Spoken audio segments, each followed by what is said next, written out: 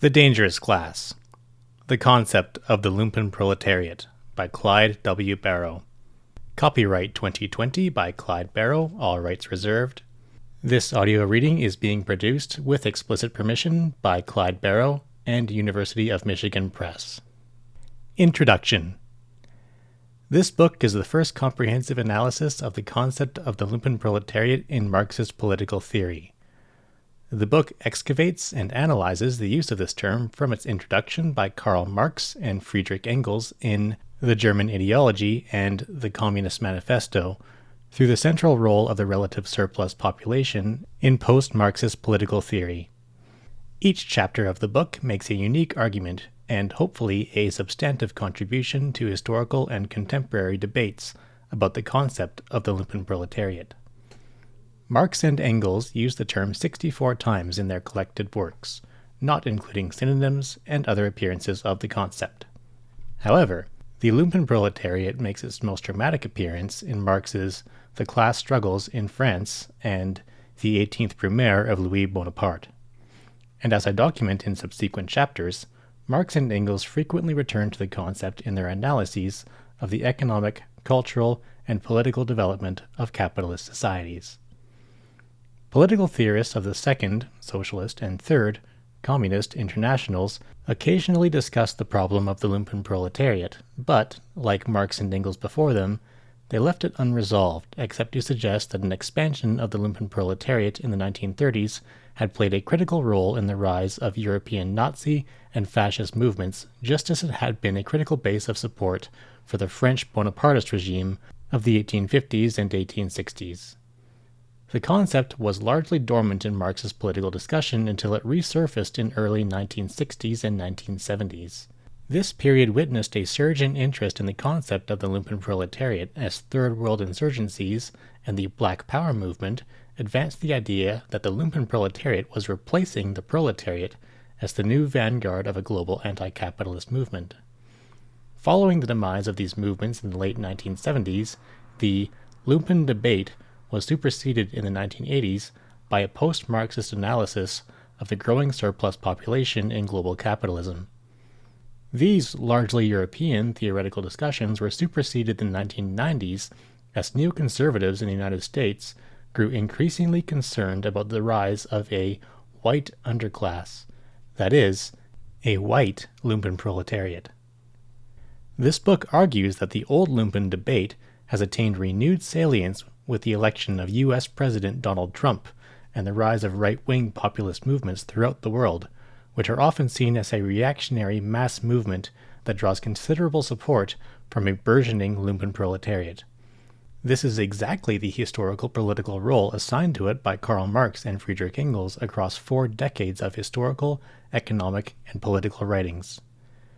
Marx and Engels literally invented the term Lumpen-Proletariat, using it first in their long unpublished work, The German Ideology, to distinguish the rising industrial proletariat from a different class they described in the Communist Manifesto as the dangerous class, the social scum, that passively rotting mass thrown off by the lowest layers of old society.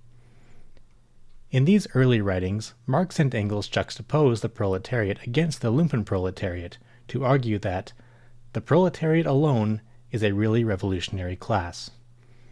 In making this distinction, Marx and Engels were initially engaged in a polemic with the anarchist Max Stirner and later with the anarchist Michael Bakunin, who both viewed the Lumpen-Proletariat as a revolutionary class because of its impoverished existence on the margins of capitalist society. In contrast, Marx and Engels argued that precisely because of their impoverished existence on the margins of capitalist society, the Lumpen-Proletariat's quote, conditions of life prepare it far more for the part of a bribed tool of reactionary intrigue, unquote, rather than the revolutionary transformation of capitalist society. The concept of the Lumpen-Proletariat rarely appears in Marx's and Engels' later theoretical works, but it does occur in several of their historical political writings, particularly in The Class Struggles in France and The 18th Brumaire of Louis Bonaparte. In these historical analyses of the French Revolution of 1848 and Louis Bonaparte's subsequent machinations to become the dictator of France through a coup d'etat, the course of historical events seemed to beat out Marx's and Engels' claims in the Communist Manifesto that the Lumpenproletariat would indeed serve as a bribed tool of reactionary intrigue in revolutionary and post-revolutionary conditions. In short, the Lumpenproletariat betrayed the proletariat at the barricades by going over to the bourgeoisie for a few francs. The Lumpenproletariat was then organized into a mass base to support Louis Bonaparte's dictatorship, while it also provided the foot soldiers for extra-legal and quasi-legal militias that maintained law and order against the dictatorship's critics and enemies, particularly radical workers and intellectuals. However, Marx's and Engels' theoretical analyses left us with what I call the problem of the Lumpenproletariat. On the one hand, Marx and Engels assigned to the Lumpenproletariat a significant and even decisive role in their political analyses of historical class struggles in 19th century capitalist societies. But on the other hand, they assume in their more theoretical writings that in the long run, quote, all other classes, except the bourgeoisie and proletariat, decay and finally disappear in the face of modern industry, end quote. Thus, despite the Lumpenproletariat's significant and reactionary historical role in 19th century class struggles, Marx and Engels seem to suggest that the Lumpenproletariat will eventually be relegated to the dustbin of history along with all other classes except the bourgeoisie and the proletariat, and even these classes will disappear in the course of a transition from socialism to communism. This view of the Lumpenproletariat was largely accepted by Marxist theorists of the Second and Third International, including Karl Kautsky, Rosa Luxemburg, Vladimir Lenin, and Mao Zedong. However, in the 20th century, these political theorists faced the exact same practical problem of the Lumpenproletariat that Marx and Engels had confronted in the 19th century. While the Lumpenproletariat might disappear in some distant socialist future, it remained a sociological and political reality that had to be confronted in the present time, because the Lumpenproletariat could play a critical role in both parliamentary and revolutionary politics, just as it had done in France from 1848 to 1871. While later theorists grappled with the problem of the Lumpenproletariat, none of them offered a definitive answer on how to prevent it from acting as bribed tools of reactionary intrigue. Karl Kautsky offered the harshest assessment, concluding that the Lumpenproletariat would simply have to be dealt with by force of state. Rosa Luxemburg saw this option as counterproductive, and instead proposed to make the Lumpenproletariat into bribed tools of socialist intrigue, with a rapid and massive expansion of social welfare that would quiet them. Lenin and Mao both entertained the idea that the Lumpenproletariat might be recruited into revolutionary armies and controlled with military discipline, but based on their experience, both of them cautioned that the Lumpenproletariat was always a source of disruption, and it could never be trusted within the socialist movement because of its anarchistic and criminal inclinations. With the exception of these sporadic discussions, the concept of the Lumpenproletariat was largely ignored by Marxist political theorists until the 1960s and 1970s, when it was adopted by many on the New Left as a potentially fruitful concept for understanding Third World anti-colonial movements, the U.S. Black Power movement, the global youth and student movements, and even the new social movements of the 1980s. The term Lumpenproletariat rarely appears in the German language until the period from 1905 to 1930, when they were a frequent topic of discussion among Marxists of the Second and Third International. The same term, Lumpenproletariat, was rarely used in the English language until the Great Depression.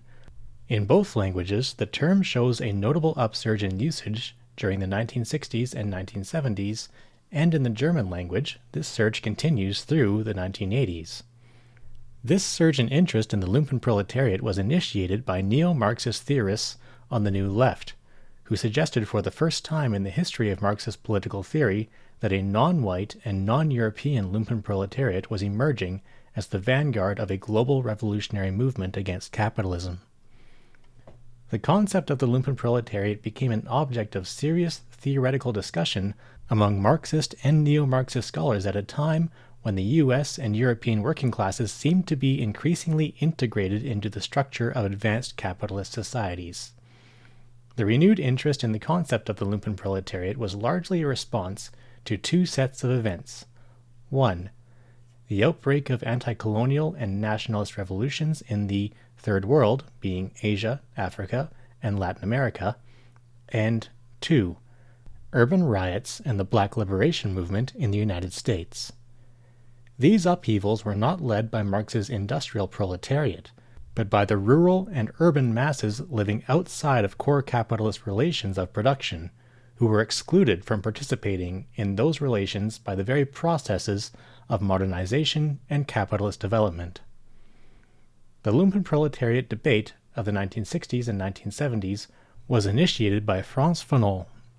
Fanon's position bore the marks of Maoist influence, which was making its way into French Marxism at the time, but Fanon goes beyond Mao in his enthusiasm for both the rural peasantry and the urban Lumpenproletariat. In some ways, his enthusiasm for these classes approached the position taken by many 19th century anarchists, such as Mikhail Bakunin, who had always argued that a global revolution against capitalism would be more likely to start in backward countries than in advanced industrial nations, where large sections of the proletariat had become embourgeoised through affluence and education. Fanon observed that as independent peasants were displaced by colonizer-controlled industrial agriculture, they either became disenfranchised and migratory landless agricultural laborers, or they flocked into burgeoning third world cities, where they fueled the growth of a mass urban Lumpenproletariat. Fanon argued that it was this new Lumpenproletariat that was acting as the spearhead of anti-colonial and anti-capitalist revolutions in those countries. Fanon's conceptualization of the Lumpenproletariat as the new vanguard of anti-capitalist revolution was imported and adapted to the United States by several founders of the Black Panther Party. These theorist activists were all adherents of Marxism-Leninism, but with a strong admixture of dependency theory, the theory of internal colonialism, and Frantz Fanon.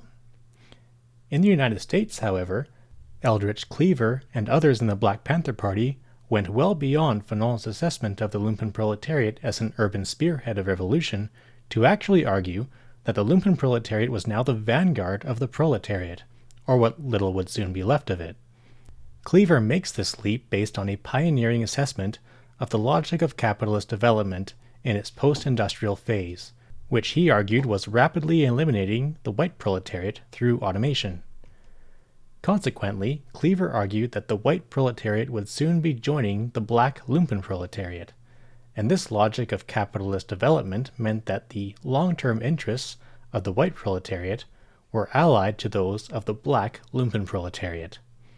Cleaver and Huey P. Newton extended their concept of the Lumpenproletariat to include Chicanos, immigrants, women, and LGBTQ groups as part of a potentially broad anti-capitalist and communist coalition. The Black Panther Party theorists argued that the white working class was about to become a non-working class as a result of globalization and automation, and they predicted that this group would soon join the ranks of a multicultural and multi-ethnic Lumpenproletariat. The new members of the U.S. Lumpenproletariat would be no different than the current Lumpenproletariat, except that they would be a different color, and Black Panther theorists worried that instead of joining the future, they would long for a bygone era, when their color mattered in establishing hierarchies within the working class. Thus, the Black Panther Party theorists were concerned that structural racism would thwart any political alliance between people of color and the disintegrating core of the white working class, and as a result, they did not see any clear path forward beyond the welfare state and economic dependency on the owners of the machines. Instead of joining with other progressive elements in advanced capitalist societies who are now largely non-white, non-male, and often non-heterosexual, a burgeoning white Lumpenproletariat might just as likely come to stand as a line of resistance against a progressive revolution, and thus perform the historical role long assigned to them by Marx and Engels as a bribed tool of reactionary intrigue. Marxism's political and intellectual attractiveness began to wane in the late 1970s with the decline of the organized labor movement, the crisis of the welfare state, and the increasingly dismal electoral fortunes of social democratic and left-wing parties. As these traditional vehicles of left-wing and progressive politics seemed to disintegrate, a variety of new social movements emerged to articulate the political demands of ethnic and national minorities, welfare recipients, the elderly, unemployed youth, pacifists, women, environmentalists, and people with alternative lifestyles. The apparent rise of political groups formerly perceived as marginal to the dynamics of capitalist development seemed to require a new left political theory with the capacity to either go beyond traditional Marxism conceptually or to replace it altogether. The development of a distinct and identifiable post-Marxist political theory was one of the numerous responses to this crisis of historical materialism. Significantly, the emergence of post-Marxist political theory occurred in conjunction with the rise of post-industrial social societies, which the New Left first began to take seriously with the publication of Alain Tourain's The Post-Industrial Society and Daniel Bell's The Coming of Post-Industrial Society.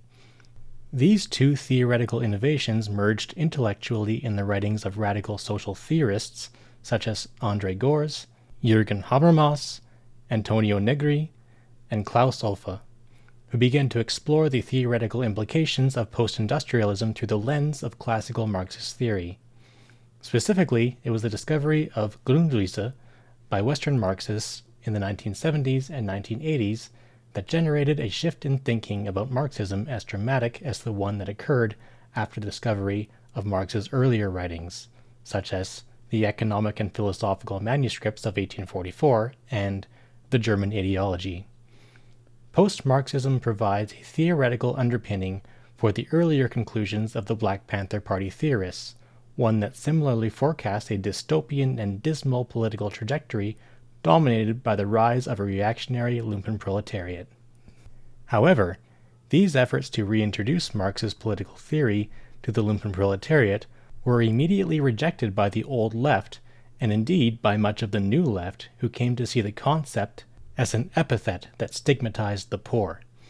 Old leftists and orthodox Marxists rejected the idea that any class except the proletariat could act as the vanguard of a socialist revolution, and consequently, well-known Marxists such as Hal Draper set out to debunk the concept.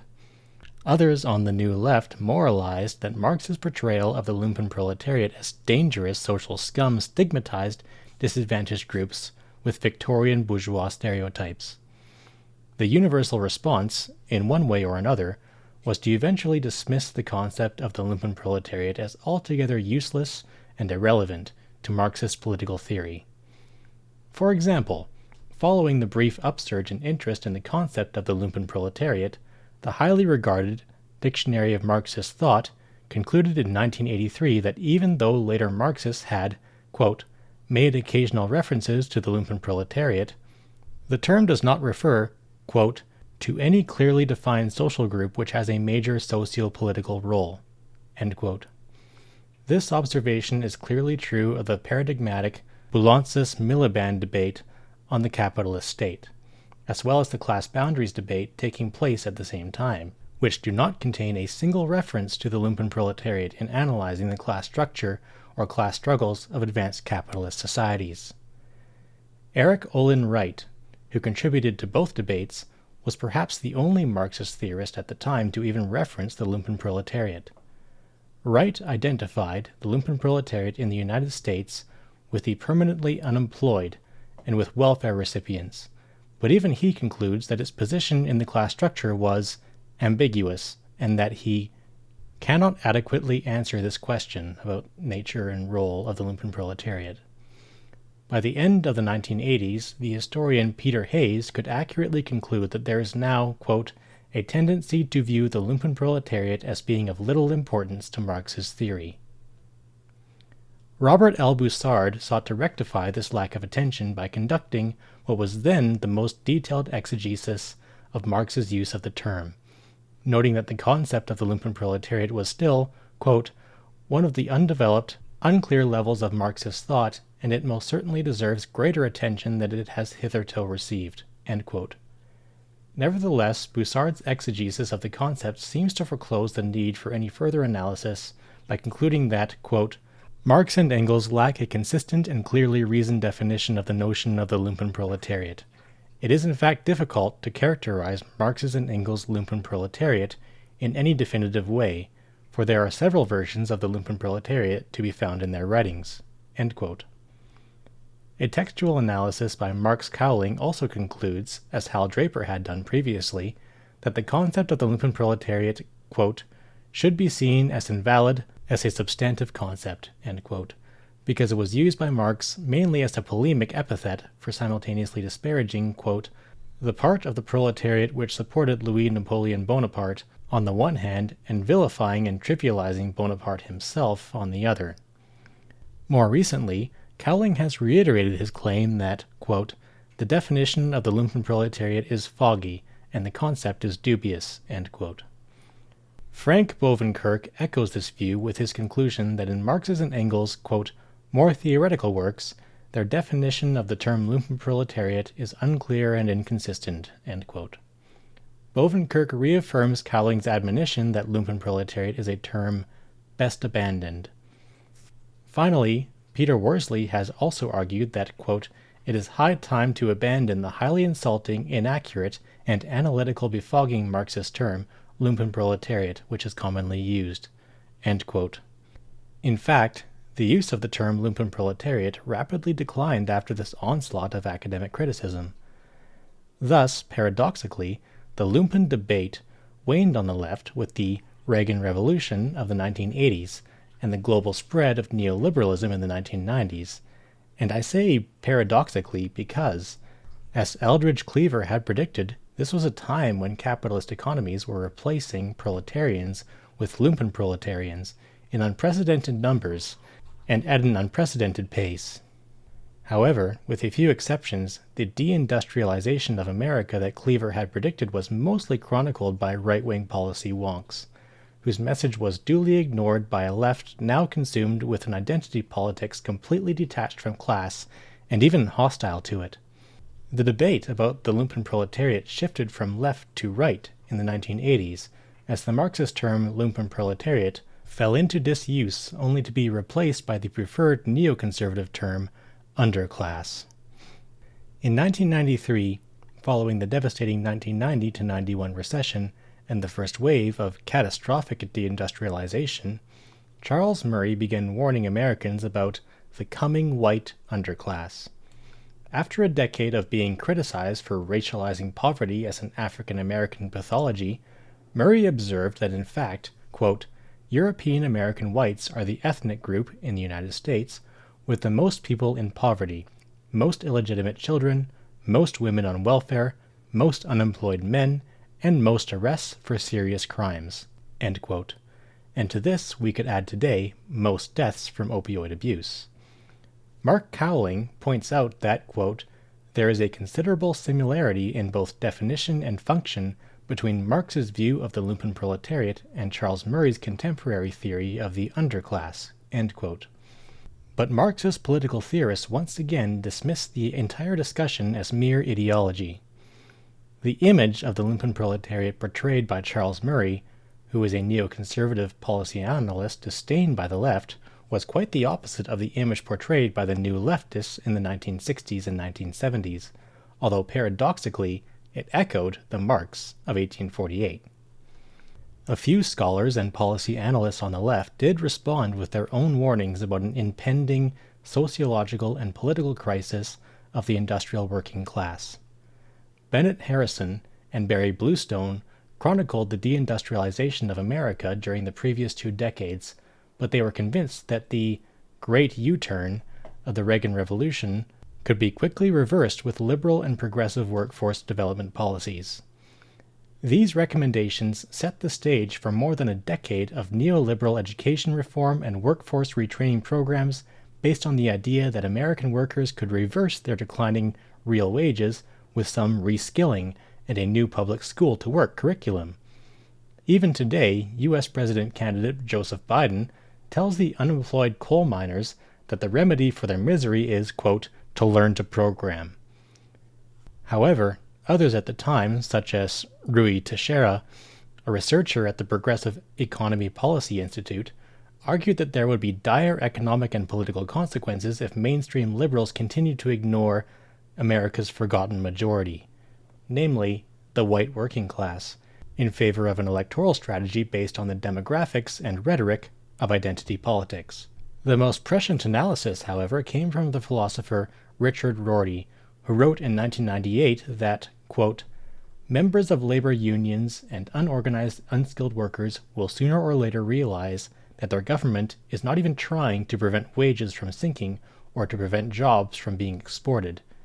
Around the same time, they will realize that suburban white-collar workers, themselves desperately afraid of being downsized, are not going to let themselves be taxed to provide social benefits for anyone else. At that point, something will crack.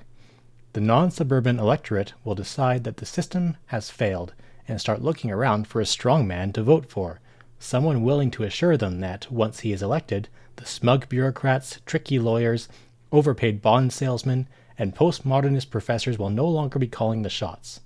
All the resentment which badly educated Americans feel about having their manners dictated to them by college graduates will find an outlet." End quote.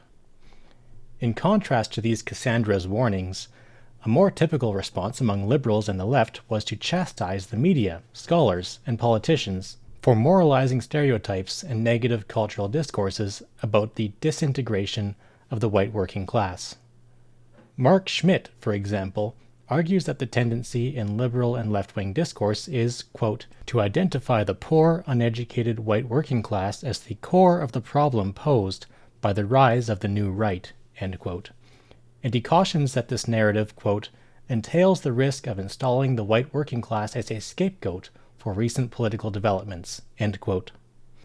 Charles Murray's response to these criticisms from the left is that they all missed the mark by trying to construct a policy narrative about a future of a white working class that no longer exists in the United States or in much of Western Europe. By 2010, Murray argues, the white working class was already coming apart.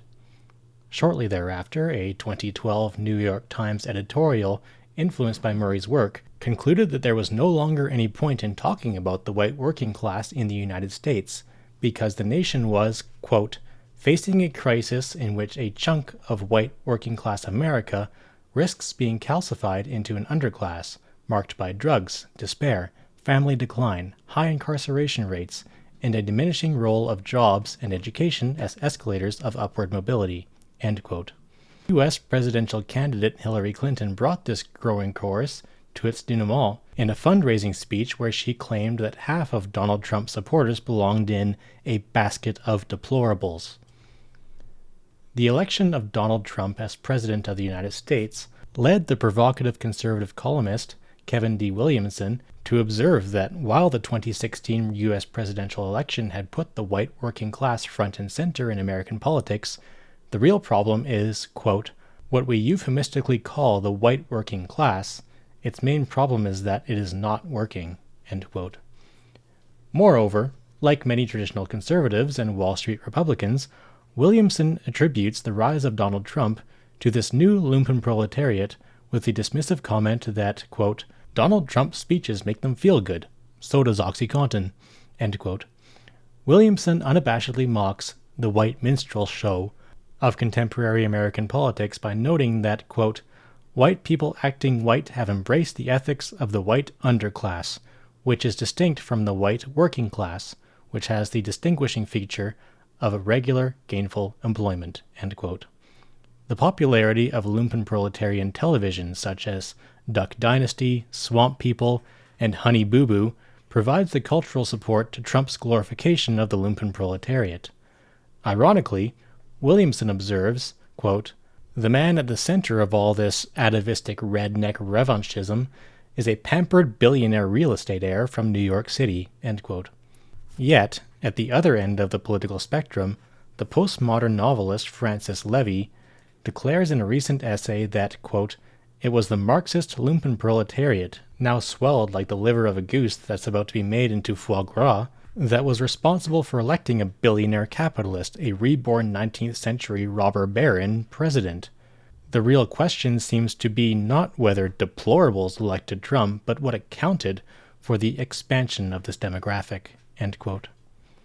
As if to answer this question, the New York Times followed up with a story on Grundy, Virginia, a formerly prosperous coal mining town where the population has fallen from 39,000 to 22,000. The number of coal industry jobs has fallen from 5,600 to 1,000.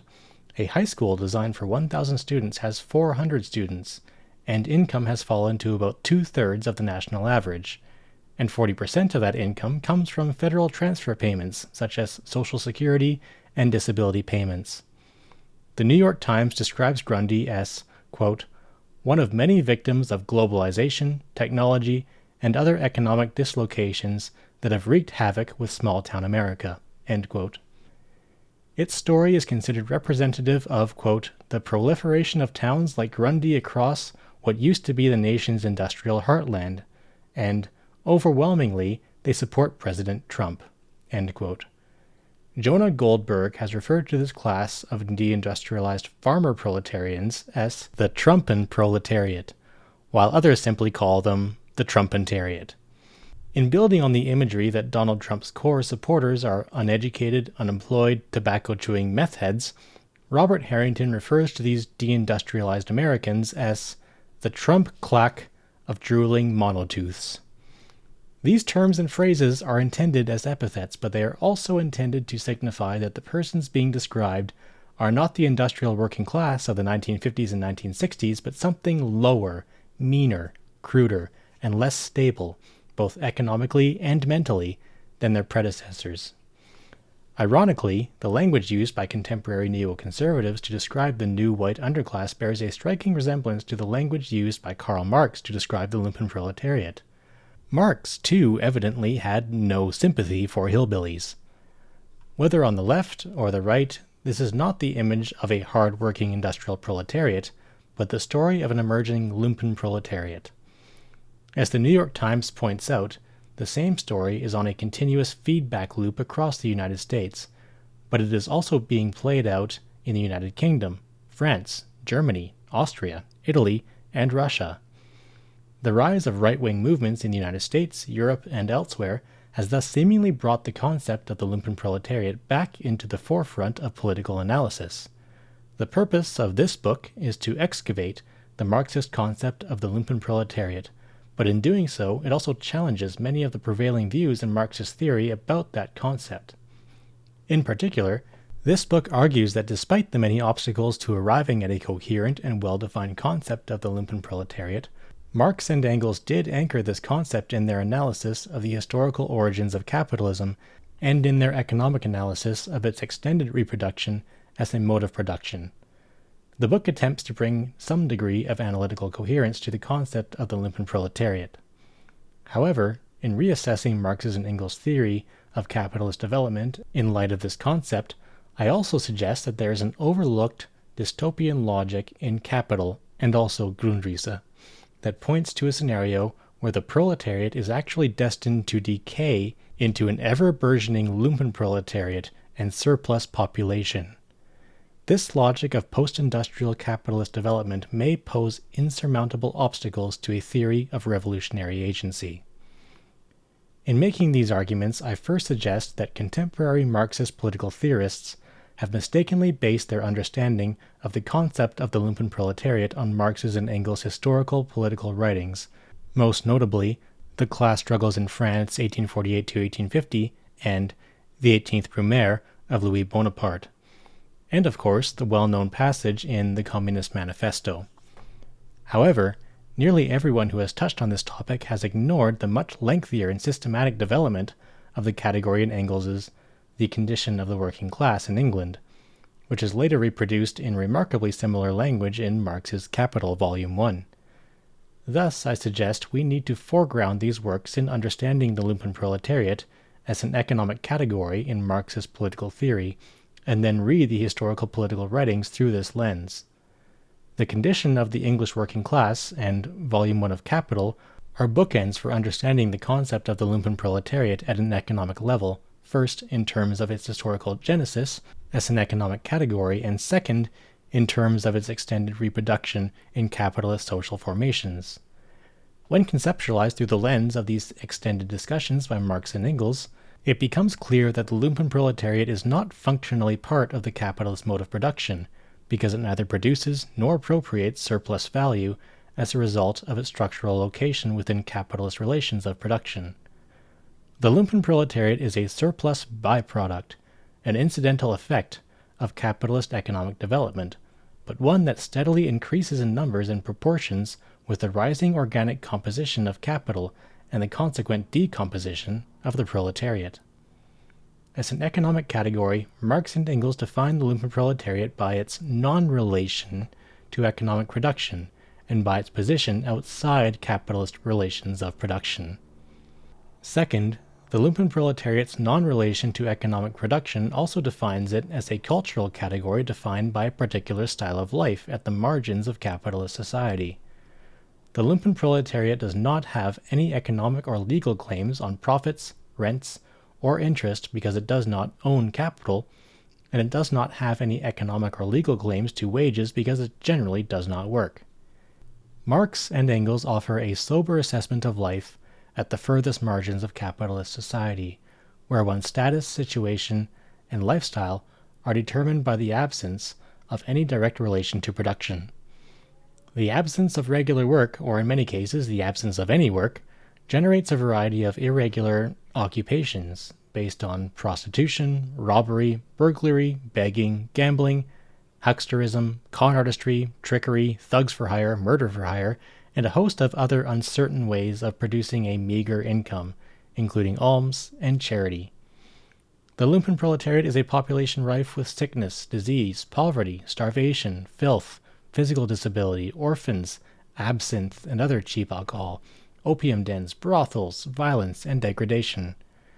The Lumpenproletariat lifestyle generates little trust and few loyalties, and many members of this class become migratory, homeless vagabonds or orphans, abandoned by their parents. This lifestyle constitutes a Lumpenproletarian culture, which, as Marx and Engels describe it, is largely parasitic, violent, and susceptible to prostitution in many forms. Finally, Marx and Engels did not consider the Lumpenproletariat capable of independent political action because of its dependent position at the margins of capitalism. The Lumpenproletariat's non-relation to production means that it is not structurally organized by capitalist relations of production, and therefore it cannot develop an independent class consciousness or any sense of a historical mission within capitalism. Thus, when the Lumpenproletariat does become politically active, it does so in one of two ways, consistent with its non-relation to production.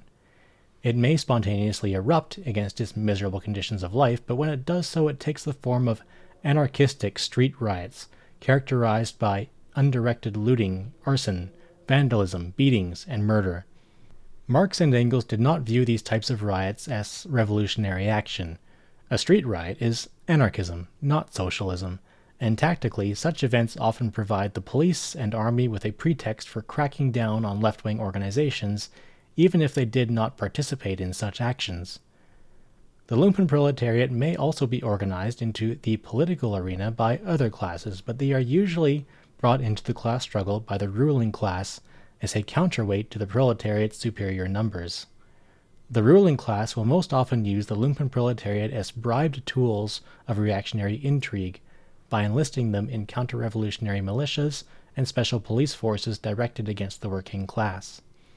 However, because the Lumpenproletariat is literally on the outside looking in at capitalism, it lives the political theory that it can be both anti-capitalist and anti-labor.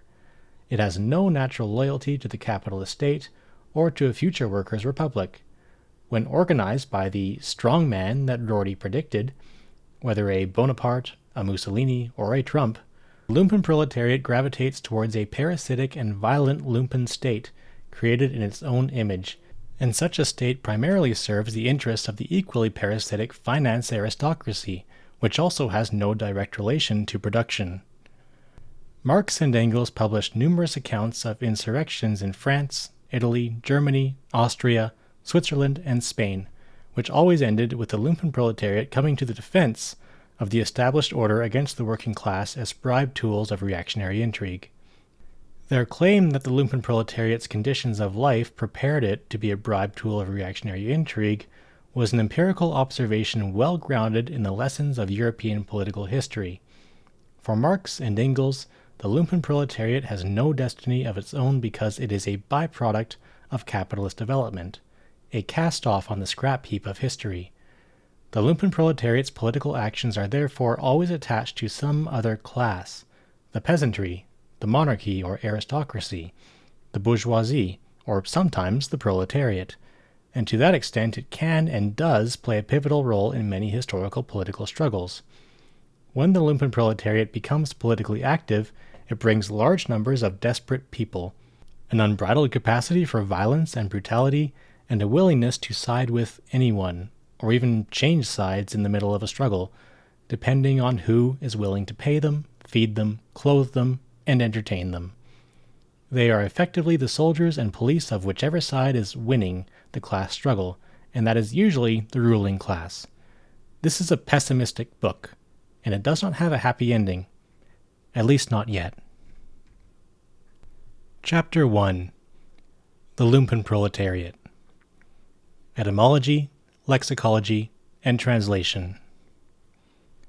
The Oxford English Dictionary credits Karl Marx with being the first person to use the word Lumpenproletariat in the English language, and according to the Oxford English Dictionary, he used it to designate, quote, the lowest and most degraded section of the proletariat, the down-and-outs who make no contribution to the workers' cause, end quote. The Oxford English Dictionary also identifies the derivative word lumpen as an adjective meaning, quote, boorish, stupid, and unenlightened, used derisively to describe persons, attitudes, etc., supposed to be characteristic of the Lumpenproletariat, end quote. In fact, the term Lumpenproletariat never appeared in any language until it was first coined as a neologism by Marx and Engels in their long unpublished The German Ideology. The term Lumpenproletariat is therefore peculiar and unique to Marxism, but there is nevertheless a great deal of controversy about the meaning of the term and its status within the larger corpus of Marxist economic and political theory. While the term was first used in The German Ideology, Marx and Engels never found a publisher for this manuscript, and it remained unpublished until 1932, when it was released by the Marx-Engels Institute in Moscow, and then published in English a few years later by Lawrence and Wishart. Thus, the term did not actually appear in print until 2 years after it was coined by Marx and Engels, when it was used in the German-language versions of the Communist Manifesto. The term did not appear in the original English version of the Communist Manifesto, which was published in 1850 in the Chartist journal The Red Republican. There was no directly comparable word in the English language, so the original English version of the Communist Manifesto used the terms the dangerous class, the social scum, instead of Lumpenproletariat. However, with Friedrich Engels' approval, the word Lumpenproletariat was added to Samuel Moore's 1888 English translation of the Communist Manifesto. Moore's translation became the standard English-language version of the text, and consequently, in most English-language editions of the Communist Manifesto, the word Lumpenproletariat is now included along with the terms the dangerous class, the social scum. The most frequent usages of the term Lumpenproletariat are found in Marx's Class Struggles in France, 1848-1850, and The 18th Brumaire of Louis Bonaparte, which are the two texts actually cited by the Oxford English Dictionary as the sites of genesis of the word. Marxist scholars have often turned to these two texts as models of how to apply the method of historical materialism to the elucidation of historical terms. Thus, the same two texts have also received the most attention from scholars interested in the concept of the Lumpenproletariat. Friedrich Engels describes the Class Struggles in France as Marx's, quote, first attempt to explain a piece of contemporary history by means of his materialist conception on the basis of the prevailing economic situation, end quote. What we now know as the Class Struggles in France was originally published in 1850 as a series of articles in Marx's Cologne newspaper Neue Rheinische Zeitung. These articles were relatively unknown until they were republished in 1895 as a short book, The Class Struggles in France, 1848-1850. The book was published in German under the editorship of Friedrich Engels, who also authored an influential introduction to the book at that time. The first English-language excerpts from The Class Struggles were published in the United States in 1921 by a short-lived monthly periodical called The Marxian, Volume 1, Number 2, while the full text of the book was published in the United States in 1924 and in England in 1945. In Class Struggles in France, Marx uses historical analysis to demonstrate how the long-term economic and political interests of the proletariat are diametrically opposed to the interests of the capitalist class. This differentiation of class interests becomes the platform for distinguishing the aims of a socialist revolution from the goals of the bourgeois revolution. The demands of the workers involved in the Revolution of 1848 went beyond the political demand for a bourgeois republic based on universal suffrage, to a social republic. What made the workers' demands socialist demands the property-holding classes could not accept was the demand for the right to work, that is, full employment, and an economic reconstruction of society based on the collective appropriation of the means of production.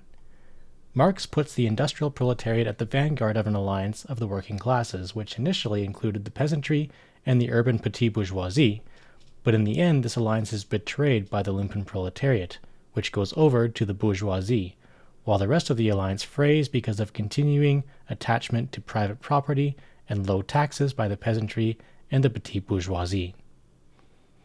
Marx's The 18th Brumaire of Louis Bonaparte is a chronologically direct sequel to the class struggles in France. It is also considered one of Marx's most outstanding works, and even a masterpiece, because it too provides one of the classic expositions of the mature theory of historical materialism and the dialectic of history. The 18th Brumaire of Louis Bonaparte was originally published in German in the United States in the non-periodic journal Die Revolution, May 1852. It appeared in a revised second edition in 1869, while a third edition was published in 1885 with a new preface by Friedrich Engels. Excerpts from the book appeared in English in the Chartist People's Paper as early as 1852, but the first full English translation was not published until 1897, when it was serialized in The People, an organ of Daniel de Leon's Socialist Labour Party. De Leon's translation was released in a book from the following year. An English translation by Eden and Cedar Paul was published in Great Britain in 1926, while the U.S. version was subsequently republished with explanatory notes in 1935. In the 18th Brumaire, Marx chronicles the defection of the peasantry and the petit bourgeoisie, who are both declining but still committed to the institution of private property. These classes were not only opposed to a social republic because they were threatened by the demands of the proletariat, they were also nostalgic for the old capitalism based on small producers, and they were mobilized by memories of Emperor Napoleon I, who had once made France great for them. Marx also identified numerous fractions of the bourgeoisie, which was far from unified in its preferred response to the proletariat, and even in its commitment to a republic in any form. The bourgeoisie, as Marx defined it, included large landowners, real estate, the finance aristocracy, bankers, large industrialists, and the professions, senior officers of the army, university intellectuals, priests, lawyers, and the press. The division of interests within the bourgeoisie and the nostalgic longings of the peasants and the petit bourgeoisie set the stage for Louis Bonaparte's election as President of the Second Republic in December 1848. However, with little support in the French National Assembly and facing the prospect that he would have to leave office in 1854, Louis Bonaparte staged a coup d'etat on December 2, 1851, with the support of the army and the approving acquiescence of the finance aristocracy. Louis Bonaparte dissolved the National Assembly, and the following year he declared the re-establishment of the French Empire. Bonaparte had won an election with support from the high bourgeoisie as well as the urban petit bourgeoisie and the peasantry, who were swayed by the pledge to make France great again. However, Bonaparte's coup d'etat ultimately relied on the mass support of the Lumpenproletariat. Bonaparte's coup d'etat was merely tolerated by the finance aristocracy so long as it was allowed to pillage the state treasury with mounting public debt and corrupt financial schemes. Thus, Bonapartism, as it was called by later Marxists, was essentially a parasitic vampire state built on the loyalty of the unproductive classes, who looted French capitalism at the expense of the working classes for nearly 2 decades.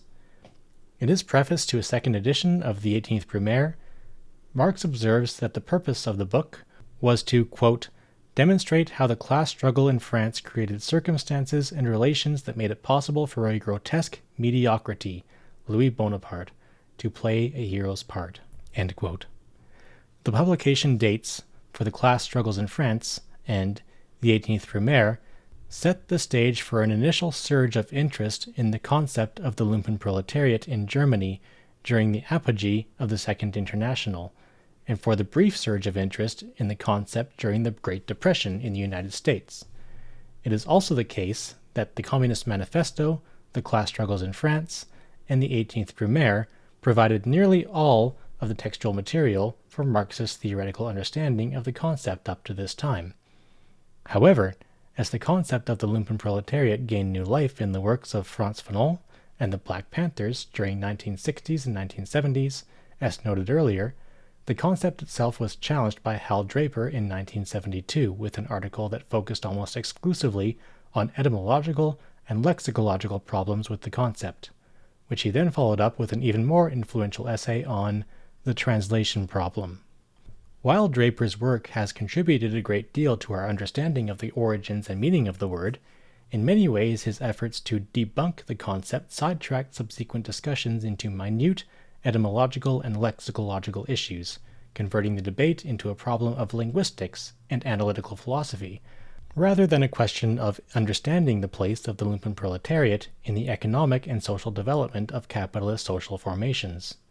Robert L. Bussard is correct to point out that Draper's main polemical objective in adopting this method was to deflate, quote, the idea, then current in some radical circles, that the Lumpenproletariat had significant revolutionary potential, end quote. Draper insisted that the Lumpenproletariat should not be viewed as an economic category in Marx's theory of capitalist development, nor should it be considered a social class for purposes of political analysis.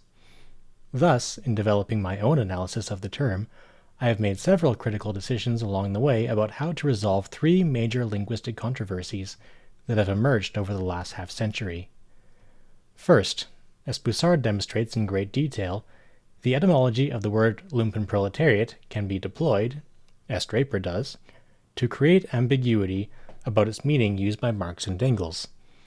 Bussard insists that, quote, among the specialized social terms which Karl Marx and Friedrich Engels used, das Lumpenproletariat is one of the most problematic, because despite the inclusion of the word Lumpenproletariat in its name, Lumpen meaning ragged or scoundrel, the Lumpenproletariat was for Marx and Engels a very unproletarian group. End quote. Moreover, this distinction is evident in Marx's and Engels' very first use of the term Lumpenproletariat in the German Ideology. In that work, Marx and Engels criticize Max Stirner's reference to the unique proletariat, which Stirner identifies as the spiritual agent of his egoistic anarchism. Stirner's unique proletariat, quote, consists of rogues, prostitutes, thieves, robbers and murderers, gamblers, propertyless people with no occupation, and frivolous individuals. They form the dangerous proletariat. End quote. However, in the German Ideology, Marx and Engels chastise Stirner for not distinguishing between the proletariat and the Lumpenproletariat. They argue that, quote, Stirner is consistent also in identifying the proletariat with pauperism, whereas pauperism is the position only of the ruined proletariat, the lowest level to which the proletarian sinks who has become incapable of resisting the pressures of the bourgeoisie, and it is only the proletarian whose whole energy has been sapped who becomes a pauper. In Stirner, the Lumpenproletariat becomes transformed into workers, into ordinary proletarians. End quote. Marx and Engels were introducing this distinction in a historical context, where the meaning of the term proletariat was itself undergoing a significant shift in its social meaning. As Bussard documents, quote, the term proletariat, or more precisely proletarian, has had a long and varied history. Its root is the Latin word proles, meaning children or offspring. The ancient Latin proletarius was first used in the 6th century BC to denote poorer people in general, from small tradesmen down to emancipated slaves. These individuals had no property to speak of other than children, hence the name." End quote. The class designation as proletarians accurately described this group's primary role in the Roman Republic and the Roman Empire, which was to provide soldiers, children, for the Roman legions. By the 2nd century AD, however, the word proletarian had also come to connotate anything vulgar. The word entered French and English languages during the Middle Ages, and it continued to have the same double meaning, cultural vulgarity and economic poverty, well into the early 1800s. In this respect, Draper observes that the term proletariat itself had a confusing history, and it was only in the 2 decades before the Communist Manifesto that the term took on its more modern meaning, that is, wage workers. This did not mean, however, that it immediately lost its old meanings for everyone in every language. However, for Marx and Engels, the meaning of the term proletariat was clear from the outset of their collaboration. Marx first uses the term before having met Engels near the end of his Contribution to the Critique of Hegel's Philosophy of Law introduction, which was his first publication in the Deutsch-Französische Jahrbucher in 1844. Marx observes that, quote, "the proletariat is coming into being in Germany only as the result of the rising industrial development, for it is not the naturally rising poor, but the artificially impoverished, not the human masses mechanically impressed by the gravity of society, but the masses resulting from the drastic dissolution of society, mainly of the middle estate, that form the proletariat, although it is obvious that gradually the naturally arising poor and the Christian Germanic serfs also join its ranks." End quote. Marx's use of the term clearly conveys the idea that the proletariat is a new and rising class created by the industrial development of Germany and the consequent dissolution of the urban petite bourgeoisie and independent peasantry. This is a usage that bears none of the stamp of its etymological origins in ancient Rome or the Middle Ages. Similarly, a year later, Engels uses the term proletariat liberally in The Condition of the English Working Class, and very clearly uses it in its references to the industrial proletariat and the mining proletariat. So just as Marx used the term before meeting Engels, Engels had adopted the modern meaning of the term before meeting Marx. By the time they met in Brussels in 1845 to collaborate on the German ideology, Marx and Engels are both using the term proletariat to denote the modern industrial working class. Thus, one hypothesis, and one that this author accepts as correct, is that Marx and Engels adopted the term Lumpenproletariat to distinguish the non-working, bred in circuses underclass from the newly emergent industrial working class, which as a class for itself becomes the proletariat politically and ideologically. In fact, Bussard finds that following the Revolution of 1830, the German word der Proletariate and French variant of it, prolétaire, increasingly being used in radical workers' circles to self-denote the newly emerging industrial working class. Marx and Engels would certainly have been exposed to that usage while residing in Germany and France. Bussard similarly finds that in the 17th century, the German word Lump generally meant ragged, and thus denoted a person dressed in tatters and rags, with an emphasis on the person's poverty. It could be equated with tramps, paupers, beggars, or vagabonds. Bussard finds that, quote, "by the early 19th century it was usually applied to the very poor, those with a distinctively ragged appearance." End quote. Over time, however, the term also acquired a broader definition that did not just connote poverty, but referred to anyone who was disreputable, a scoundrel, or a knave.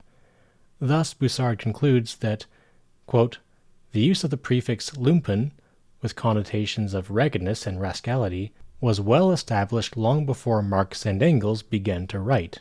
End quote. Lumpen was definitively a pejorative term that would have been well understood by Germans, but it could be used in a variety of contexts to signify different things. Thus, by the 19th century, the German word Lumpen came to have the same double meaning that had formerly defined the word proletariat.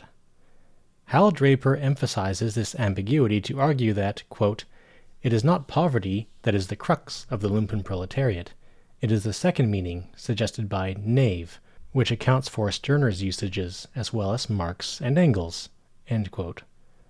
Thus, Draper argues that Marx's and Engels' use of the term Lumpenproletariat did not refer to any stable or permanent class formation in capitalist societies, but was intended entirely as a catch-all political epithet to denote knaves and betrayers of the proletarian revolution. This claim, however, is inconsistent with Marx's and Engels' reference to the Lumpenproletariat in the German Ideology, where they refer to it as, quote, rogues, prostitutes, thieves, robbers and murderers, gamblers, propertyless people with no occupation, and frivolous individuals. End quote. There is also no reason why Marx and Engels could not simultaneously view the Lumpenproletariat as an identifiable social group who are also political knaves and scoundrels, because this is exactly how Marx and Engels describe the Lumpenproletariat in the Communist Manifesto. However, Bussard correctly points out that, quote, the idea of the Lumpenproletariat receives its fullest treatment in two works by Marx, The Class Struggles in France, 1848 to 1850, and The 18th Brumaire of Louis Bonaparte. End quote. And therefore scholars have argued that we should turn primarily to those works for an understanding of the concept.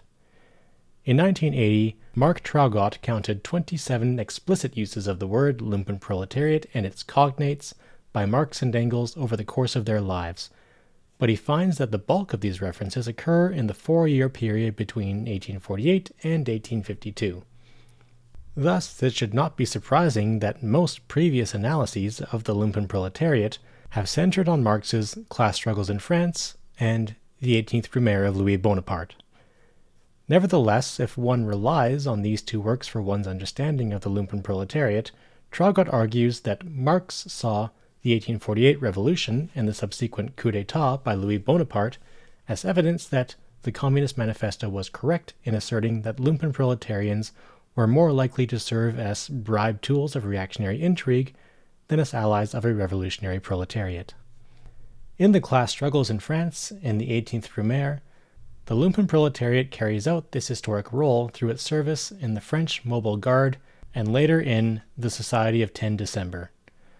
The Mobile Guard was established by the revolutionary provisional government in France on February 25, 1848, for the explicit purpose of defending the Second Republic by suppressing revolutionaries who were demanding a social republic that would implement economic as well as political reforms beneficial to the working classes. The Mobile Guard consisted mainly of Lumpenproletarians, who were used to crush the June 1848 uprising of Paris workers. However, when Louis Bonaparte entered the contest for president of the Second Republic, his supporters grew concerned that in a conflict between Bonaparte and the Republicans, the Mobile Guard might side with the Republicans in a renewed class struggle. Consequently, at the insistence of Bonapartists in the provisional government, the Mobile Guard was reduced in numbers. Many of its members were transferred to regular army units as soldiers, and many of its former officers were deprived of their rank in the regular army. These moves resulted in widespread discontent within the ranks of the Mobile Guard. So on being elected president, Bonaparte decided to disband the Mobile Guard. He soon replaced them with a secret society called the Society of 10 December, the Decembrists, which had been organized by military officials seeking to ensure the election of Louis Napoleon as president of the Republic of France on December 10th, 1848. The Decembrists again consisted mainly of Lumpenproletarians. Bonaparte's election effectively brought an end to the Revolution of 1848, and eventually the Second Republic came to an end when Louis Napoleon staged a coup d'etat in 1851 with the support of military officers and the Decembrists.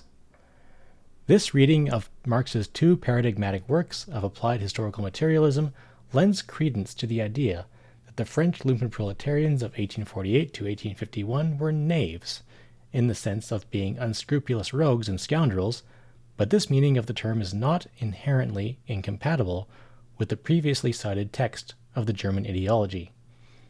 The fact that Lumpenproletarians can be political knaves in critical revolutionary or counter-revolutionary movements does not obviate Marx's and Engels' even more frequent use of the term to designate a category of economically marginal persons in capitalist society. The two meanings are only mutually exclusive if one's explicit theoretical objective is to dismiss the concept of the Lumpenproletariat as a structural economic category, as was the case with Hal Draper's critique of the concept. Secondly, the lexicology of the term Lumpenproletariat has also raised questions about its meaning and role in Marx's and Engels' work, because they were often inconsistent with their use of the term. Marx and Engels do not always use the term Lumpenproletariat when discussing the Lumpenproletariat. In many of their writings, they sometimes refer to paupers, ragamuffins, town mobs, the dangerous class, offal, and social scum, while in several historical writings they both use the word lazzaroni, the Lumpenproletariat's Italian equivalent.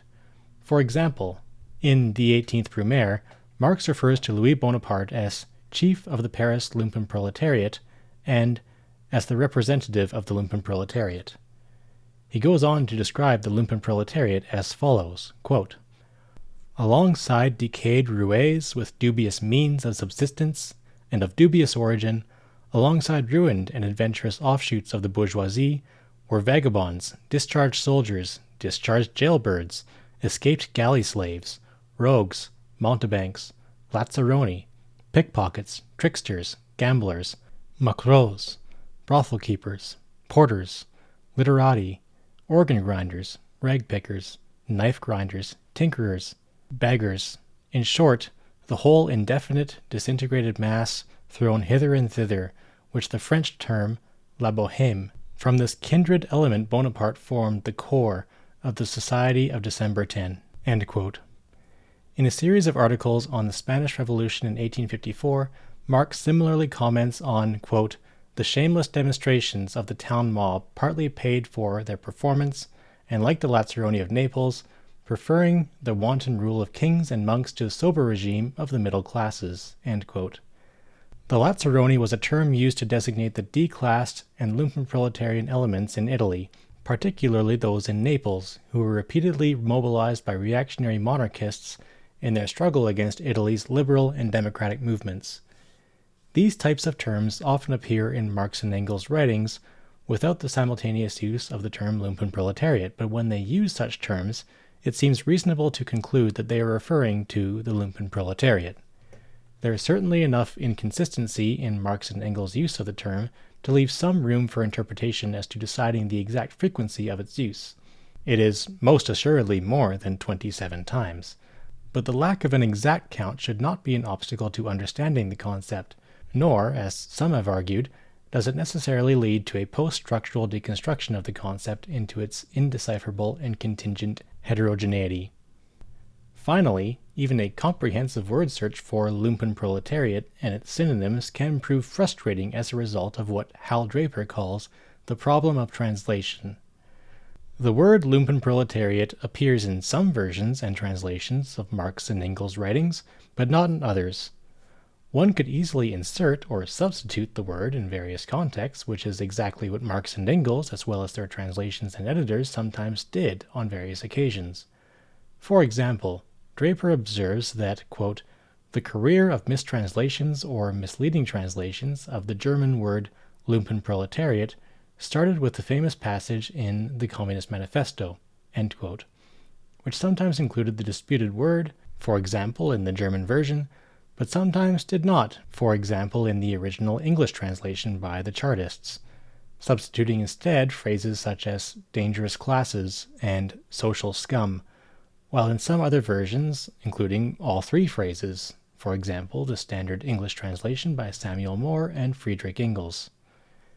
Similarly, Hal Draper notes that in the original German edition of Capital, Volume 1, Marx refers to the Lumpenproletariat proper, a phrase that signals a careful distinction, but it is replaced in the more Aveling translation, edited by Engels, with the phrase, the dangerous classes. In a parallel fashion, the word Lumpenproletariat does not appear in the MECW version of Capital Volume 1, but it does appear in the Penguin Classics edition of Capital Volume 1 translated by Ben Fowkes. In yet another variation of this problem, the MECW version of Friedrich Engels' The Condition of the Working Class in England contains a lengthy description of the historical origins and structural characteristics of what is clearly the Lumpenproletariat in England, but the word itself had not yet been invented by Marx and Engels. Nevertheless, the economic and class content of Engels' analysis is so strikingly obvious that the editors of MECW reference these pages in their index under the heading Lumpenproletariat. Thus, the mere absence of the term Lumpenproletariat in a particular work does not necessarily mean that Marx and Engels are not describing or analyzing the Lumpenproletariat. Paradoxically, therefore, I argue that the two most important examples of Marx and Engels' analysis of the Lumpenproletariat are contained in The Condition of the Working Class in England and Capital Volume 1, and that these two works provide the refractive lens for understanding the use of this concept elsewhere in Marx and Engels' political writings. These two instances of absence figure prominently in the book's interpretation and analysis of the concept because they are critical instances, respectively, of Marx and Engels giving an empirical description of the historical origins of the Lumpenproletariat, as well as a theoretical analysis of its extended reproduction, without ever using that particular term as such. While this hermeneutical decision may itself prove controversial, it is my contention that the failure to incorporate these two texts into the debate about the concept of the Lumpenproletariat is a major omission that has led to numerous misunderstandings of the concept and a failure to see the Lumpenproletariat's significance to the long-term development of capitalist social formations. Chapter 2. The Lumpenproletariat as an economic category. The introduction and Chapter 1 of this book document that most scholars dismiss the concept of the Lumpenproletariat as an ill-defined category in Marx's and Engels' theory of capitalist development, or as a concept that appears in their writings only as a vague and inconsistently deployed political epithet. In this chapter, I argue that the commonly accepted view of the concept of the Lumpenproletariat has been based primarily on a reading of Marx's historical political writings, most notably the class struggles in France and the 18th Brumaire, with occasional references to the infamous but obligatory passage in the Communist Manifesto. Most analysts have ignored the much lengthier and systemic development of the category in Engels' The Condition of the Working Class in England, which is later reproduced in remarkably similar language in Volume 1 of Marx's Capital. Thus, I suggest that we should foreground these works in understanding the Lumpenproletariat as an economic category, and then read the historical political writings through this lens. The Condition of the Working Class in England and Volume 1 of Capital can be read as bookends for understanding the concept of the Lumpenproletariat as an economic level, first in terms of its historical genesis, and second in terms of its extended reproduction in capitalist social formations. Historical origins of the Lumpenproletariat in capitalism. The earliest reference to the Lumpenproletariat by either Marx or Engels occurs in Engels' February 8, 1845, speeches in Elberfeld. Although Engels does not actually use the word Lumpenproletariat, the content of the concept is so evident in these speeches that the editors of MECW put an index reference to an important passage under the heading Working Class in England, Lumpenproletariat, 251-552. In this passage, Engels observes that, quote, "In every civilized society there are large numbers of unemployed people who would gladly work but cannot find work, and their number is larger than is commonly believed. And so we find these people prostituting themselves in one way or another, begging, sweeping the streets, standing on corners, only barely keeping body and soul together by occasional small jobs, hawking and peddling all manner of petty wares, or, as we saw a couple of girls doing this evening, going from place to place with a guitar, playing and singing for money, compelled to put up with all kinds of shameless talk, every insulting suggestion in order to earn a couple of groschen. How many finally fall victims to real prostitution? Gentlemen, the number of these destitute people, who have no other course open but to prostitute themselves in one way or another, is very large. Our poor relief authorities can tell you all about this, and don't forget that society nevertheless feeds these people in one way or another despite their uselessness." End quote. In The Peasant War in Germany, published a few years later, Engels famously extends his earlier observation historically to claim that, quote, the Lumpenproletariat is, generally speaking, a phenomenon that occurs in a more or less developed form in all the so far known phases of society, end quote. Engels would later clarify this statement by claiming that the Lumpenproletariat's historical origins are similar regardless of the mode of production, although the historical specificity of that origin also varies from one mode of production to another. Engels suggests that regardless of the mode of production, the historical origin of the Lumpenproletariat typically begins with a depopulation of the land, which turns a large segment of a social formation's population into rural paupers and beggars, or into migratory and casual agricultural workers. More importantly, depopulation drives large numbers of people into the cities, where the existing mode of production is unable to absorb their surplus labor. Thus, displaced peasants, shepherds, agricultural workers, and their children are transformed into an urban mob of the chronically unemployed, who must either be supported with bread in circuses or disability payments in oxycodone, or they become dishonest peddlers, thieves, beggars, or pimps and prostitutes, among other unsavory occupations. In the Roman slave mode of production, for example, Engels argues that, quote, the development of Roman agriculture during the imperial age led, on the one hand, to the extension of pastoral farming, i.e., slavery, over vast areas and the depopulation of the land. On the other, to the fragmentation of the estates into small holdings which were handed over to colons and became miniature enterprises run by dependent small farmers, the forerunners of the serfs, thus establishing a mode of production that already contained the germ of the medieval one. End quote. Engels observes that as the Roman Empire expanded and slaves became more abundant, the aristocracy was able to consolidate land holdings into large latifundia worked by slaves. The class of plebeian farmers was gradually ruined by its inability to compete with slave labor.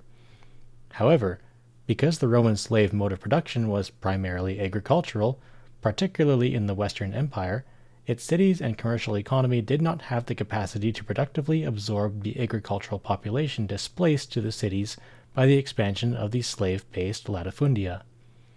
Thus, Rome was gradually overwhelmed by an ever-increasing urban mob that Romans called the proletariat, but that today we call the Lumpenproletariat.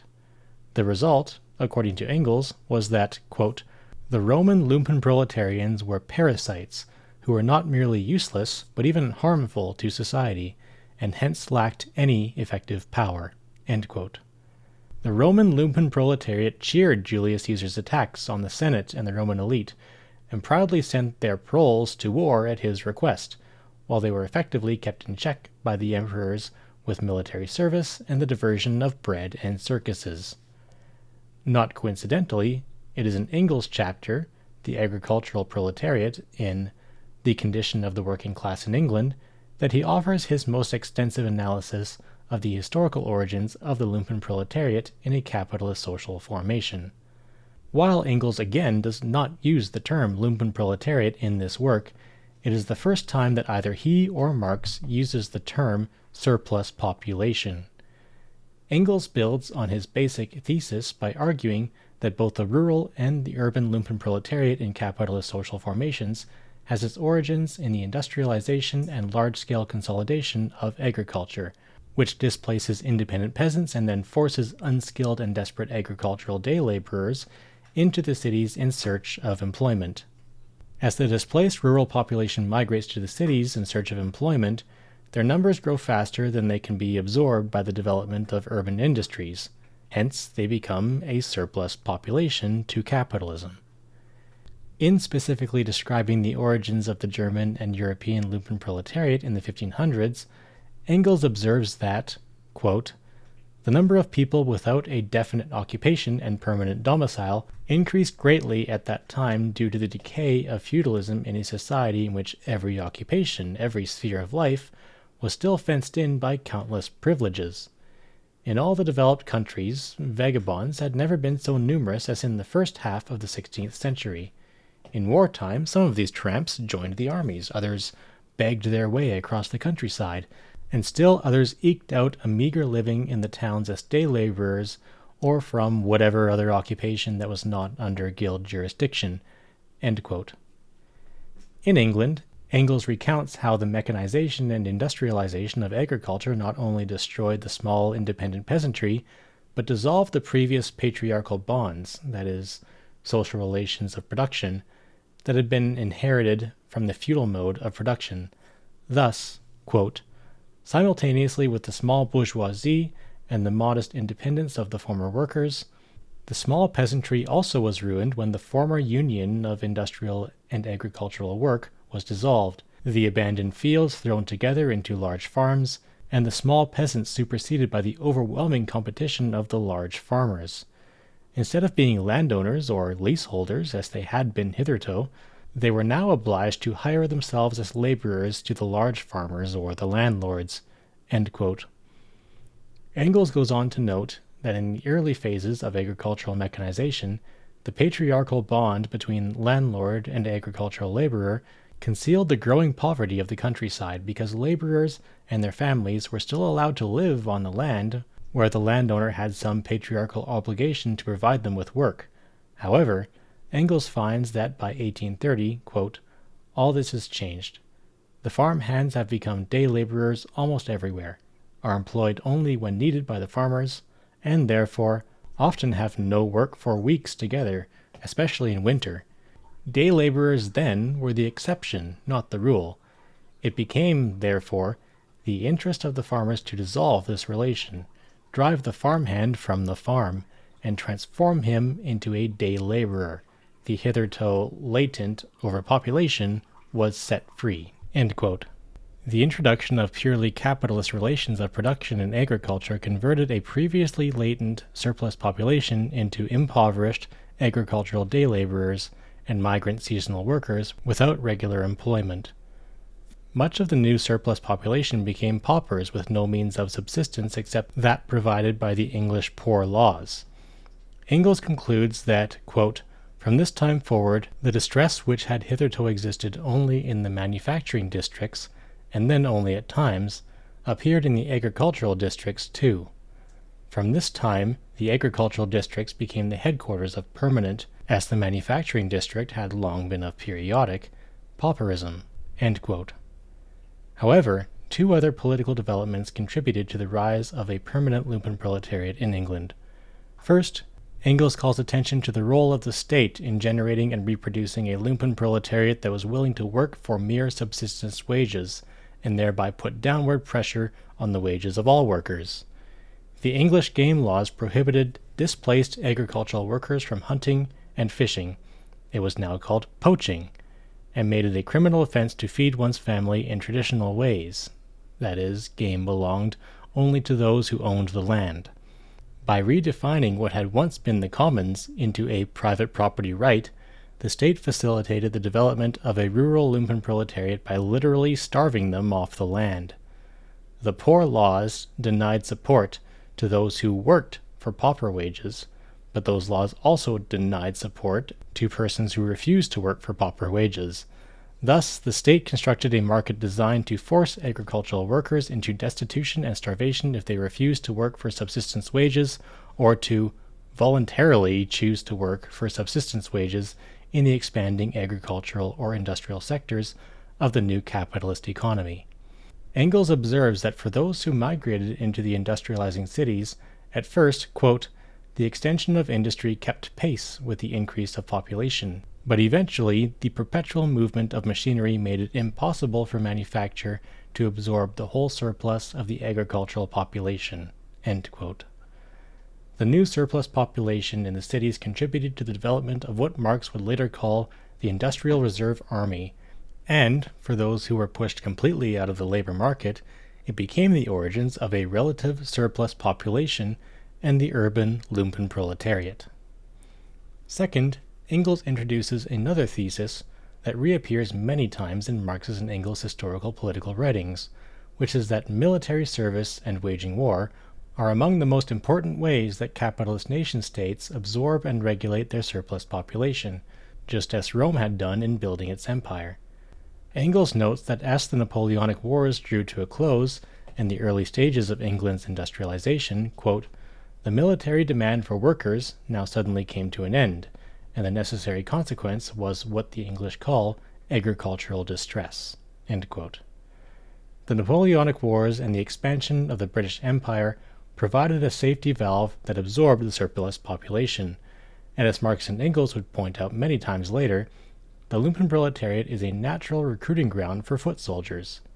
Their numbers and their, quote, uselessness to society from an economic standpoint make military service an attractive occupation to them, while economic desperation makes them loyal soldiers to anyone who can pay them a salary, or, as Marx and Engels would say later on, bribed tools of reactionary intrigue. The extended reproduction of the Lumpenproletariat in capitalism. Marx's most extensive analysis of the surplus population, the Industrial Reserve Army, and the Lumpenproletariat occurs in Chapter 25 of Capital Volume 1, entitled The General Law of Capitalist Accumulation. While these three terms are not synonymous for Marx, they are necessarily related to each other in his analysis, and the fact that he includes an analysis of the Lumpenproletariat in this chapter of Capital indicates that he viewed it as a necessary byproduct of the logic of capitalist accumulation and not just a remnant of the decaying feudal relations of production. The Lumpenproletariat originates in the process of agricultural industrialization and the introduction of a capitalist labor market to the countryside, but once generated, capital incorporates this newly surplus population into the logic of its extended reproduction. This extended reproduction of the Lumpenproletariat occurs as one result of the general law of capitalist accumulation. Quote, "This increasing accumulation and centralization of capital also becomes in its turn a source of new change in the composition of capital, or in other words, of an accelerated diminution of capital's variable component, that is, labor, as compared with its constant one, that is, machinery or technology. This accelerated relative diminution of the variable component, which accompanies the accelerated increase of the total capital and moves more rapidly than this increase, takes the inverse form, at the other pole, of an apparently absolute increase in the working population, an increase which always moves more rapidly than that of the variable capital or the means of employment." End quote.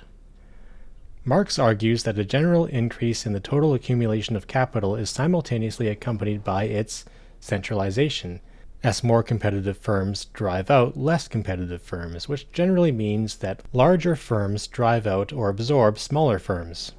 The superior competitiveness of these firms is the direct result of increases in labor productivity made possible by the introduction of new machinery and technology, which means that less and less labor is required to produce more and more goods, at least relative to the total value of capital being employed by capitalists.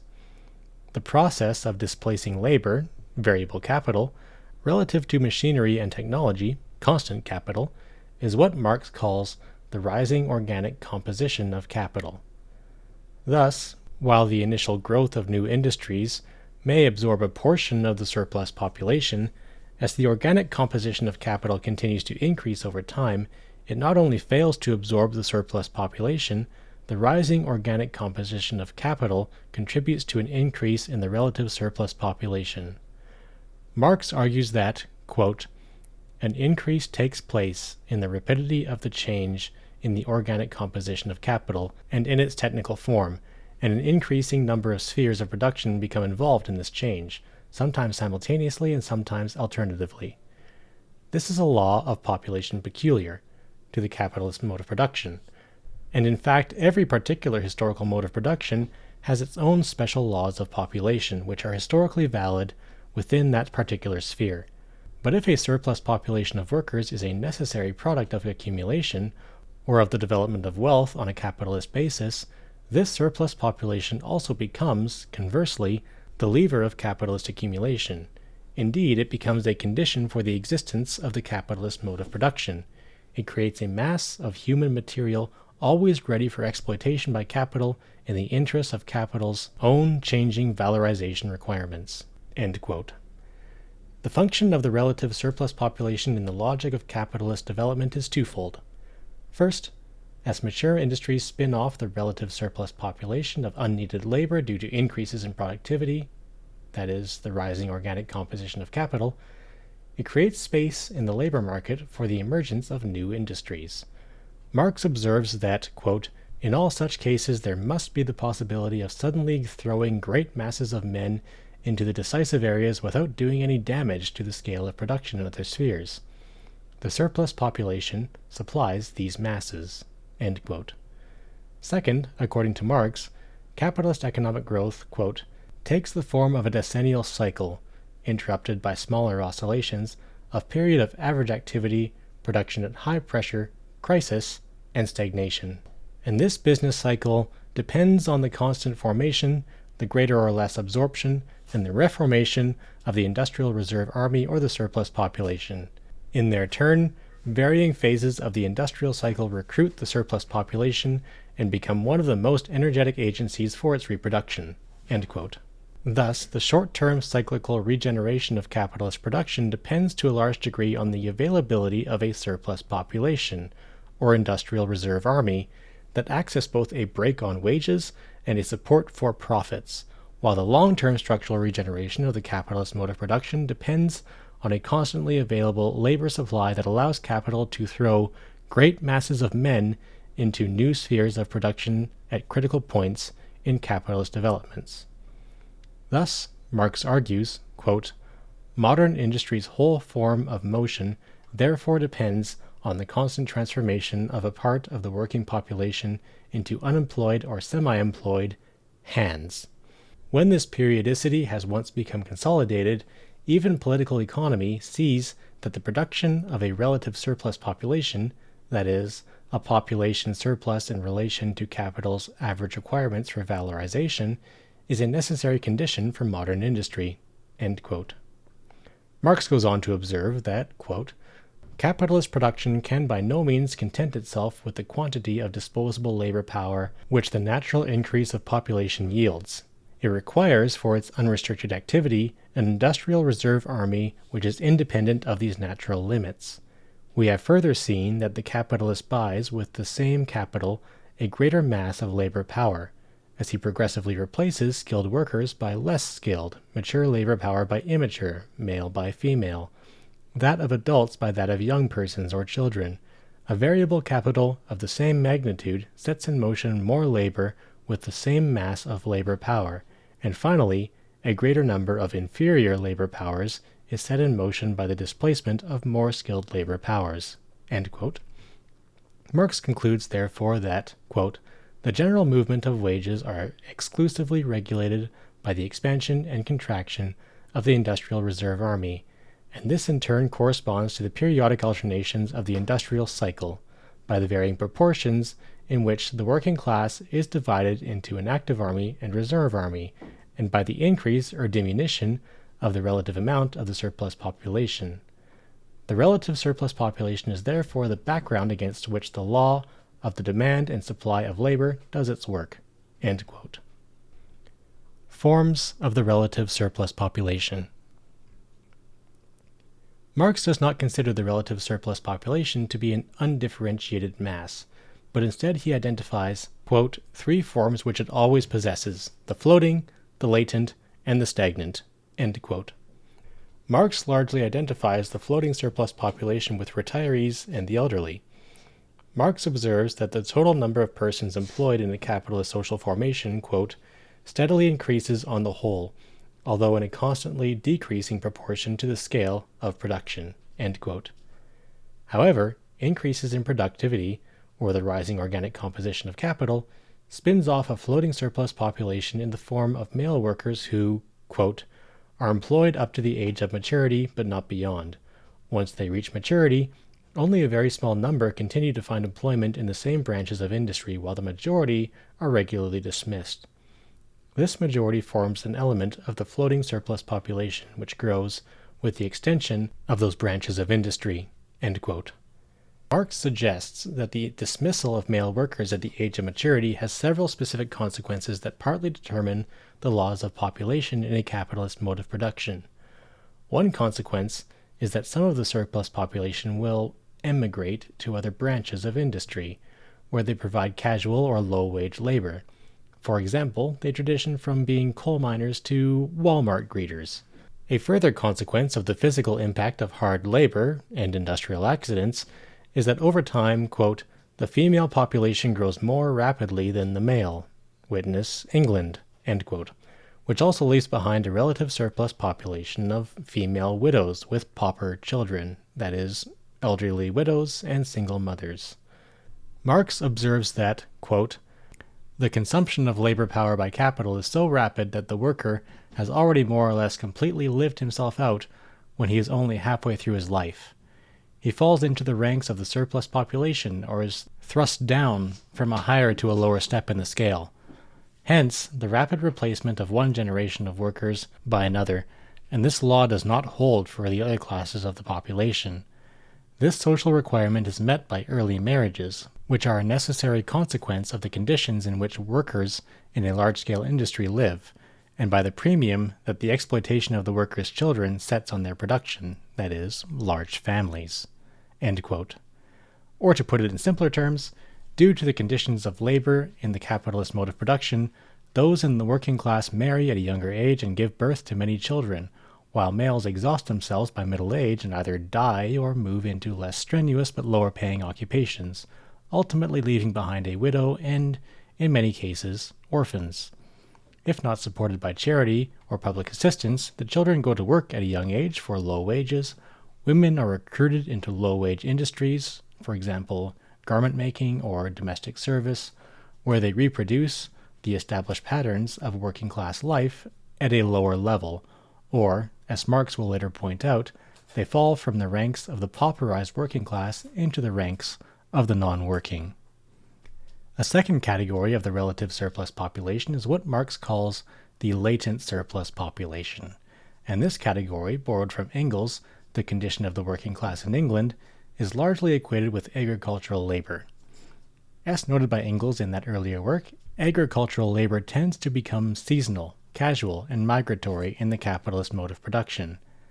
Marx concurs that, quote, as soon as capitalist production takes possession of agriculture, and in proportion to the extent to which it does so, the demand for a rural working population falls absolutely. Consequently, there is a constant flow from this source of the relative surplus population into non-agricultural industries, so that part of the agricultural population is therefore constantly on the point of passing over into an urban or manufacturing proletariat, and on the lookout for opportunities to complete this transformation. End quote.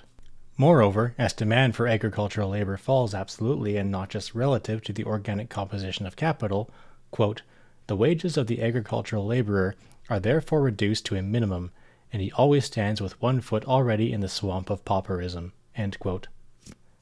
Thus, the countryside itself becomes the repository of, quote, a constant latent surplus population, the extent of which only becomes evident at those exceptional times when its distribution channels are wide open. End quote.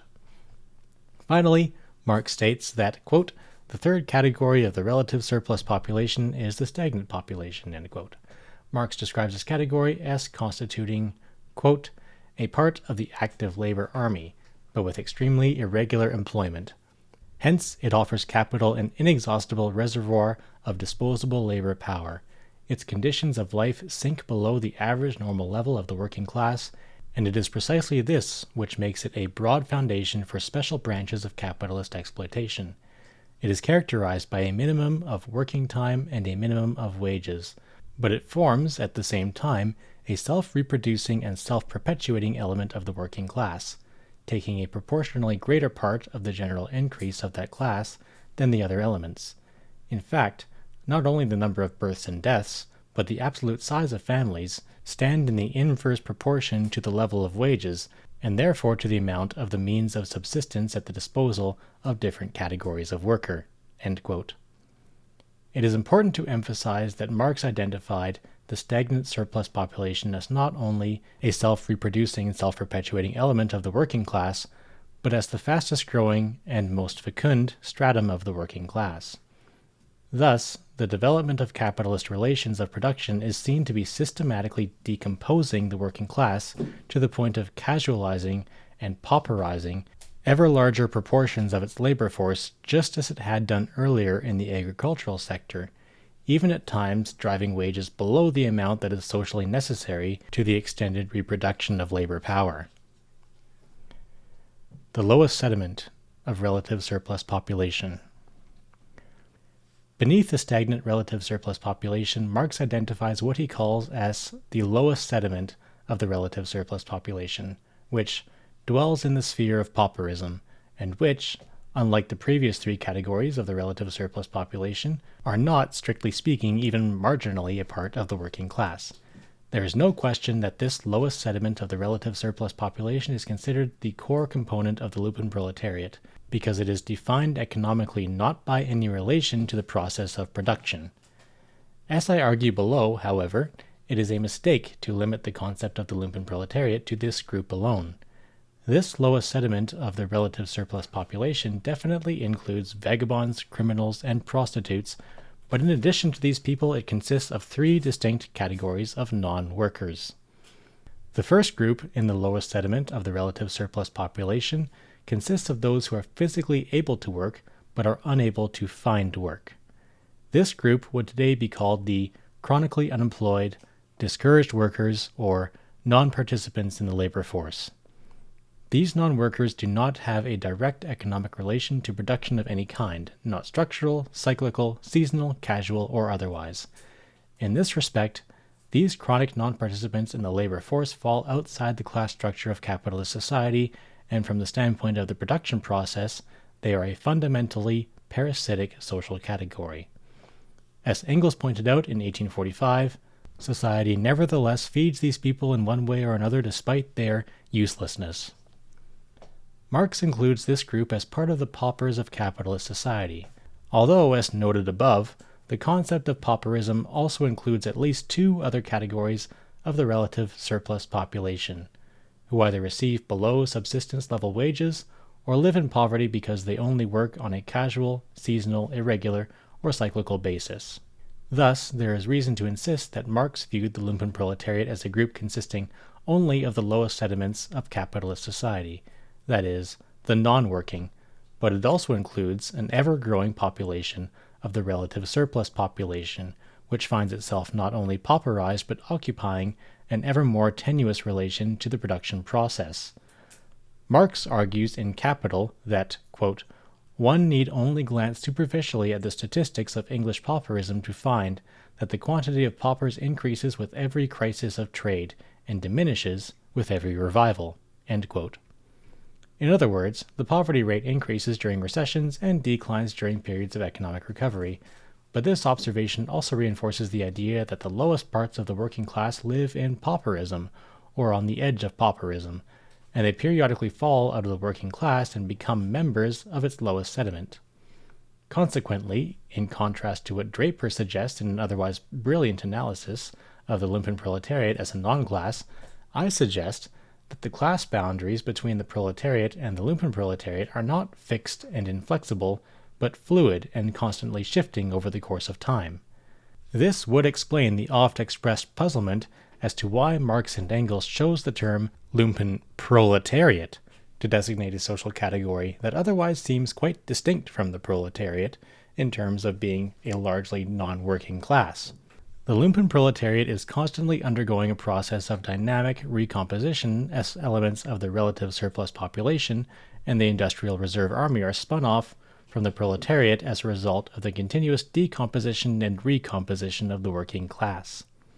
As anyone familiar with the class boundaries debate of the 1970s will recognize, it is often difficult to draw hard class boundaries on an empirical basis, because these boundaries are fluid and dynamic, and even when frozen for analytical purposes, class boundaries tend to fray at the edges. This same pattern of decomposition and recomposition is evident in Marx's reference to the second group in the lowest sediment of capitalist society, which consists of orphans and pauper children. Marx argues that these children, quote, are candidates for the industrial reserve army, and in time of great prosperity, such as the year 1860 for instance, they enrolled in the army of active workers both speedily and in large numbers. End quote. This category could be extended in modern times to include large swaths of young laborers who drop out of school, or do not attend college in hopes of finding work. Finally, Marx identifies a third group in the lowest sediment of capitalist society, which for a lack of better term I call the dispossessed. The dispossessed include, quote, the demoralized, the ragged, and those unable to work, chiefly people who succumb to their incapacity for adaptation, an incapacity which results from the division of labor, people who have lived beyond the worker's average lifespan, and the victims of industry whose number increases with the growth of dangerous machinery, of mines, of chemical works, etc., the mutilated, the sickly, the widows, etc. Pauperism is the hospital of the active labor army and the dead weight of the industrial reserve army. Its production is included in that of the relative surplus population. Its necessity is implied by their necessity. Along with the surplus population, pauperism forms a condition of capitalist production, and of the capitalist development of wealth, it forms part of the faux frais of capitalist production, but capital usually knows how to transfer these from its own shoulders to those of the working class and the petite bourgeoisie." End quote. The dispossessed include the injured and the disabled, the chronically ill, the mentally ill, elderly widows, discarded orphans and abandoned children, drug addicts and chronic alcoholics, men who have lived well past their average male lifespan, and middle-aged males whose skills have been rendered obsolete by changes in the industrial structure of the capitalist economy and by continuing technological advancement. This is a heterogeneous category of people who, from an economic standpoint, are considered useless to capitalist society because they are unable to work and contribute to the production of surplus value. The economic and social relation of the Lumpenproletariat to the proletariat. Hal Draper identifies the lowest sediment of capitalist societies as a separate and distinct Lumpenproletariat, which he defines in the most narrowly technical sense as a non-class group that is outside the specific class structure of the capitalist mode of production. Therefore, he dismisses the concept of the Lumpenproletariat as a catch-all category that includes any group that does not have a direct economic relation to production. That is, the Lumpenproletariat is defined by the fact that it does not work. While there is no question that Marx and Engels considered the lowest sediment of society to be part of the Lumpenproletariat, it is a mistake to equate the Marxist Lumpenproletariat with only the lowest sediment. The preponderance of the textual evidence, some of it not available to Draper at the time he wrote the article and the book, suggests to the contrary that Engels did consider the most impoverished elements of the working class to be a part of the Lumpenproletariat. As early as 1847, in a short essay on Germany, Engels points out to the division of the working class, quote, into farm laborers, day laborers, handicraft journeymen, factory workers, and Lumpenproletariat, end quote. A year later, in a newspaper article on the victory of the counter-revolution in Vienna, Marx distinguishes the Lumpenproletariat from, quote, the working and thinking proletarians, which seems to indicate that Marx viewed many of the Lumpenproletarians who supported the counter-revolution as coming from the lowest ranks of the unemployed and ignorant proletariat. The following year, Engels wrote an article for Neue Rheinische Zeitung, number 247, on the underdevelopment of the Swiss proletariat and its inability to make economic gains despite a constitution that was hailed by the bourgeoisie and its ideologists as the model republic, that is, with no nobility, no clerical estate, and no king. Engels identified the problem with the Swiss proletariat as the fact that it is, quote, still largely what one describes as Lumpenproletariat, prepared to sell themselves to anyone who will make extravagant promises, end quote. In other words, the Swiss proletariat was more like the old Neapolitan Lazzaroni or the Roman proletariat, that is, a displaced urban mob, than the industrial proletariat of the Communist Manifesto, or Capital. Critics who would draw a sharp class distinction between the proletariat and the Lumpenproletariat frequently point to Marx's The Class Struggles in France, where he discusses the organization of the Mobile Guards as a military wing of the bourgeois provisional government of 1848, which was used to suppress the radical working class. Marx writes that, quote, the provisional government formed 24 battalions of mobile guards, each 1,000 strong, composed of young men from 15 to 20 years. They belonged, for the most part, to the Lumpenproletariat, which in all big towns formed a mass sharply differentiated from the industrial proletariat, a recruiting ground for thieves and criminals of all kinds, living on the crumbs of society, people without a definite trade, vagabonds, gens sans fond et sans aval, varying according to the degree of civilization of the nation to which they belong, but never renouncing their Lazzaroni character." End quote. However, what critics citing this passage have missed is the prefatory comment by Marx in the immediately preceding paragraph, where he states that the organization of the mobile guards was part of the bourgeois provisional government's political strategy to play off one part of the proletariat against the other, because it knew it was too weak militarily to defeat the radical working class by itself, and it could not trust the regular army, which opposed the revolution. Thus, while Marx clearly did not consider the Lumpenproletariat to be part of the industrial proletariat, he nevertheless, and with equal clarity, identifies the Lumpenproletariat as one part of a larger working class.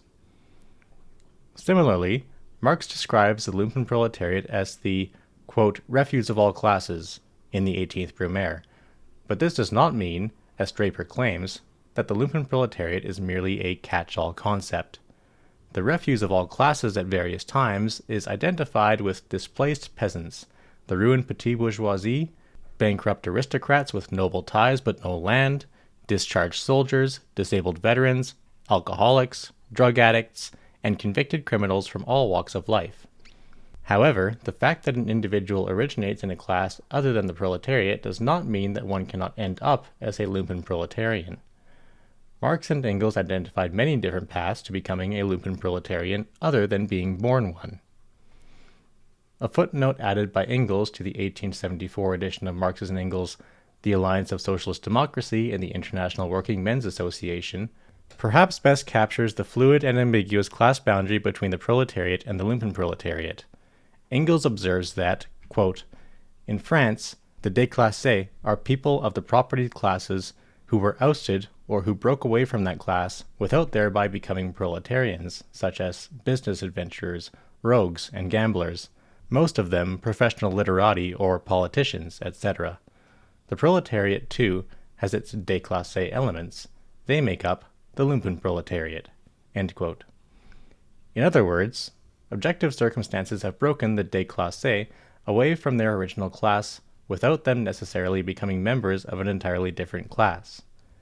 Elsewhere, Engels describes a similarly ambiguous class situation in referring to, quote, the poor devils of East End London, mostly dock workers, who vegetate in the borderland between working class and Lumpenproletariat, end quote. Similarly, in a letter regarding Dutch military service, Engels writes that unconscripted volunteer soldiers in capitalist nations are not normally recruited from the working class proper, but from, quote, that stratum which already overlaps to a large extent with the Lumpenproletariat, end quote. Similarly, in his Outlines of the Critique of Political Economy, Marx observes that, quote, from the harlot to the pope there is a mass of such rabble, but the honest and working Lumpenproletariat, too, belong to this category, that is, the large mob of casual day laborers, etc., in ports, etc., end quote. In this passage, Marx seems to acknowledge that the Lumpenproletariat is a lower stratum of the working class, in the sense that it is working, albeit as casual day laborers, or with a marginal attachment to the labor market. Notably, Marx and Engels independently both single out London's East End dock workers as exemplars of this honest and working segment of the Lumpenproletariat. However, towards the end of his life, when recovering from surgery in Caen, France, Marx wrote to Engels that, quote, I have spent an entire month vegetating in this lapel of aristocratic idlers or adventurers. Nature superb, in other respects a dreary hole. It is monumental because, consisting solely of hotels, no plebeian masses here, apart from the garçons de hotel, de café, etc., and domestiques, who belong to the Lumpenproletariat. End quote. This observation suggests that it was Marx's first serious encounter with a non-industrial sector of capitalism, but interestingly, not only did he consider low-wage hospitality, service, and domestic workers as part of the Lumpenproletariat, They were part of the Lumpenproletariat despite the fact that they are part of the working class. They are just not part of the industrial proletariat that was the lifelong focus of Marx's attention, and of course they were a comparatively small part of 19th century industrial economies.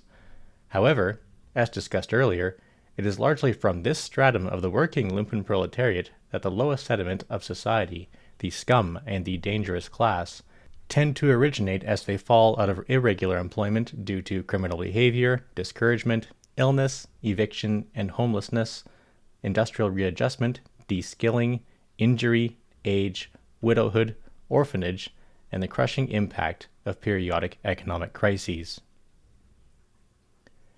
The distinction between class location and status situation.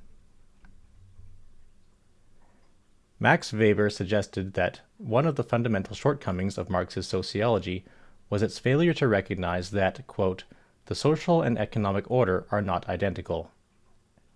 In other words, Marx did not distinguish between class location and status position in capitalist social formations.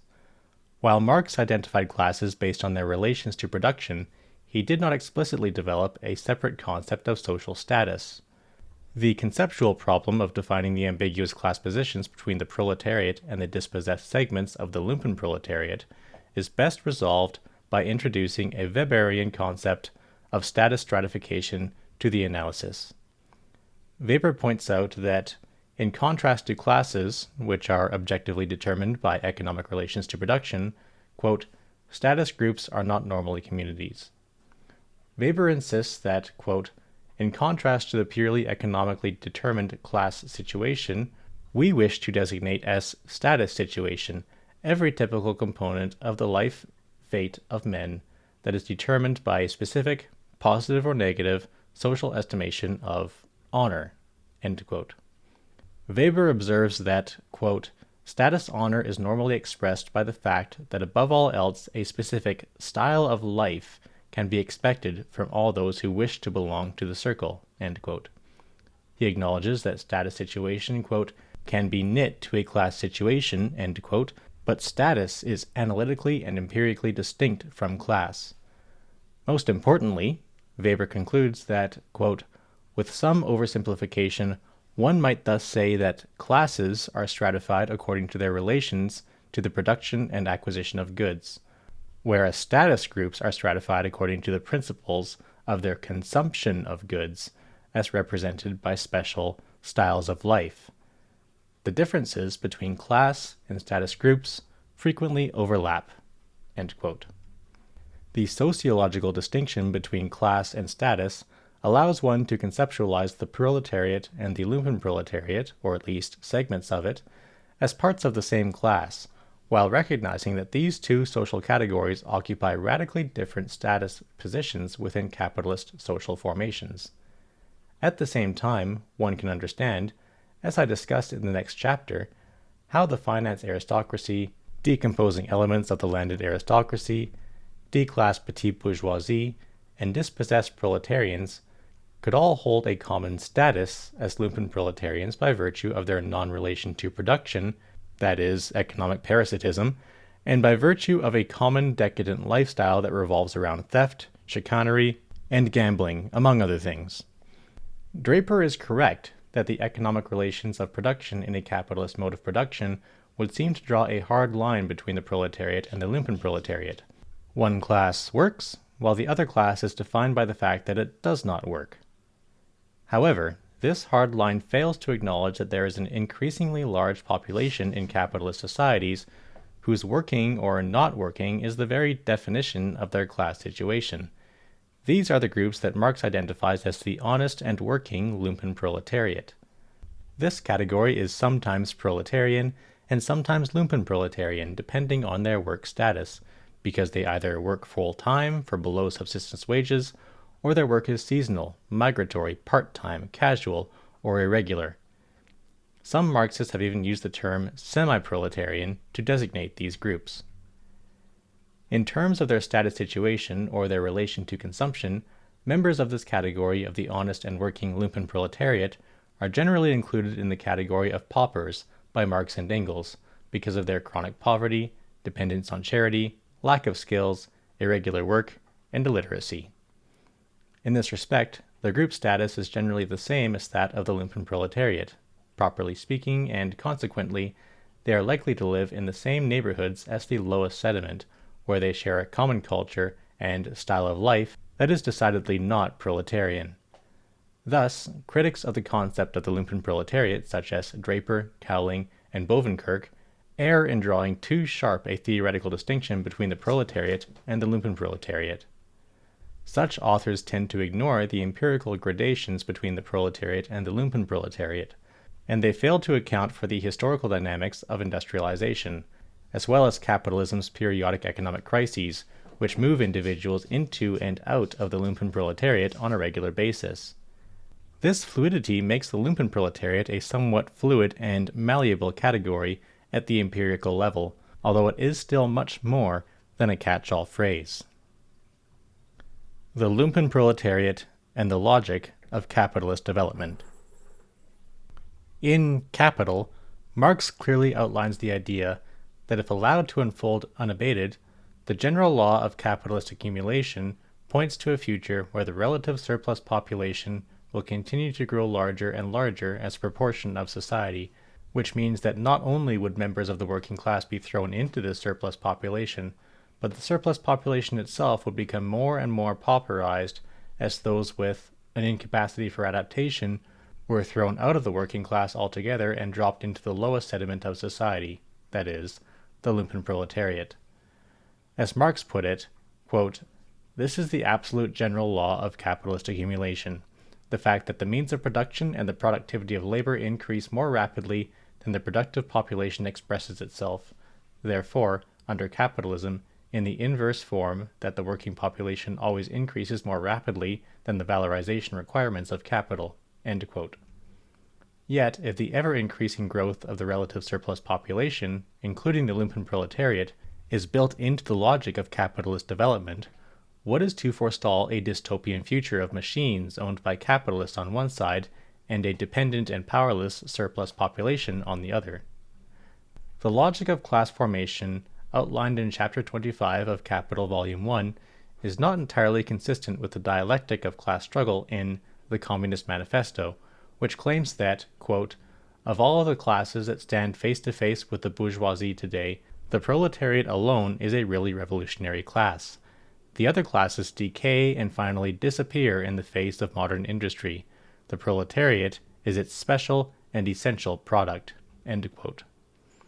Yet in Capital, Marx argues that the existence of a relative surplus population and the Lumpenproletariat is a condition of capitalist production that is reproduced and extended by the logic of capitalist development.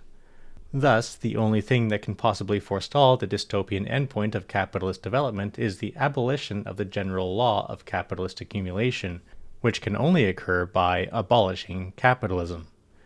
This is actually Marx's solution to the problem of the relative surplus population and the Lumpenproletariat.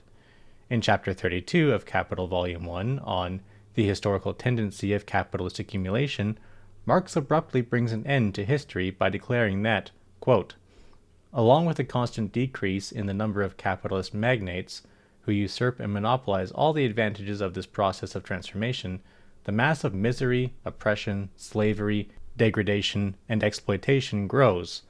But with this, there also grows the revolt of the working class, a class constantly increasing in numbers and trained, united, and organized by the very mechanism of the capitalist process of production. The monopoly of capital becomes a fetter upon the mode of production, which has flourished alongside and under it. The centralization of the means of production and the socialization of labor reach a point at which they become incompatible with their capitalist integument. This integument is burst asunder. The knell of capitalist private property sounds. The expropriators are expropriated. We have the expropriation of a few usurpers by the mass of the people." End quote. It would appear that in the process of socialist revolution, the relative surplus population and the Lumpenproletariat magically disappear into the mass of the people, who collectively expropriate the means of production for purposes of distributing socially produced wealth on the basis of from each according to his abilities to each according to his needs. Yet, the following decades of capitalist development would, to the contrary, result in the extended reproduction of the Lumpenproletariat on a world scale. The extended reproduction of the Lumpenproletariat on a world scale. Karl Kautsky, who is considered the most direct intellectual descendant of Marx and Engels, was not entirely satisfied with how Marx evaded the problem of the Lumpenproletariat in his analysis of the logic of capitalism. Consequently, Kautsky extended arguments articulated in Volume 1 of Capital to argue that the Industrial Reserve Army and the surplus population not only ebb and flow with the business cycle, but are constantly replenished and expanded through imperialism, immigration, and automation. Kautsky suggested that capitalism had the capacity to discover and reproduce ever new reservoirs of surplus population, despite economic reforms designed to improve the conditions of labor, or indeed because of them, such as limits on hours, minimum wages, the legalization of trade unions, and government-sponsored universal health care and old age pensions. As an early example of this process, Kautsky points to the earliest phase of capitalist development, where the introduction of female and child labor became, quote, one of the most powerful means whereby capitalists reduce the wages of working men, end quote. However, as liberal democracies began to abolish child labor and to regulate female labor, the surplus population was reproduced and expanded by other means. Indeed, Kautsky was one of the first Marxists to extend the logic of the Industrial Reserve Army, spatially and temporally, by analyzing its extended reproduction on a world scale, and by extending its reproduction into an indefinite future based on the rising organic composition of capital. First, Kautsky argued that the extended reproduction of capitalism on a world scale through colonization and imperialism was constantly bringing more people into the Industrial Reserve Army through the forceful expropriation of agriculture in foreign countries. These newly landless paupers became migrant agricultural laborers at the service of their colonial landlords, or they migrated to the cities of their homelands, where they mostly became urban Lumpenproletarians. Marx had touched on this process in Volume 1 of Capital, chapters 26 and 33, where he discussed it as the secret of primitive accumulation and the modern theory of colonization. Marx ended Volume 1 of Capital by explicitly linking the expropriation of independent peasants at home and indigenous peoples abroad with the historical origins of European capitalism and the creation of an industrial reserve army in each country or colony. In effect, European and American capitalists were reproducing in the 19th and 20th centuries the same processes that had generated the Lumpenproletariat in Europe in the 16th and 17th centuries. However, Kautsky suggested that Marx had failed to recognize, quote, another means which periodically is just as powerful in reproducing the Industrial Reserve Army, and which, more importantly, reproduces it on a truly world scale as opposed to merely replicating it in other countries. Quote, this is the introduction of working men from regions that are backward and whose population has slight wants, but whose labor power has not yet been sapped by the factory system. End quote. In other words, Kautsky argued that the process of immigration to Europe and the United States would effectively create a global surplus population that would allow the advanced capitalist societies to periodically increase or restrict the size of the Industrial Reserve Army and thereby facilitate the extended reproduction of capital accumulation. Kautsky observes that, quote, steamships and railroads, these much vaunted pillars of civilization, not only carry guns, liquor, and syphilis to the barbarians, they also bring the barbarians and their barbarism to us. The flow of agricultural laborers into the city is becoming constantly stronger, and from ever farther regions are the swarms of those drawing near who have fewer wants, are more patient, and offer less resistance. There is a constant stream of emigration from one country of Europe to another, from Europe to America, and even from the Orient to Western lands. These foreign workers are partly expropriated people, small farmers and producers, whom the capitalist system of production has ruined, driven on the street, and deprived not only of a home, but also of a country. Through the expropriation of the small producers, through the importation from distant lands of large masses of labor, through the use of the labor of women and children, through the shortening of time necessary to acquire a trade, through all these means, the capitalist system of production is able to increase stupendously the quantity of labor forces at its disposal. End quote. Second, Kautsky argues that the rising organic composition of capital, the introduction of machinery, also reproduced the industrial reserve army and the relative surplus population in two additional ways. By increasing the productivity of labor, machine reduced the demand for labor even as the volume of goods produced increased with each business cycle. Kautsky observes that, quote, in every branch of industry, the transition from hand to machine labor is accompanied by the greatest suffering to the working men who are affected by it. Whether they are factory workers or independent craftsmen, they are made superfluous by the machine and thrown out upon the streets, end quote, where they become Lumpen-proletarians. However, another critical aspect of machine production, in Kautsky's view, is that it de-skills workers and therefore, quote, the development of machinery makes possible not only the employment of such untrained working men in the place of trained ones, but also their cheap and prompt transportation to the place where they are wanted, end quote. And this potentially makes the entire world population part of the industrial reserve army and the relative surplus population. Chapter 3. The Lumpenproletariat as a Cultural Category and Style of Life. In the first volume of Capital, the Lumpenproletariat and the relative surplus population disappear with the death knell of capitalism, but this sleight of hand left behind the problem of the Lumpenproletariat in Marxist theory. First, why would the Lumpenproletariat join the proletariat in a socialist revolution when, according to Marx and Engels, quote, its conditions of life prepare it far more for the part of a bribed tool of reactionary intrigue? Second, what if the logic of capitalist development continues to unfold to a point where the relative surplus population and the Lumpenproletariat become such a dead weight on capitalist societies that it forestalls even the possibility of a socialist transformation?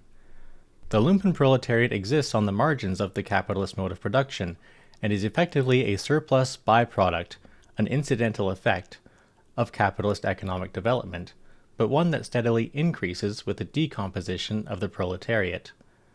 The Lumpenproletariat does not have a direct economic relation to production, and therefore structurally it cannot stand in direct opposition to the capitalist class, at least not at the point of production.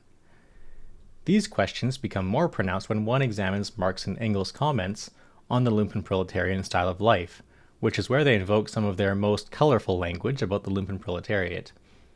Even the most casual reader of the Communist Manifesto is struck by Marx's and Engels' reference to the Lumpenproletariat as the dangerous class, the social scum, that passively rotting mass thrown off by the lowest layers of old society. Yet this passage is far from the only time that Marx and Engels hurl unflattering barbs at the Lumpenproletariat. In a literary essay published approximately 1 year before the Communist Manifesto, Engels discusses a German poem entitled The Old Maid, which he says contains occasional fine passages, for example, the description of the Lumpenproletariat, who day by day unwearyingly hunt garbage in the fetid gutters, who flit like sparrows after food, mending pans and grinding knives, starching linen with stiff fingers, pushing breathless at the heavy cart, laden with but scarcely ripened fruits, crying piteously, "Who will buy? Who will buy?" Who fight over copper in the dirt, who at the cornerstones each day sing praise to the God in whom they believe, but scarcely dare hold out their hands, begging being against the law, who with deaf ears beset by hunger. This pitiable representation of the Lumpenproletariat soon gives way to the much harsher assessment first revealed in the Communist Manifesto. In a contemporaneous account of the Parisian June days of 1848, Engels establishes the basic line of analysis adopted by Marx in his Class Struggles in France and the 18th Brumaire, where Engels describes the Lumpenproletariat composition of the provisional government's new mobile guard. Engels laments, quote, the entire present state of affairs in Paris, where one observes how these former beggars, vagabonds, rogues, gutter-snipes, and small-time thieves of the mobile guard are being pampered, praised, rewarded, and decorated, when only in March and April every bourgeois described them as a ruffianly gang of robbers capable of all sorts of reprehensible acts, no longer to be tolerated. End quote. In a parallel account of the 1848 revolution in Germany, Engels castigates the gin-happy Lumpenproletarians as useless for purposes of proletarian revolution. Elsewhere, in describing British class structure at approximately the same time, Marx and Engels deride, quote, the Lumpenproletariat, the riffraff of Irish origin or descended from Irishmen, end quote. Similarly, on a piece of trade union demonstrations against the Sunday Bill in Hyde Park, London, Marx again alludes to the use of Lumpenproletarians as auxiliary police thugs to inflict violence on peaceful demonstrators, when he refers to a group of, quote, shifty-looking characters recruited from among the Irish Lumpenproletariat and pressed into the London police, end quote. Yet Marx reserves some of his most poisonous venom to describe the Lumpenproletariat composition of the Society of 10 December, which Louis Bonaparte organized as a secret society to replace the Mobile Guard and to support his rise to power following the defeat of the 1848 revolution in France. Marx observes that, quote, this society dates from the year 1849.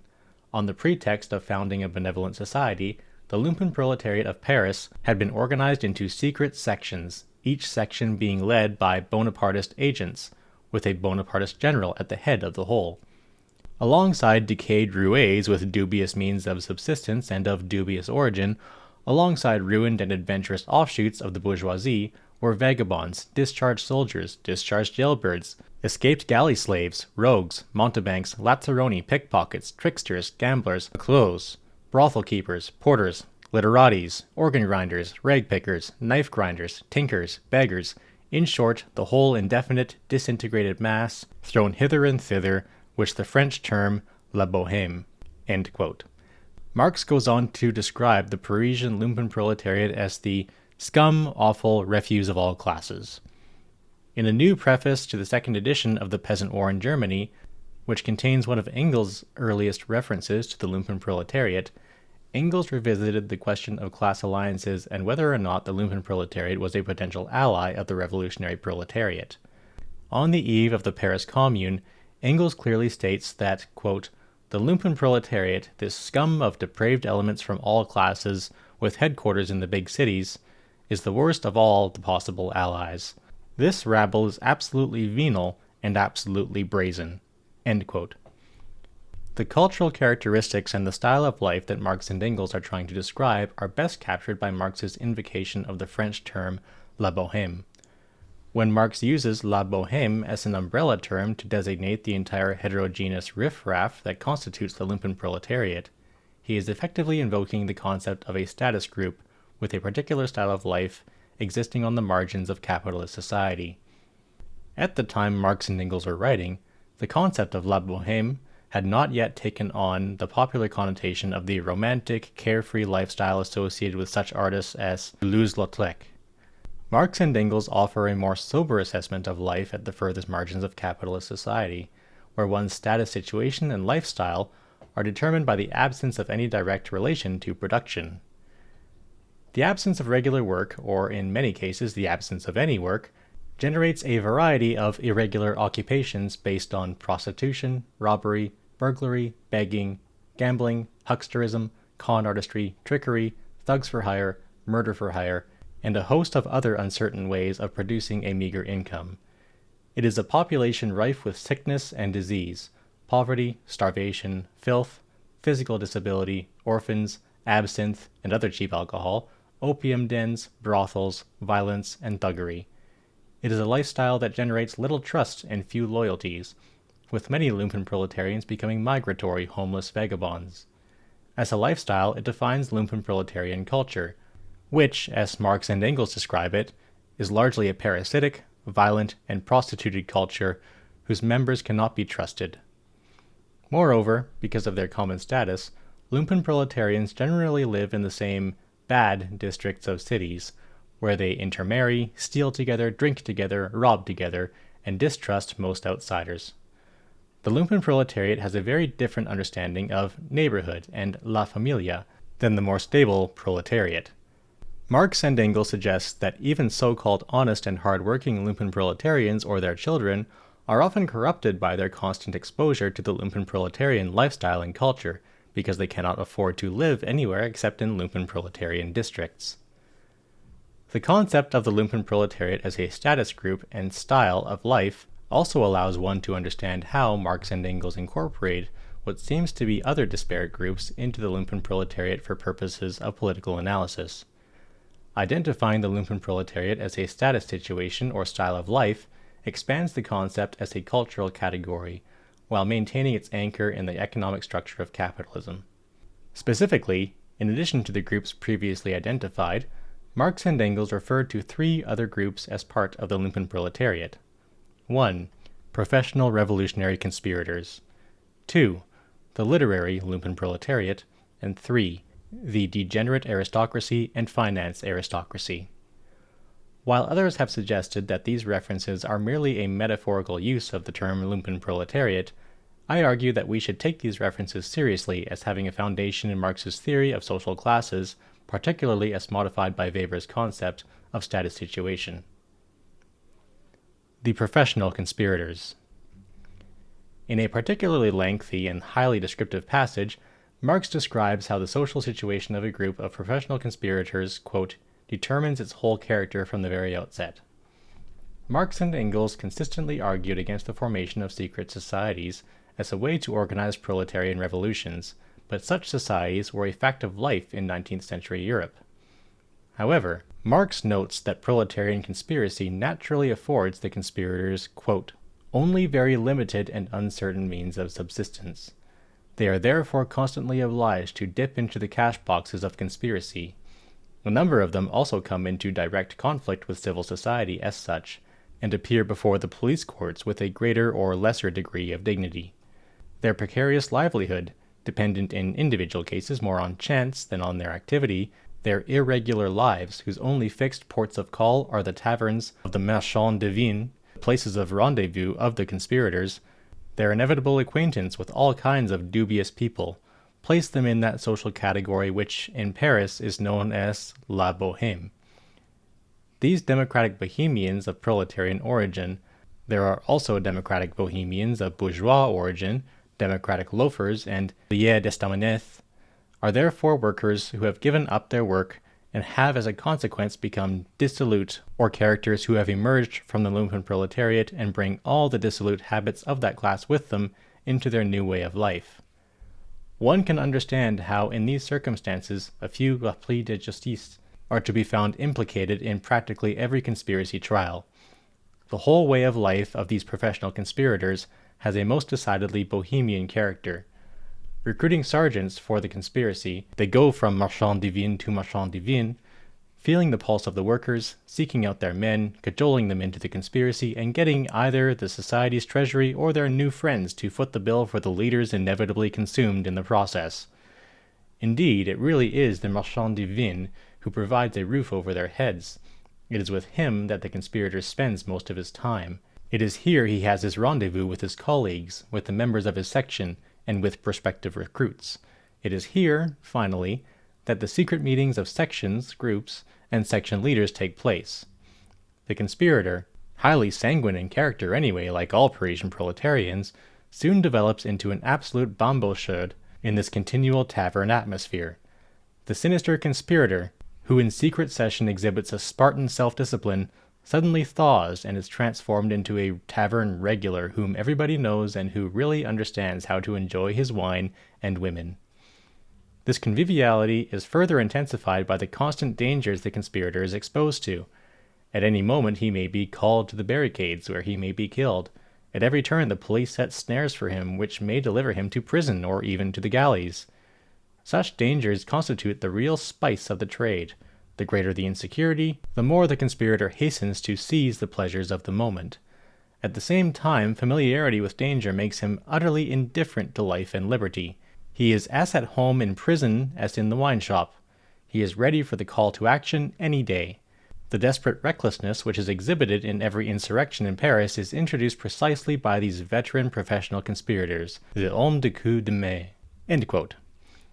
While Marx paints a picture of the professional conspirator as leading a debauched, adventuristic, and even criminal lifestyle, he also notes that, quote, they are the ones who throw up and command the first barricades, who organize resistance, lead the looting of arms shops and the seizure of arms and ammunition from houses, and in the midst of the uprising carry out those daring raids which so often throw the government party into confusion.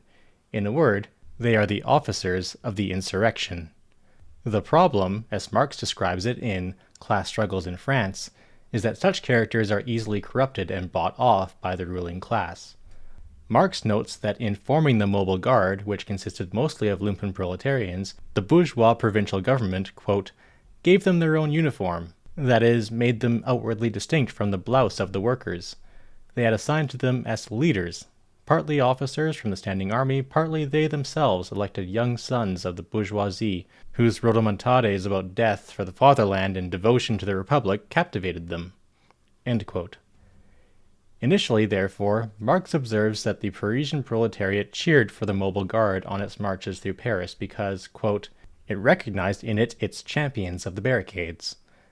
However, Marx concludes that the provisional government paid the Mobile Guard 1 franc 50 centimes a day for its service. That is, it bought them, and then deployed them against the proletariat during the working class revolt in June of 1848. The literary Lumpenproletariat. The term literary Lumpenproletariat first appears as part of Marx's political vocabulary immediately after the collapse of the revolutions of 1848. Most of Marx's and Engels' political writings on the 1848 revolutions inveigh against the Lumpenproletariat for its service in the irregular militia and police battalions deployed against the proletarian and socialist wing of the revolutions in France, Germany, Britain, Austria, Italy, and Spain. At about the same time, however, Marx begins to criticize the literary Lumpenproletariat, which he mainly identified with piecework correspondents, who contributed to liberal newspapers that supported bourgeois republicanism or bourgeois democracy, but typically took the side of the bourgeois republicans against the proletariat in those revolutions. Marx first uses the term in a dispute between Karl Marx's Neue Rheinische Zeitung and Joseph Dumont's Kölnische Zeitung. The Kölnische Zeitung was one of Germany's leading super-regional daily newspapers in the 19th century, along with the Frankfurter Zeitung and the Allgemeine Zeitung. Joseph Dumont inherited the newspaper from his family in 1831, and one of his many innovations was to hire Levin Schuking, who was in direct contact with the contemporary German literary scene. Thus, the newspaper was able to attract many prominent German poets and novelists as contributors. Politically, the newspaper was a leading voice of the Rhenish liberals, and it greatly influenced public opinion leading up to the March Revolution of 1848 in Germany. In writing for the Neue Rheinische Zeitung, Engels condemned the Kölnische Zeitung for the, quote, babble about the Paris June Revolution that emanates from the German liberals, especially Herr Brüggemann, Herr Dumont, and Herr Wolfers, end quote, whom he calls gutter snipes. Engels was dismayed that, quote, this remarkable newspaper transforms the battle between two classes into a battle between respectable people and rogues. It sees in the insurrection nothing but a battle between the enormous majority and a wild horde of cannibals, robbers, and murderers, end quote. Worse, Engels complains, quote, the editors of the Kölnische Zeitung pour sulfuric acid into the proletariat's wounds. They have denounced us to the bourgeois police, end quote. Following the collapse of the June 1848 revolt in France, the Neue Rheinische Zeitung repeated its complaint against the literary Lumpenproletariat of Herr Dumont, whom it castigated for, quote, denouncing the editors of the Neue Rheinische Zeitung to the police, end quote. Thus, where the Lumpenproletariat had served as bribed tools of reactionary intrigue in 1848, a literary Lumpenproletariat was doing the same thing by reporting a more radical newspaper to the German censors and police with the goal of shutting it down. The literary Lumpenproletariat also served as bribed tools of reactionary intrigue. Marx identified the problem of the literary Lumpenproletariat as a generalized phenomenon that extended well beyond the Kölnische Zeitung.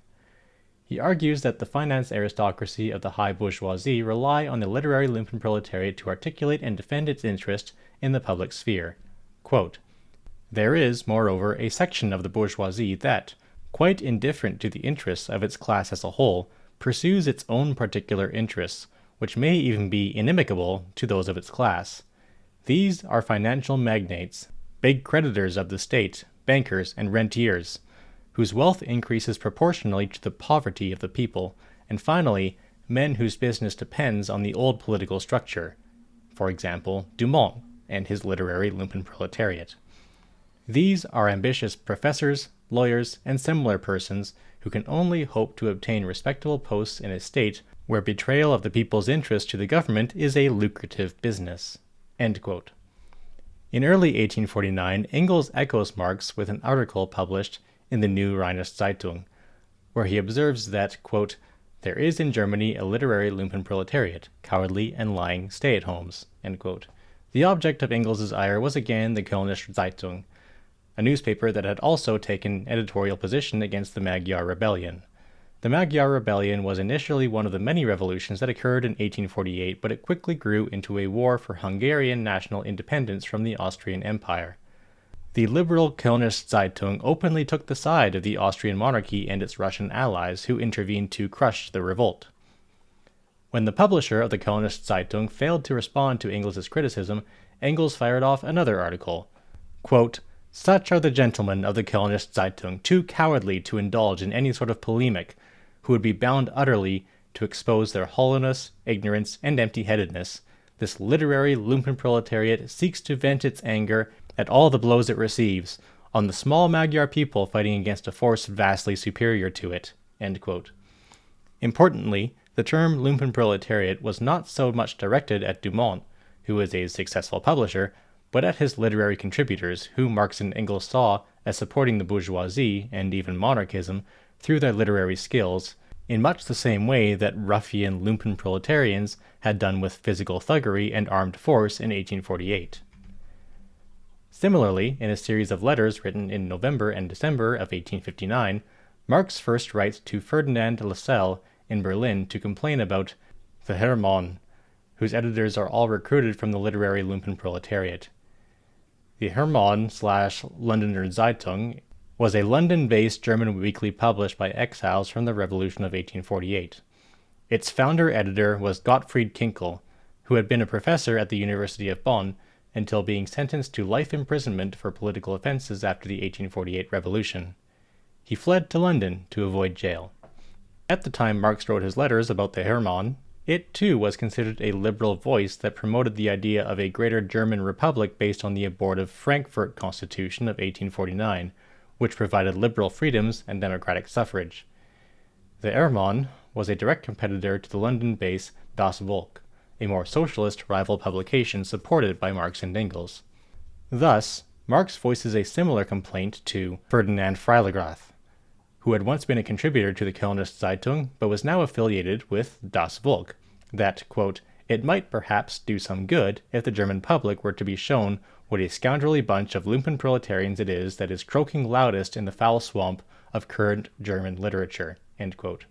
Finally, Marx writes to Engels that, quote, "I presume you saw the Hermann a week ago today containing Vorletzte Sitzung des Schillerkomitee, a self-portrait of the scoundrelly bunch of Lumpenproletarians who has gathered round Gottfried Kinkel." End quote. In one final use of the term, Marx criticizes a correspondent for the Weser Zeitung and the Augsburgerin as, quote, "none other than the notorious literary Lumpenproletarian Elard Beckham. Long rejected by any decent society, this unfortunate seeks consolation in the bottle for the broken heart caused him by Prussia annexing his native Hesse-Kassel, as well as his friend Edgar Bauer." End quote. In this case, too, the Weser Zeitung was a liberal daily newspaper published in Bremen. Marx had known Elard Beckham when, as another German refugee from the Revolution of 1848, he settled in London. Beckham had founded Das Volk as the official organ of the German Workers' Educational Society in London. However, Marx was unimpressed with Beckham's petit bourgeois democratic liberalism. He became heavily involved with the new paper's publication beginning with the second issue, and soon thereafter recruited Engels to help move the paper in a more radical direction. Paul Lafargue, Marx's son-in-law, later generalized Marx's critique of the Lumpenliterati into a full-blown critique of the situation of the intellectuals in capitalist society. In an address delivered to the students in Paris on March 23, 1900, Lafargue observed that, quote, "in all branches there is an overproduction of intellectuals, and then, when a place is vacant, tens and hundreds offer themselves to fill it. And it is this pressure which permits the capitalist to lower the price of the intellectuals and to put it even below the wage of the manual laborer." End quote. Lafargue effectively argues that by the early 20th century, capitalist societies were generating a relative surplus population of intellectuals, and the result was that capitalists have degraded the intellectuals below the economic level of the manual laborers. In making this claim, Lafargue made it clear that he was, quote, not merely speaking of those 2% intellectuals who litter up the newspapers, the parliaments, and the economic associations, but I mean the scientists, the university professors, the members of the institute. The higher they raise their heads, the lower they bow the knee. End quote. Capitalist societies, in effect, were now spinning off an entire category of lumpen intellectuals, rather than a few impoverished piecework literati, as had been the case in the previous century. Lafargue thought this transformation of the intellectuals into a subcategory of the Lumpenproletariat, quote, ought to have filled the intellectuals with wrath, but instead found that our intellectuals are accustoming themselves to such degradation, end quote, with an attitude of indifference. Lafargue suggests that the entire higher education system in capitalist societies is designed to produce broken intellectuals, who will essentially serve the interests of the capitalist class and its state for 1 franc 50 centimes. He notes that, quote, the intellectual, brought up in a hot house, has the life bleached out of him by the shadow of the college walls. His nervous system is overdeveloped and takes on an unhealthy impressionability. What the working man endures thoughtlessly is to him a painful shock. The intellectual is wounded to the depths of his moral being by the exigencies of a wage worker's life. End quote. Thus, the modern intellectual was increasingly taking on the characteristics of Marx's honest Lumpenproletariat, a low-paid stratum of the proletariat with increasingly bleak employment prospects, often marginally attached to the labor market through part-time work or precarious work, including piecework. As a result of this economic insecurity, Lafargue concludes that, quote, it is not in the circle of intellectuals degraded by centuries of capitalist oppression that we must seek examples of civil courage and moral dignity. They have not even the sense of professional class consciousness. End quote. With respect to the natural and physical sciences, Lafargue argues that scientists have, quote, tamed the powers of nature, and might in doing so have freed man from toil to allow him to develop freely his faculties of mind and body. End quote. Instead, Lafargue complains, scientists have, quote, done nothing but supply the means for capitalists to increase their wealth and to intensify their exploitation of the working class. Its most wonderful applications to industrial technique have brought to the children, the women, and the men of the working class nothing but overwork and misery. End quote. In this respect, Lafargue claims, quote, the scientists have not only sold themselves to the governments and the financiers, they have also sold science itself off to the capitalist bourgeoisie. End quote. In the social sciences, Lafargue notes that prominent sociologists such as Herbert Spencer and William Graham Sumner have developed a theory of society based on Charles Darwin's Origin of Species, that is, social Darwinism, which proclaims that the natural selection assigns each one his place in society. Thus, they have turned sociology and political science against socialism by ostensibly demonstrating that the classification of individuals into rich and poor, idlers and laborers, capitalist and wage earners, is the necessary result of the inevitable laws of nature.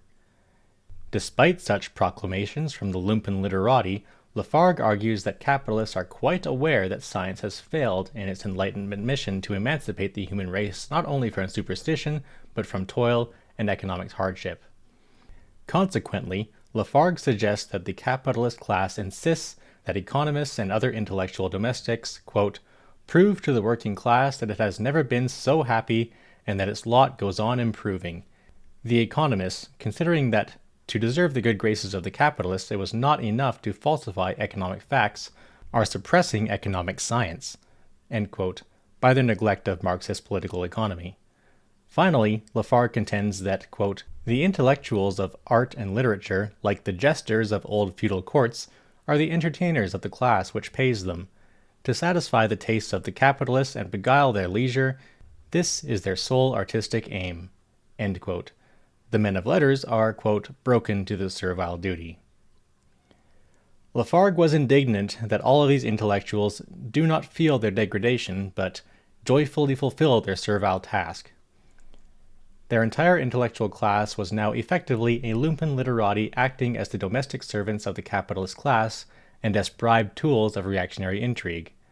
Lafargue concludes that, quote, intellectuals of this description can never be led into socialism. Their interests are too closely bound with those of the capitalist class for them to detach themselves and turn against it, end quote. Like the rest of the lumpen proletariat, the intellectuals have no direct relation to production, while they are entirely dependent for their livelihood on the charity of wealthy philanthropists and the generosity of the state.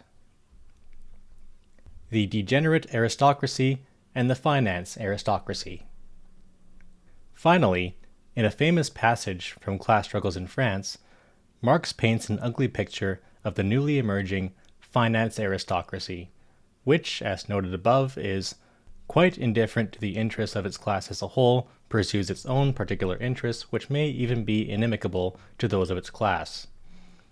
The finance aristocracy is to the capitalist class what the lumpen proletariat is to the working class, an unproductive, parasitic byproduct of capitalist development that makes its living by gambling in the stock market or through real estate speculation, theft, bankruptcy, foreclosures, and other corrupt financial transactions.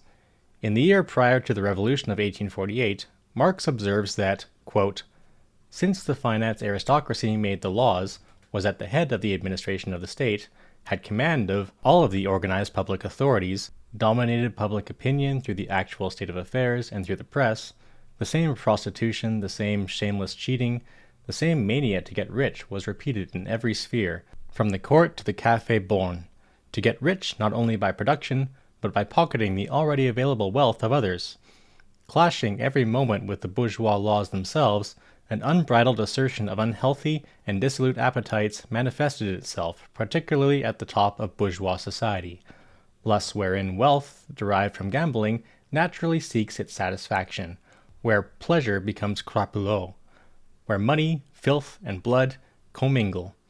The finance aristocracy, in its mode of acquisition as well as in its pleasures, is nothing but the rebirth of the lumpen proletariat on the heights of bourgeois society. End quote. Moreover, Marx does not consider his cultural indictment of the finance aristocracy to be a mere metaphor, for as he notes, quote, in 1847, on the most prominent stages of bourgeois society, the same scenes were publicly enacted that regularly led the lumpen proletariat to brothels, to workhouses and lunatic asylums, to the bar of justice, to the dungeon, and to the scaffold. End quote. Rosa Luxemburg would similarly conclude in her analysis of the lumpen proletariat that, quote, the gradations between commercial profiteering, fictitious deals, adulterations of foodstuffs, cheating, official embezzlement, theft, burglary, and robbery flow into another in such a fashion that the boundary lines between honorable citizenry and the penitentiary has disappeared. End quote. Likewise, Paul Lafargue emphasizes that, quote, the great capitalist bourgeoisie does not choose to work, either with his hands or with his brain. It chooses merely to drink, to eat, to practice lewdness, and to look dignified in its beastly and cumbersome luxury. It does not even deign to occupy itself with politics. They find it more economical to buy the deputies than the voters, and more convenient to put their clerks into ministries than to take part in parliamentary struggles. The big capitalists interest themselves only in the operations of the stock exchange, which afford the delights of gambling. They dignify these by the pompous name of speculations, a word formerly reserved for the highest processes of philosophical or mathematical thought. End quote. The finance aristocracy in Marxist political economy is a debauched, parasitic, and even criminal class that shares the same lifestyle as the lumpen proletariat, and indeed may even associate with them for criminal purposes, not the least of which is visiting the lumpen proletariat's brothels and opium dens to celebrate their ill-gotten gains. Elsewhere, Marx refers to bankrupt and dispossessed landowners in Poland as the lumpen proletariat of the aristocracy, who could only sustain themselves by serving as military officers, that is, the officers of the lumpen proletarian armies, who in many ways shared a comparable lifestyle that revolved around gambling, drinking, plunder, looting, arson, and violence. Engels later repeats this observation in The Role of Force in History, where he observes that the increasing centralization of land ownership in Prussia had generated a noble lumpen proletariat among the Junkers. Quote, "Big landed property is in the hands of a few magnates, notably in Silesia, and a large number of middle landowners, most highly concentrated in the old Prussian provinces east of the Elbe. It is these Prussian Junkers who more or less dominate the entire class. Wherever possible, their landed property is entailed upon the family by right of primogeniture. The younger sons join the army or the civil service, so that an even less wealthy petty nobility, made up of officers and civil servants, clings to this petty landowning gentry and is supplemented over and above this through the intensive promotion of nobles from among the higher officers and civil servants of bourgeois origin. On the lower fringes of all this bunch of nobles, there naturally emerges a numerically parasitic nobility, a noble Lumpenproletariat, who lives on debts, dubious gambling, pushiness, begging, and political espionage. This society in its totality forms the Prussian Junkers, and is one of the main pillars of the old Prussian state." End quote. Marx and Engels' description of a noble Lumpenproletariat that lives off gambling, military service, debt, begging, and espionage is perfectly compatible with their view that the Lumpenproletariat includes the scum, offal, refuse of all classes, or the depraved elements of all classes. Of all these social groups are part of the social category of the Lumpenproletariat on the basis of two shared characteristics, one economic and one cultural. First, none of these social categories has any direct economic relation to production, nor are they essential to the extended reproduction of capitalism. They are all essentially non-working social groups that obtain a living through some form of hustling, gambling, thievery, chicanery, or organized violence in the service of the ruling class. Karl Kautsky would later concur that the Lumpenproletariat, quote, "is not necessary to the basis of society. On the contrary, they are an unnecessary burden. They live only upon the alms of the property classes or by plundering them." End quote. Second, therefore, all of these social groups exist outside or on the margins of the capitalist mode of production, but as suggested earlier, they are a necessary and inevitable byproduct of capitalist development, the offal or refuse of capitalism. Hence, they must subsist through various forms of parasitism, rather than by any direct structural relation of economic exploitation, like the capitalist class, landlords, feudal aristocracy, or slaveholders. In times of their status situation, these social groups share a common lifestyle and consort with one another in disreputable parts of the city, where they engage in shared idleness, drinking, gambling, and prostitution, with the only difference being that the idle rich are the customers of the idle poor, and, today, of porn stars. Chapter 4. The Lumpenproletariat as a Political Category. Marx and Engels did not consider the Lumpenproletariat to be capable of independent political action, and consequently, when it did become politically active, it nearly always did so as a bribe tool of reactionary intrigue. Marx and Engels' claim in the Communist Manifesto was not intended to be an ideological axiom or a mere political epithet. Instead, their claim about the Lumpenproletariat's reactionary and mercenary tendencies was both a predictable structural effect of the Lumpenproletariat's non-relation to capitalist relations of production and an empirical observation well grounded in the lessons of European political history. For Marx and Engels, the Lumpenproletariat has no inherent destiny of its own because it is a byproduct of capitalist development, a cast-off on the scrap heap of history. The Lumpenproletariat's political actions are therefore always attached to some other class, the peasantry, the monarchy/aristocracy, the bourgeoisie, or sometimes the proletariat, and to that extent it can and does play a pivotal role in many historical class struggles. When the Lumpenproletariat becomes politically active, it brings large numbers of desperate people, an unbridled capacity for violence and brutality, and a willingness to side with anyone, or even to change sides depending on who is willing to pay them, house them, feed them, and give them a uniform. The mercenary role of the Lumpenproletariat. Friedrich Engels first broaches the political role of the Lumpenproletariat in The Peasant War in Germany, written shortly after the revolutionary uprisings of 1848 to 1849. The German Peasants' War of 1524-25 took place during a much earlier period of capitalist development, so the urban, plebeian mob consisted mostly of D-class peasants and agricultural laborers who had migrated into the cities in search of work. Work was uncertain, however, because they were excluded from most occupations due to guild restrictions. Engels observes that before the Peasants' War, the plebeian opposition, particularly in the cities, quote, took part in Germany's political struggles not as an independent party, but as a noisy, marauding tag-tail of the burgher opposition, a mob that could be bought and sold for a few barrels of wine. End quote.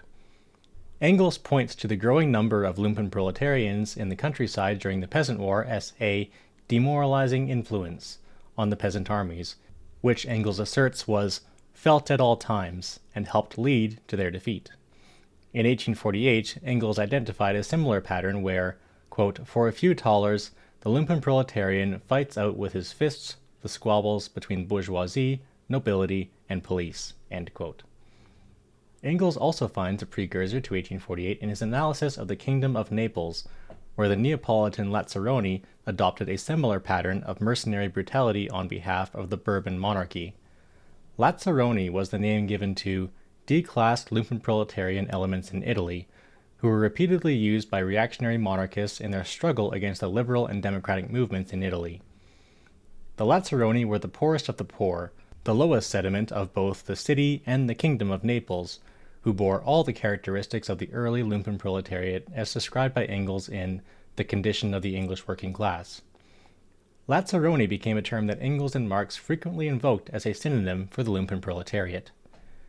The French military campaigns of the late 1790s sought to export the French Revolution and its liberal republicanism to other parts of Europe, including Italy. When the French sent an army to Naples, it easily defeated King Ferdinand I's army. Consequently, the Lazzaroni, who were fiercely loyal to the House of Bourbon, and specifically to the person of King Ferdinand I, demanded that they be armed to defend the kingdom and the city. Unlike most monarchs, King Ferdinand I mingled with the Lazzaroni on a regular basis. Although they were unsuccessful in defending Naples against well-trained French troops, their resistance undermined the new Parthenopean Republic established by the French by denying it a significant base of popular support. The Parthenopean Republic was thus utterly dependent on the repressive power of the French army for its own survival. The Republic collapsed as soon as the French moved their troops out of Naples to support actions elsewhere in Italy, and this left the now armed Lazzaroni free to exact retribution upon the city's Republicans.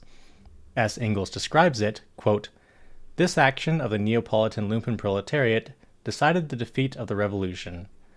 Swiss guardsmen, Neapolitan soldiers, and Lazzaroni combined pounced upon the defenders of the barricades. The palaces along Toledo Street, which had been swept clean with grape shot, collapsed under the cannonballs of the troops. The frantic mob of victors tore into the houses, stabbed the men, speared the children, violated the women, only to murder them afterwards, plundered everything in sight, and then set fire to the pillaged dwellings. The Lazzaroni proved to be the greediest, and the Swiss the most brutal. The base acts and barbarities accompanying the victory of the well-armed and 4 times stronger Bourbon mercenaries, that is, the Swiss, and the always sanfidistic Lazzaroni over the nearly destroyed National Guard of Naples are indescribable.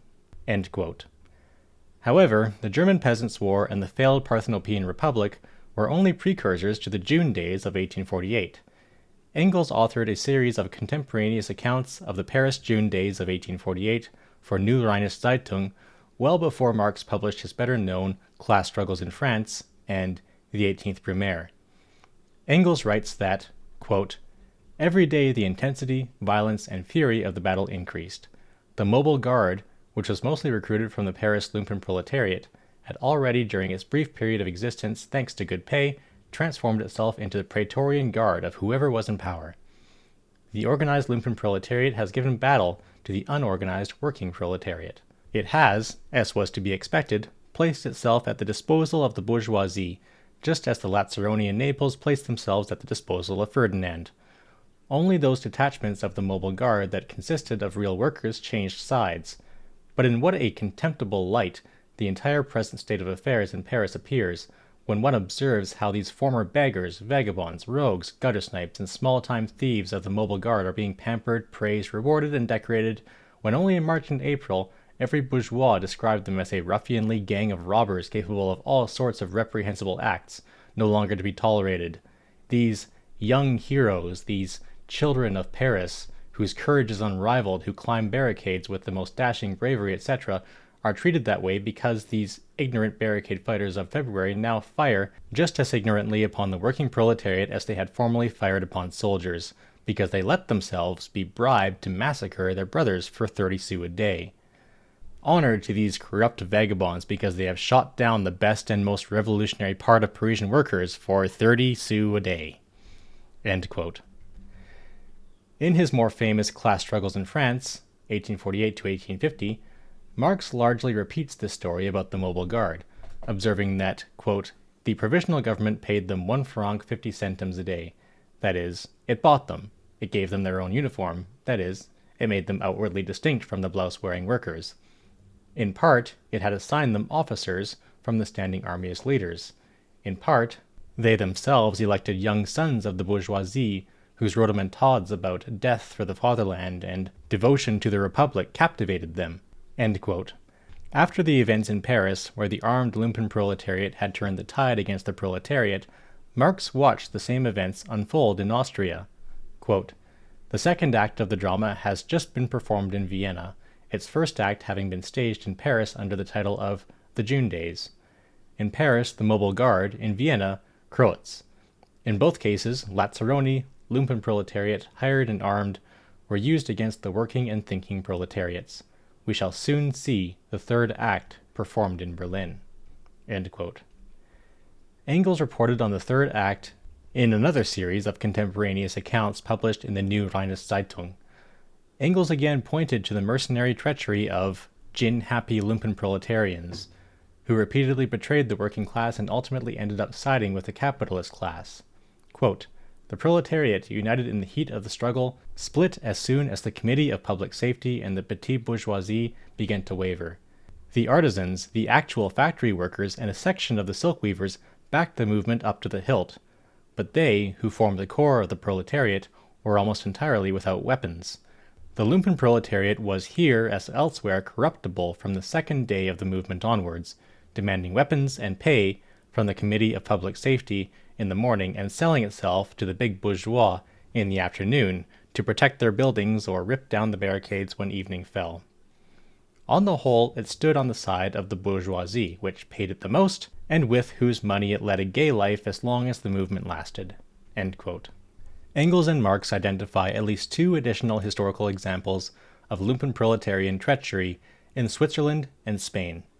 In a political essay published in 1848 in New Rheinische Zeitung, Engels compares the Swiss proletariat to the Neapolitan Lazzaroni, because of that country's comparatively low level of industrial development. Engels concludes that, quote, "the Swiss proletariat is largely what one describes as Lumpenproletariat, prepared to sell themselves to anyone who will make extravagant promises." End quote. Finally, the Spanish Revolution of 1854 occurred when a military coup, supported by a popular uprising, initiated more radical liberal reforms than had been allowed under the previous moderate party.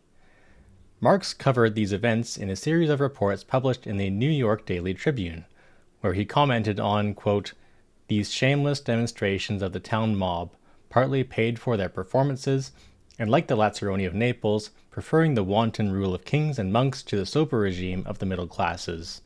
End quote. The Lumpenproletarian State? The 18th Brumaire of Louis Bonaparte contains Marx's single most expansive political commentary on the Lumpenproletariat, and for that reason it has been the single most cited and analyzed text with respect to the concept of the Lumpenproletariat. However, the 18th Brumaire does not offer any insights into the Lumpenproletariat that one cannot find scattered throughout his and Engels' writings, but I do suggest that its unique quality is the suggestion that Bonapartism is the political form of the Lumpenproletarian state. The idea of the Lumpenproletariat as a ruling class is quite distinct from the idea that they merely serve as the auxiliary mercenaries of a different ruling class. Bonapartism has previously been called an exceptional state in Marxist theory, and has frequently been identified as a precursor to fascism and Nazism by Marxist state theorists. Bonapartism raises the question of whether the Lumpenproletariat can independently rise to power, or at least become an independent social base for political power, particularly in a context where they hold the balance of power between contending classes. As I read the 18th Brumaire, Bonapartism is an authoritarian political order supported by the petite bourgeoisie, urban and rural, because of its fear that socialists will confiscate private property, but Bonapartism finds its active mass base and military wing in the Lumpenproletariat. The Bonapartist leader rules with the acquiescence of the high bourgeoisie and the finance aristocracy so long as it suppresses the working class and delivers profits to the erstwhile ruling class in a spectacle of public corruption. In other words, two parasitic classes, the high and the low Lumpenproletariat, joined forces in an authoritarian state to secure their parasitic style of life. Marx sets the stage for this new and political form with a summary of the outcome of the June days of 1848. Quote, "The bourgeois monarchy of Louis Philippe can be followed only by a bourgeois republic. That is to say, whereas a limited section of the bourgeoisie ruled in the name of the king, the whole of the bourgeoisie will now rule on behalf of the people. The demands of the Paris proletariat are utopian nonsense to which an end must be put." To this declaration of the Constituent National Assembly, the Paris proletariat replied with the June insurrection, the most colossal event in the history of European civil wars. The bourgeois republic triumphed. On its side stood the finance aristocracy, the industrial bourgeoisie, the middle class, the petty bourgeoisie, the army, the Lumpenproletariat organized as the mobile guard, the intellectuals, the clergy, and the rural population. On the side of the Paris proletariat stood none but itself. More than 3,000 insurgents were butchered after the victory, and 15,000 were deported without trial. With this defeat, the proletariat recedes into the background of the revolutionary stage. End quote. However, once Louis Bonaparte was elected president in 1848, Marx argues that Bonaparte's political strategy for remaining in power consisted of, quote, "money as a gift and money on tick." It was with prospects such as these that he hoped to allure the masses. Donations and loans, the financial science of the Lumpenproletariat, whether of high degree or low, is restricted to this. Such were the only springs which Bonaparte knew how to set in motion. Never has a pretender speculated more stupidly on the stupidity of the masses. End quote. Marx's observations about Louis Bonaparte sound remarkably similar to Donald Trump's statement, "I love the poorly educated," and to the admission by Jared Kushner, Trump's son-in-law and senior advisor, that he lies to his base because he thinks they're stupid.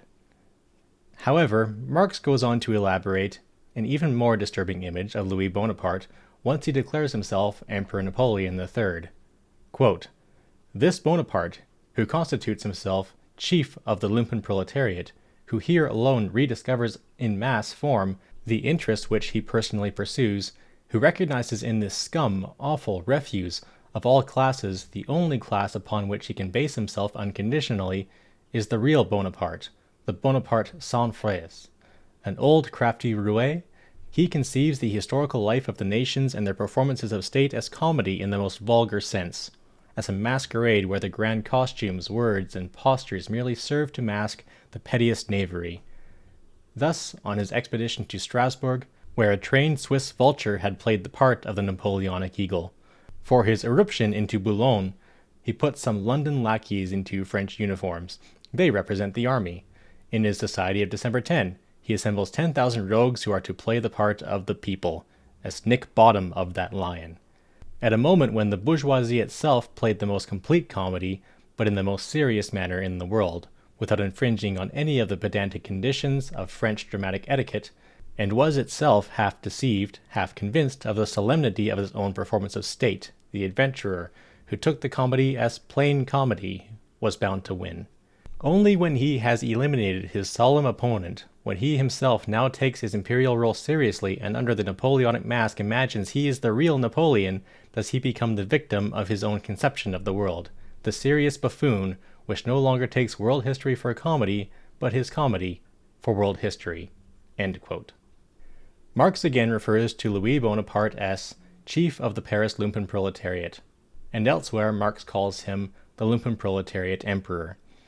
Importantly, Marx suggests that Emperor Napoleon III's attraction for the Paris mob is, quote, precisely because he was a bohemian, a princely Lumpen-proletarian, end quote, who had the character of a street fighter and was willing to conduct a dirty struggle against his opponents. Napoleon III had no use for the decorum of statesmanship or the courtesies of parliamentary politics. He was the Lumpen-proletariat emperor, and thus Marx concludes that, quote, above all, Bonaparte looks on himself as the chief of the Society of December 10, as the representative of the Lumpen-proletariat, to which he himself, his entourage, his government, and his army belong, and whose prime consideration is to benefit itself and draw California lottery prizes from the state treasury. And he vindicates his position as chief of the Society of December 10 with decrees, without decrees, and despite decrees. End quote. Marx concludes by noting that despite Emperor Napoleon III's promise to make France great again, his efforts had in fact backfired on his own supporters. Marx observes that far from returning France to the glory days of Napoleon I, quote, the French army itself is no longer the flower of the peasant youth. It is the swamp flower of the peasant Lumpen-proletariat. It consists in large measure of remplaçants, of substitutes, just as the second Bonaparte is himself only a remplaçant, the substitute for Napoleon. It now performs its deeds of valor by hunting down the peasants like chamois, and in organized drives, and doing gendarme duty against its own citizens. End quote. The problem of the Lumpen-proletariat. It is an understatement to say that Marx and Engels left the problem of the Lumpen-proletariat as an unanswered question in Marxist theory. In referring to the problem of the Lumpen-proletariat, I am asking what is to be done with them in a revolutionary situation, or even during a peaceful transition to socialism. I suggest that reading Marx and Engels, as well as the sparse commentary after them, suggests that Marxists tinkered with three possible solutions to the political problem of the Lumpen-proletariat. The problem of the Lumpen-proletariat was first raised in the Second International by Karl Kautsky in the Erfurt Program, where he argued that capitalist development generated an ongoing structural conflict between the elevating and degrading tendencies which affect the proletariat. Kautsky suggested that the elevating tendencies of capitalism were most pronounced in the proletariat, while its degrading tendencies were most evident in what he called the slum proletariat. He went on to draw a sharp economic divide between the proletariat and the Lumpen-proletariat by claiming that, quote, the slum proletariat has always been the same, whether in modern London or ancient Rome. The modern laboring proletariat is an absolutely unique phenomenon. Between these two there is, first of all, the difference that lies in the fact that the first is a parasite and the second the most important root of modern social life. Far from receiving alms, the modern working proletarians support the whole structure of our society. End quote. In this respect, Kautsky argues that one should not conflate the proletariat with the Lumpen-proletariat into a single class, because the proletariat is not the lowest class in society, that is the Lumpen-proletariat, but the proletariat is the lowest of the exploited classes.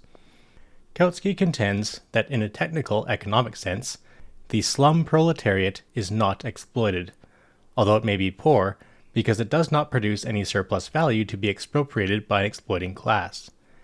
Therefore, the Lumpen-proletariat is not structurally situated to share a common class interest with the proletariat, as may occasionally be the case with the peasantry and the urban petit bourgeoisie. Instead, the Lumpen-proletariat lives a parasitic existence, and thus it structurally shares more in common politically with other classes that also extract value parasitically at the margins of capitalist society. The Erfurt Program effectively initiated a muted debate on the political program of the Lumpen-proletariat with its declaration that, quote, the unemployable, children, old people, sick, and cripples have been from the beginning unable to earn a living by entering into service. To these were added at the beginning of modern times a large number who could work but found nothing to do. For them, there was nothing but to beg, steal, or prostitute themselves. They were compelled either to perish or to throw overboard all sense of shame, honor, and self-respect. That such a condition cannot but exercise the most demoralizing and corrupting influence is self-evident. Furthermore, the effect of this influence is intensified by the fact that the unemployed poor are utterly superfluous to the existing order. Their extinction would relieve it of an undesirable burden. A class that has become superfluous, that has no necessary function to fulfill, must degenerate. They have no way of forcing society to support them as parasites. They are only tolerated. Humility is, consequently, the first duty of the beggar and the highest virtue of the poor. This class of the proletariat is servile towards the powerful. It furnishes no opposition to the existing social order. On the contrary, it ekes out its existence from the crumbs that fall from the tables of the rich. Why should it want to abolish its benefactors? Furthermore, beggars are not themselves exploited. They are partakers in the fruits of exploitation. They have no motive for wishing to put an end to the system." End quote. Kautsky concludes that the Lumpenproletariat has always lived off the charity of the ruling class, or performed menial service for the ruling class, so acting as its bribed tool in the class struggle is simply a continuation of its historic service to the ruling class. For this reason, Kautsky insists that the Lumpenproletariat, quote, cannot grasp for the ideal of a new, better social order, much less are they fit to fight for it. End quote. However, given that their numbers were increasing daily, this raised a question. What is to be done with the Lumpenproletariat in the coming class struggle? The first solution to the problem of the Lumpenproletariat was proposed by Marx and Engels, which is that the Lumpenproletariat simply disappears with the death knell of capitalism and the expropriation of the expropriators. Marx and Engels actually provide a hint in the Communist Manifesto as to how the Lumpenproletariat will be dissolved at the end of capitalism. Marx and Engels propose that during the transition to communism, quote, the proletariat will use its political supremacy to wrest by degrees all capital from the bourgeoisie and to increase the total productive forces as rapidly as possible. End quote. On the basis of this increase in the productive forces, Marx and Engels proposed a 10-point minimum program, which they considered generally applicable to the most advanced capitalist societies. 2 of the 10 points establish a mandatory work requirement for all members of society as follows. 5. Equal liability to work for all members of society until complete abolition of private ownership. Formation of industrial armies, especially for agriculture. 7. Increase of national factories, workshops, railways, and ships, cultivation of all uncultivated land, and improvement of land already cultivated in the same proportion in which capital and workers at the disposal of the nation increase. It would seem that Lumpenproletarians are expected to work, possibly in state-owned enterprises, to the extent that the productive forces are increased sufficiently to absorb the portion of the relative surplus population that is capable of working. This interpretation is consistent with Marx's discussion of the transition to communism in the Critique of the Gotha Program, where Marx observes that, in the immediate aftermath of a socialist revolution, quote, what we have to deal with here is a communist society, not as it has developed on its own foundations, but, on the contrary, as it emerges from capitalist society. The right of the producers is proportional to the labor they supply. The equality consists of the fact that measurement is made with an equal standard, labor, and labor, to serve as a measure, must be defined by its durations or intensity, otherwise it ceases to be a standard of measurement. It tacitly recognizes unequal individual endowment and thus productive capacity as natural privileges. End quote. Vladimir Ilyich Lenin states this principle with greater simplicity in The State and Revolution, where he argues that, in Critique of the Gotha Program, Marx establishes, "He who does not work shall not eat," as a necessary principle of socialism. Lenin goes on to state, quote, "This is a defect," says Marx, "but it is unavoidable during the first phase of communism, that is, socialism. For if we are not to fall into utopianism, we cannot imagine that, having overthrown capitalism, people will at once learn to work for society without any standards of right. Indeed, the abolition of capitalism does not immediately lay the economic foundations for such a change." End quote. Thus, Lenin considered socialism to be a defective first phase of the transition to communism, precisely because it remained a society where goods and services are distributed unequally to individuals in proportion to the duration, skill, and intensity of their individual labor, as opposed to a higher phase of communist society, which is based on the principle of from each according to his abilities to each according to his needs.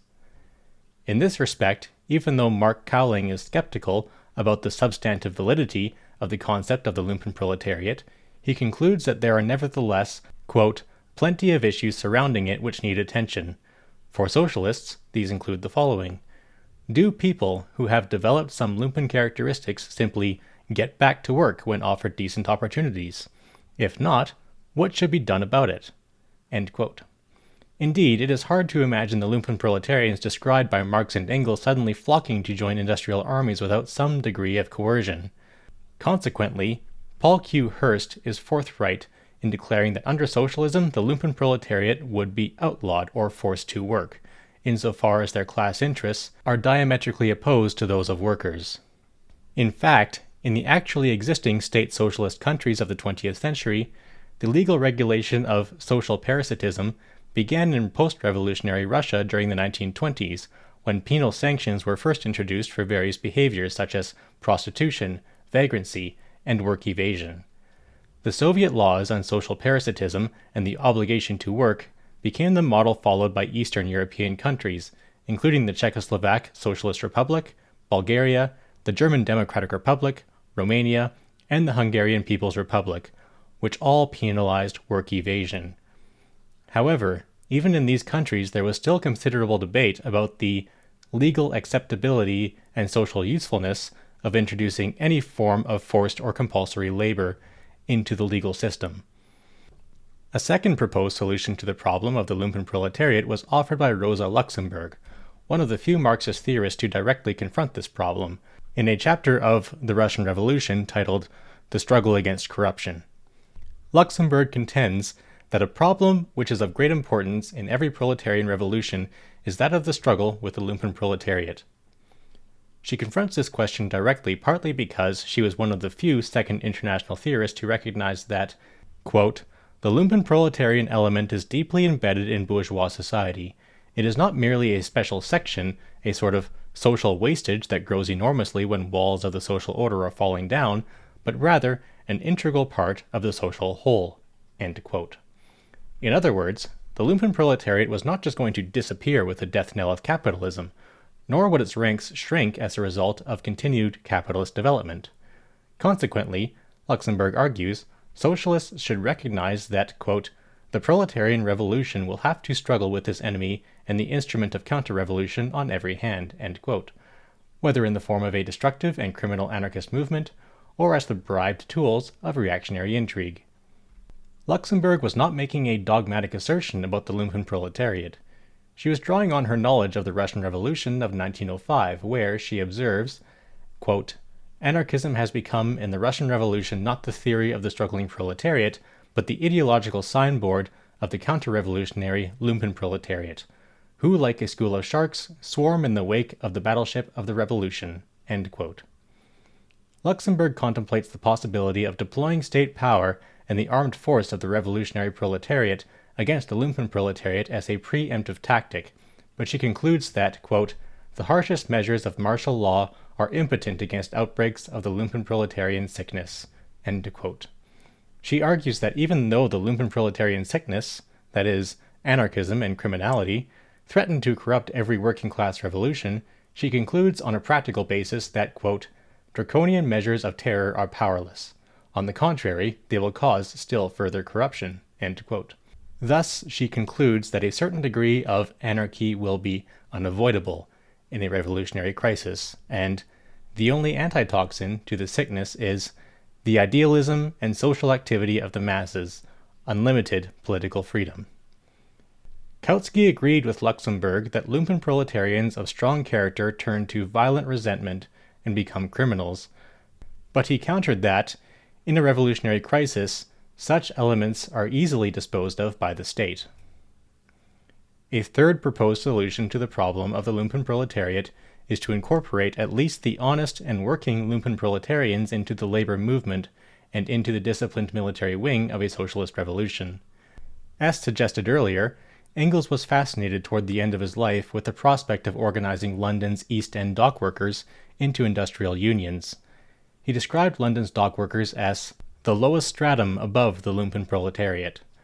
Thus, in speculating on the prospects for a dock workers' strike in 1889, he distinguishes the unorganized workers of London's East End, who are unskilled and poorly paid for casual work, for the lowest sediment of Lumpenproletarians, who generally live in the same East End neighborhoods as the dock workers.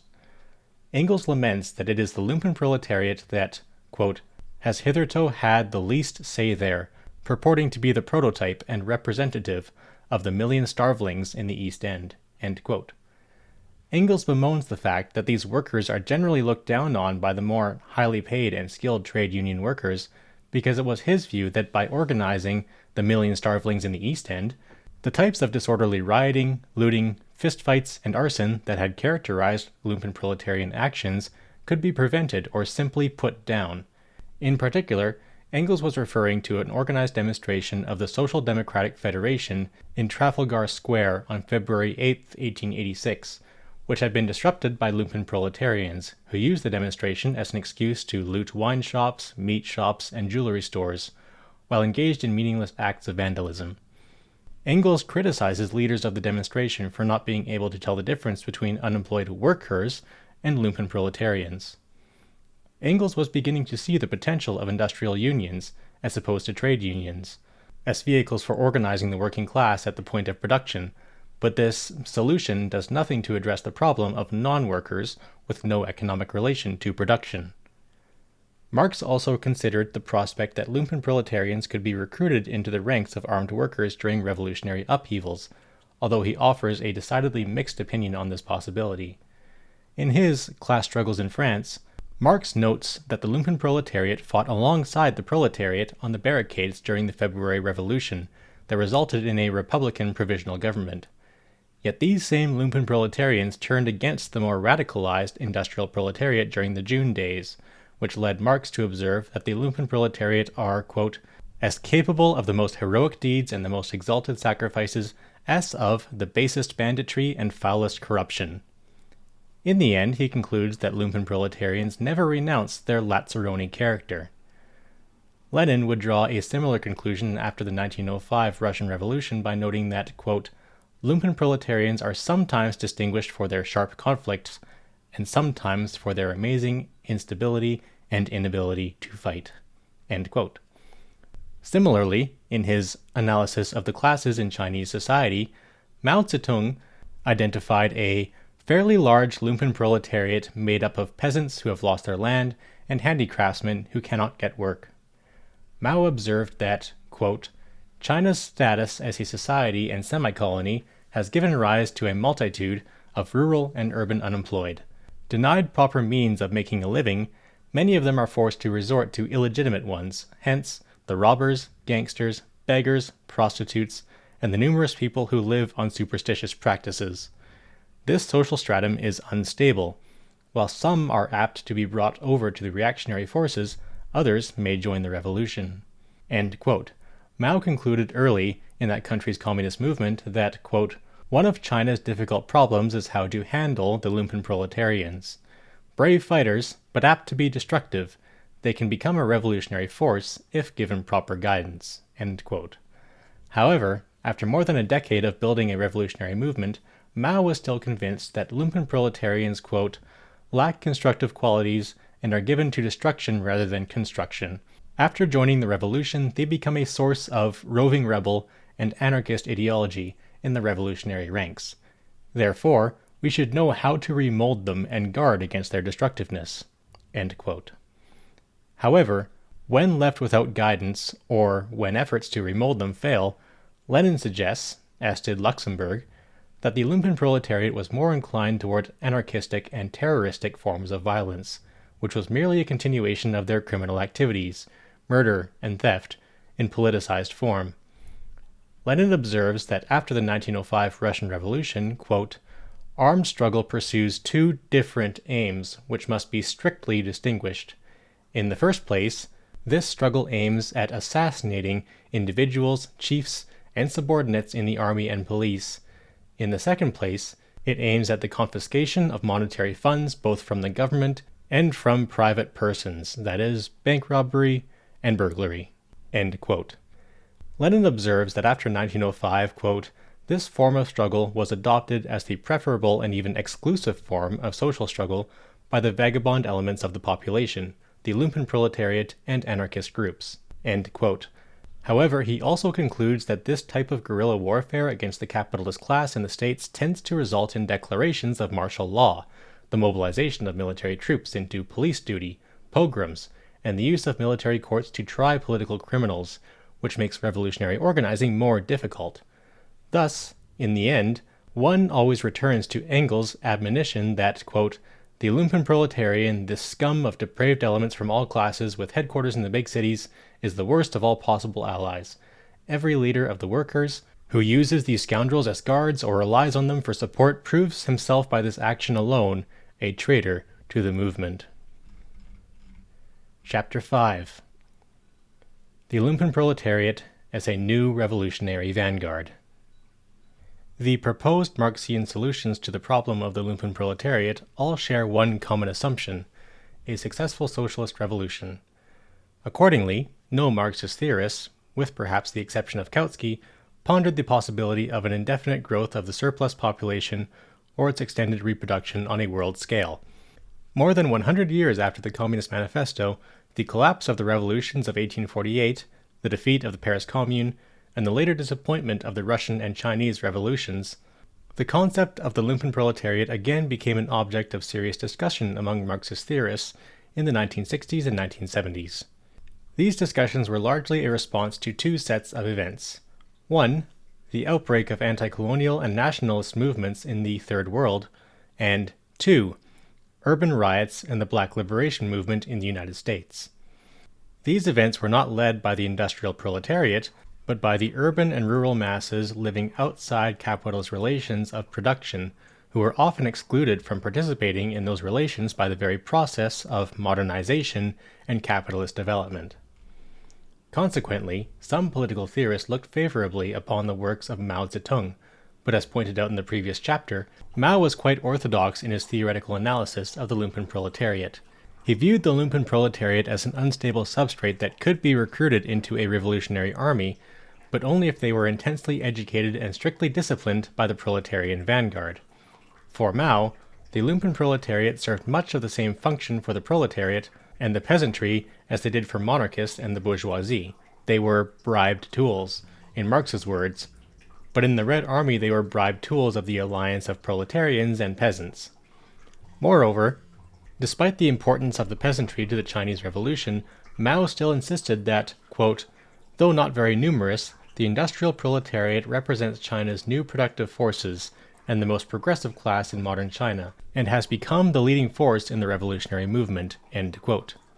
Frantz Fanon was the first political theorist influenced by Marx to seriously revisit the problem of the Lumpenproletariat after the Russian and Chinese revolutions, but he did so in the context of the post-World War II anti-colonial revolutions in Africa. During the previous 100 years, the African continent had been carved up into artificial nations, based on the colonial jurisdictions of Great Britain, France, Belgium, Italy, Spain, and Portugal, but these nationalities had been imposed on the African landscape without any regard for traditional tribal, ethnic, religious, linguistic, or economic commonalities that were the basis of the European nation-states. After World War II, and particularly in the 1950s and 1960s, the entire continent was in upheaval as a result of armed anti-colonial revolutions seeking national independence from the European colonial powers. Fanon was born in the French overseas territory of Martinique, but the time he lived in Algeria during the Franco-Algerian War proved to be far more influential in rehabilitating the concept of the Lumpenproletariat. Fanon published The Wretched of the Earth as a participant observer of the Algerian conflict with France, but he was also an astute observer of the anti-colonial conflicts across Africa, and thus his book was immediately declared the handbook for the Black Revolution. Fanon's position bore the marks of Maoist influence, which was making its way into French Marxism at the time, but Fanon went beyond Mao in his enthusiasm for both the peasantry and the Lumpenproletariat. To a certain extent, Fanon approaches positions taken by 19th century anarchists such as Mikhail Bakunin, who argued that the revolutionary potential of the Lumpenproletariat made it more likely that revolutions would occur in backward countries rather than in the advanced industrial nations, where large sections of the proletariat had become embourgeoised due to affluence and education. Despite worldwide acclaim according to Fanon's The Wretched of the Earth, Peter Worsley finds that Western commentators generally focused on Fanon's discussion of political violence rather than his reassessment of the Lumpenproletariat. The result is that Fanon's analysis of the Lumpenproletariat quickly became, quote, the most underemphasized element in his thinking, despite it being his most original notion. Worsley points out that, quote, the key classes providing support for the revolution for Fanon are 1. The peasantry, and 2. The Lumpenproletariat, though for either class to struggle with success they must unite with the urban intellectuals, a small number of whom go to the people in the countryside and begin to live and work among them. End quote. Town and country. The peasants. Fanon's analysis of Africa's anti-colonial and nationalist revolutions begins by drawing a sharp contrast between the city and the countryside in colonized countries, primarily because Third World cities are the geographical centers of colonial political authority and economic penetration. These cities are the capitals of colonial political authority, with their government buildings, colonial courts, military and police barracks, and segregated neighborhoods, where colonial residents live in secluded security. Equally important, colonial cities are where capitalist enterprises locate their headquarters to introduce imperial mining, manufacturing, and agricultural enterprises and to ship the wealth extracted from the colony back to the epicenters of imperial power in Europe. These corporate enterprises and the smaller, locally owned businesses and professions that emerge around them become the basis of a colonial bourgeoisie and working class that adopt a Western mode of dress, conducts business and politics in the language of the European colonizers, and even adopts Western religious orientations and cultural norms. Meanwhile, the countryside is left comparatively undisturbed, except for the introduction of industrial agricultural practices on large swaths of land that are either purchased or seized by colonial settlers. Despite the industrialization and urbanization that occur in colonial cities, Fanon observes that the peasantry continues to be a large majority of the population in most of these countries, and he argues that colonial authorities and their urban compradors make the mistake of orienting themselves politically toward the peasantry based on Western experience, where the peasants' traditional attachments and orientations tended to make them conservative and even reactionary in their political orientation. Fanon argues that, quote, the history of middle-class and working-class revolutions in Europe has shown that the bulk of peasants often constitute a brake on the revolution. Generally, in industrialized countries, the peasantry as a whole are the least aware, the worst organized, and at the same time the most anarchical element. They show a whole range of characteristics: individualism, lack of discipline, liking for money, and propensities towards waves of uncontrollable rage and deep discouragement which define a line of behavior that is objectively reactionary. End quote. However, Fanon argues that it is a theoretical mistake to assume that non-European peasants are the same as the European peasantry. Culturally and politically, colonial peasants have the same attachment to tradition, but it generates a different political outcome in the context of colonialism. First, the peasantry remains a majority of the population in the colonized nations of the world, and in the less developed countries that were being integrated into the emerging informal American empire, whereas in Europe the peasantry rapidly dwindled as a result of industrialization. Colonizers are not interested in facilitating industrial development in the less developed countries, but only in extracting wealth such as minerals, metals, lumber, and food. Second, and perhaps more importantly, Fanon claims that, quote, in fact, if a reasoned analysis of colonized society has been made, it would have shown them that the native peasantry lives against a background of tradition, where the traditional structure of society has remained intact, whereas in the industrialized country it is just this traditional setting which has been broken up by the progress of industrialization. In the colonies, it is at the very core of the embryonic working class that you find individualist behavior. The peasant who stays put defends his traditions stubbornly, and in a colonized society stands for the disciplined element whose interests lie in maintaining the social structure. End quote. In this respect, it is the peasantry who are the pure repository of the nation against the intrusions of Western colonialism. They preserve the identities that existed prior to colonization because the political and cultural impact of colonialism is muted in the countryside.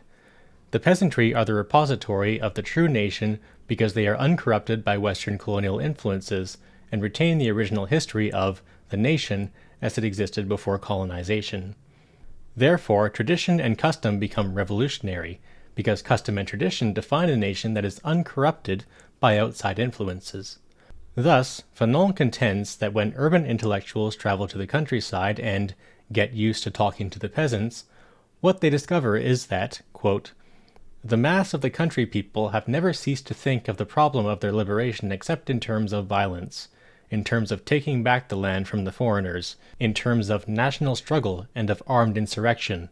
It is all very simple. These men discover a coherent people who go on living, as it were, statically, but who keep their moral values and their devotion to the nation intact. They discover a people that is generous, ready to sacrifice themselves completely, an impatient people, with a stone pride. End quote. Fanon concludes that, quote, the many peasant risings which have their roots in the country districts bear witness wherever they occur to the ubiquitous and usually solidly massed presence of the new nation. End quote. However, in a prescient observation that is generally ignored, Fanon was also acutely aware that if radical intellectuals did not work to educate and organize the peasantry in traditional societies, but instead focused their attention on the urban middle and working classes, the peasantry was equally liable to being mobilized by traditional religious leaders, tribal chieftains, and village elders in ways that, quote, may originally give birth to movements which are based on religious fanaticism or tribal wars, end quote.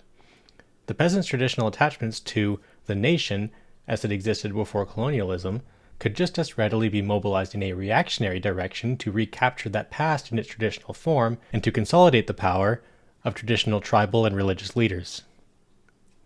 Historical origins of the revolutionary Lumpenproletariat. Worsley correctly concludes that Fanon's view of anti-colonial revolution required an advance on the cities, because they were the seats of colonial political authority, economic penetration, and cultural influence. Thus, once entrenched among the peasants, Worsley argues, anti-colonial revolutions next proceed by establishing a second social base among the Lumpenproletariat. Significantly, Fanon's urban Lumpenproletariat is not the Parisian Lumpenproletariat or the Neapolitan Lazzaroni so viciously castigated by Marx in the class struggles in France. It is more akin to the early bumpkin Lumpenproletariat described by Engels in The Condition of the English Working Class and The Peasant War in Germany. Fanon offers a description of the historical origins of the Third World Lumpenproletariat that sounds remarkably similar to that offered by Engels.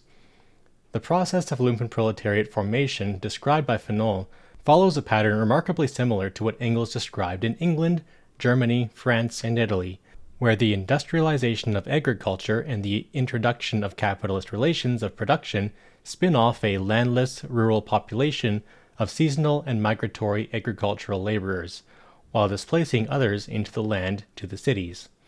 According to Fanon, quote, the landless peasants who make up the Lumpenproletariat leave the country districts, where vital statistics are just so many insoluble problems, rush towards the towns, crowd into tin shack settlements, and try to make their way into the ports and cities founded by colonial domination.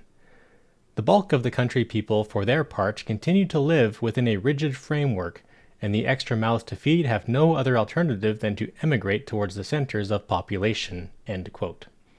This understanding of the urban Lumpenproletariat in its early formative phase is identical to Engels' understanding as laid out in The Peasant War in Germany, where he reports that the Lumpenproletariat sometimes joined the peasantry as a revolutionary class ally, but cautions, quote, it will be recalled, however, that a great many of Lumpenproletarians, namely those living in the towns, still had a substantial share of sound peasant nature and had not as yet been possessed by the venality and depravity of the present civilized Lumpenproletariat. End quote. The early Lumpenproletariat in the colonial cities retains their familial, tribal, and ethnic ties to the countryside, and as recent immigrants, they retain peasant cultural, moral, and religious norms. For this reason, Worsley emphasizes, quote, this new population of the cities of the Third World should not be thought of in static structuralist terms as a separate category, Lumpenproletarians, distinctly marked off from the peasants on the one hand and the workers on the other. They are only recent ex-peasants in many cases, so that they are essentially people in process, not a fixed and consolidated, let alone self-conscious and organized social class." End quote. Worsley describes Fanon's Third World Lumpenproletariat as a group that has, quote, "no steady jobs. They live from hand to mouth, sell a few stolen goods here, buy farm produce from relatives and resell them so as to make a 100th part of a penny profit. Sometimes they get a brief job as a coolie. A vast mass of them live off their relatives, with whom they live on arrival in the city and on whom they fall back when times are bad. Their domestic and marital life is similar, a set of disconnected episodes rather than a continuous series of unfolding successive phases in the normal development sequence of family life. Getting married, having children, they're growing up, they're leaving home, etc. For the lower depths, marriage itself is abnormal. Faithful concubinage, fatherless matricentral families, the norm. Residentially, the family has no home, only a temporary dwelling place. They live in shanty towns made of packing cases, not in houses, not even in slum houses." End quote. It is at this stage of class formation, and this stage alone, that the Lumpenproletariat serves as the spearhead, but not the vanguard, of anti-colonial revolution in the cities. Fanon is acutely aware that the process of modernization and industrialization opens a brief window of opportunity for this Lumpenproletariat in the process of formation to act as the spearhead of anti-colonial nationalist revolutions. Lumpenproletarians are the tip of the spear, but peasants are the shaft that drives the spear into the heart of colonial authority. This is because the urban Lumpenproletariat is not yet entirely a separate class, but is the point of the peasant spear. As Fanon notes, quote, "In fact, the rebellion, which began in the country districts, will filter into the towns through that faction of peasant population which is blocked on the outer fringe of the urban centers, that fraction which has not yet succeeded in finding a bone to gnaw in the colonial system. The men whom the growing population of the country districts and colonial expropriation have brought to desert their family holdings circle tirelessly around the different towns, hoping that one day or another they will be allowed inside. It is within this mass of humanity, this people of the shanty towns, at the core of the Lumpenproletariat, that the rebellion will find its urban spearhead.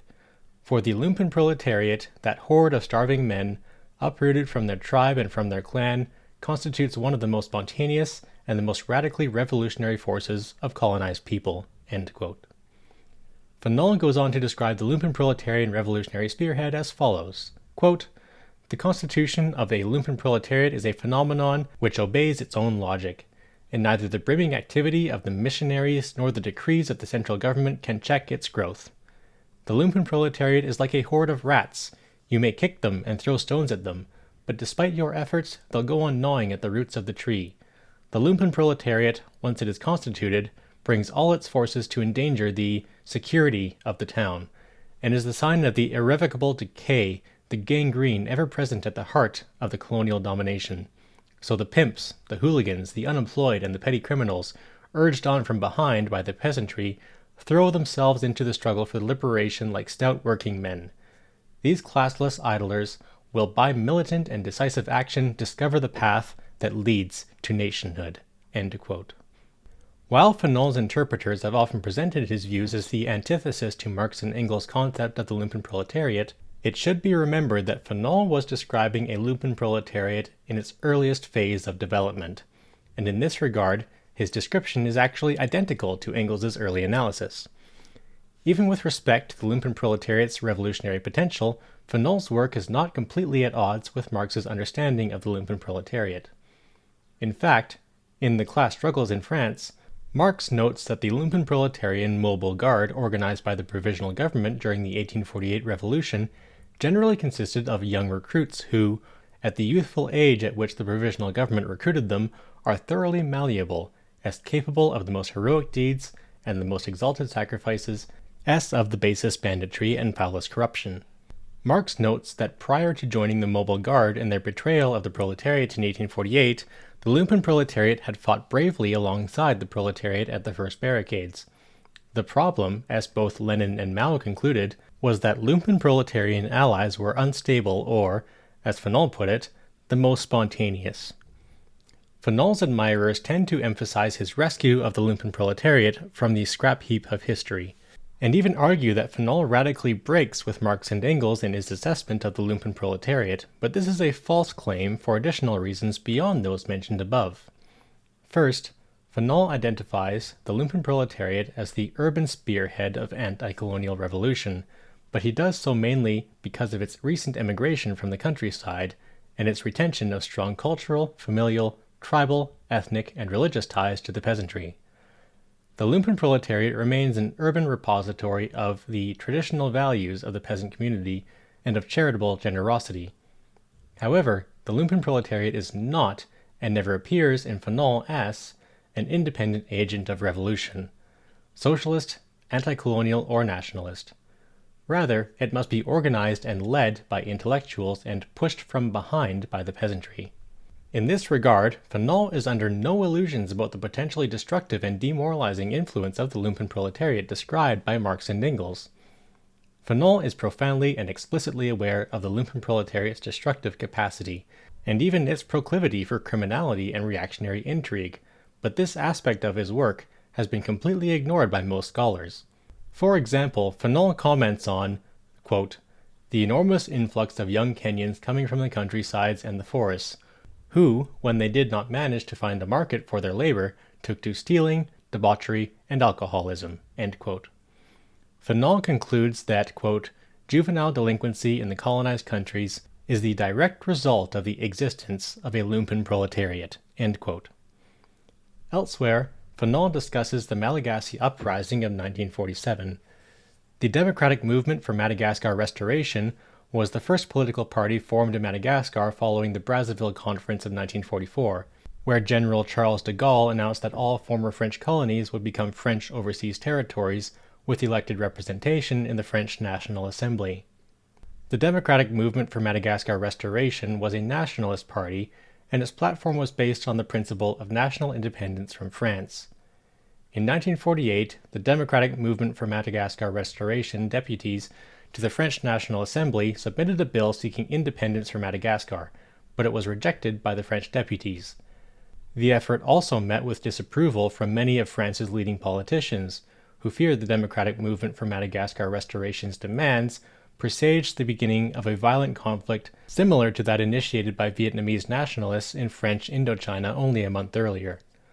Following an armed Malagasy uprising a few months later, the Democratic Movement for Madagascar Restoration was declared illegal, and several of its party officials were put on trial and imprisoned by French colonial authorities. Fanol reports that after French colonial rulers suppressed the armed nationalist rebellion, they immediately began the organized repression of the Democratic Movement for Madagascar Restoration, but for the colonial rulers to succeed in this effort, they had to use, quote, the usual traditional methods, frequent arrests, racist propaganda between tribes, and the creation of a party of the unorganized elements of the Lumpenproletariat. End quote. Thus, in contrast to his limited pronouncements about the Lumpenproletariat's revolutionary potential, Fanol ultimately concludes that, quote, colonialism will also find in the Lumpenproletariat a considerable space for maneuvering. For this reason, any movement for freedom ought to give its fullest attention to this Lumpenproletariat. The peasant masses will always answer the call to the rebellion, but if the rebellion's leaders think it will be able to develop without taking the masses into consideration, the Lumpenproletariat will throw itself into the battle and will take part in the conflict, but this time on the side of the oppressor. And the oppressor, who never loses a chance of setting the niggers against each other, will be extremely skillful in using that ignorance and incomprehension which are the weakness of the Lumpenproletariat. If this available reserve of human effort is not immediately organized by the forces of rebellion, it will find itself fighting as hired soldiers side by side with the colonial troops. In Algeria, it is the Lumpenproletariat which furnished the Harkis and Messalists. In Angola, it supplied the road openers who nowadays precede the Portuguese armed columns. In the Congo, we find once more the Lumpenproletariat in regional manifestations in Kasai and Katanga, while at Leopoldville, the Congo's enemies made use of it to organize spontaneous mass meetings against Lumumba. End quote.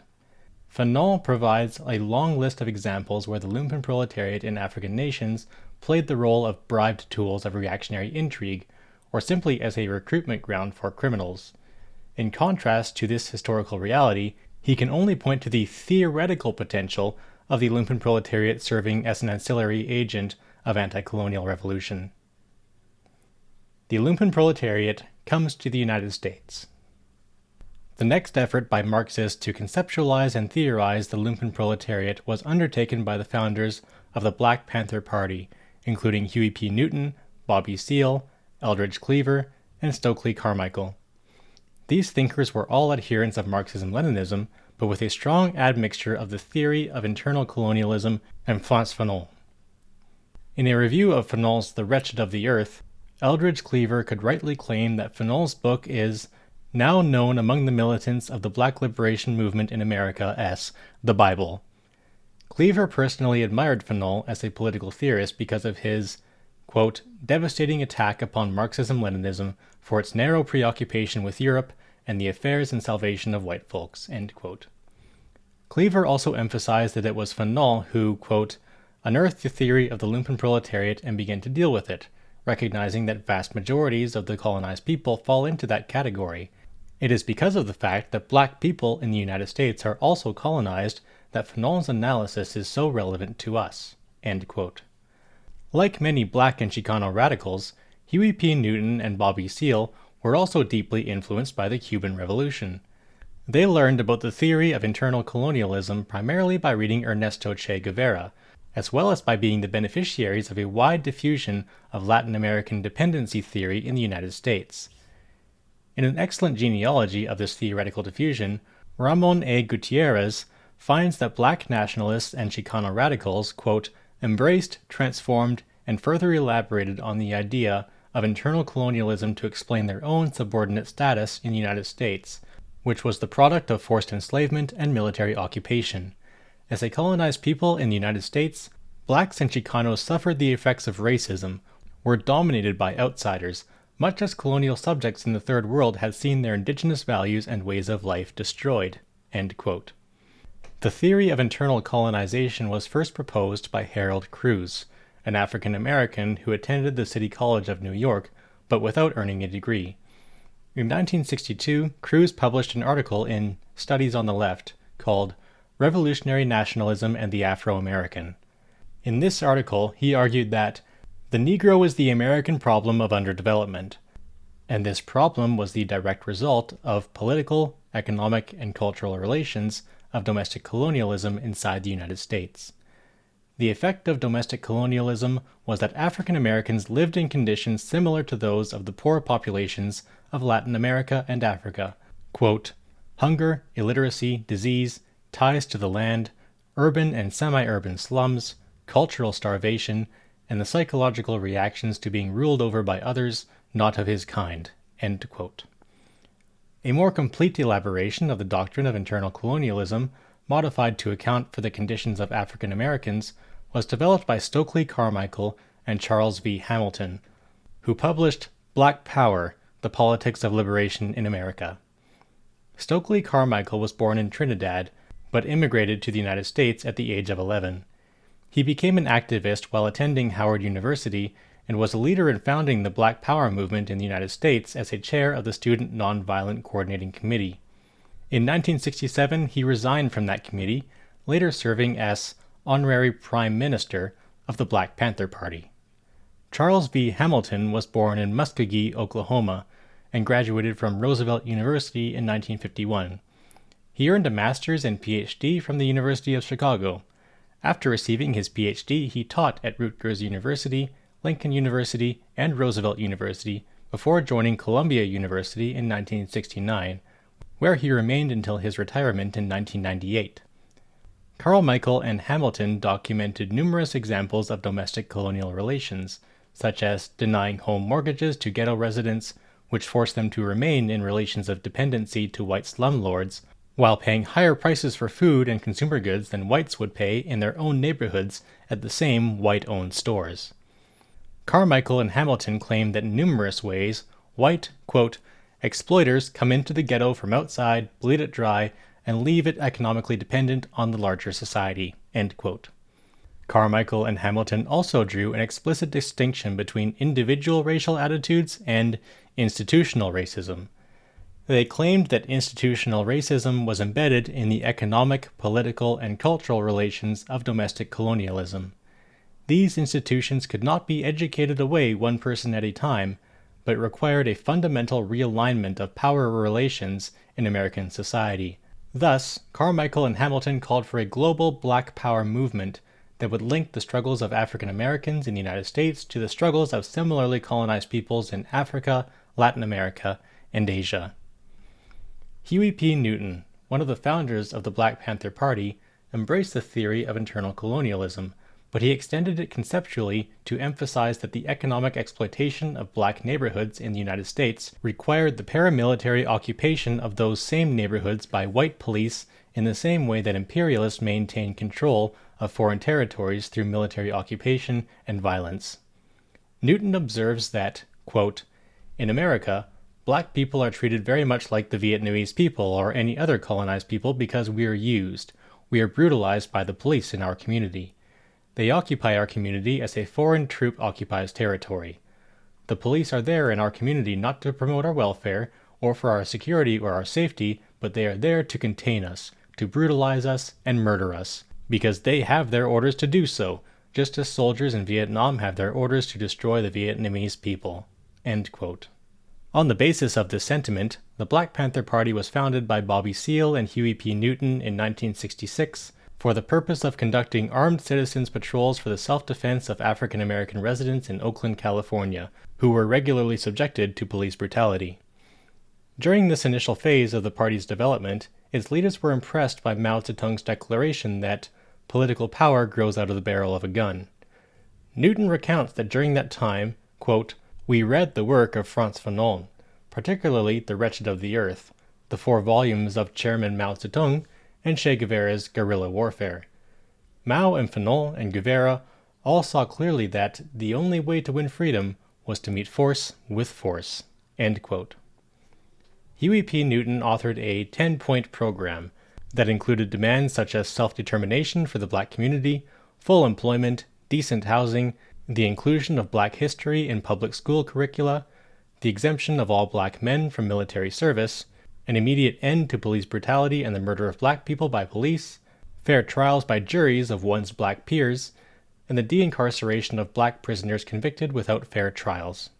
The 10-point program declared its revolutionary intent by concluding with a passage from the U.S. Declaration of Independence that, quote, "When a long train of abuses and usurpations pursuing invariably the same object evinces a design to reduce them under absolute despotism, it is their right, it is their duty, to throw off such government and to provide new guards for their future society." End quote.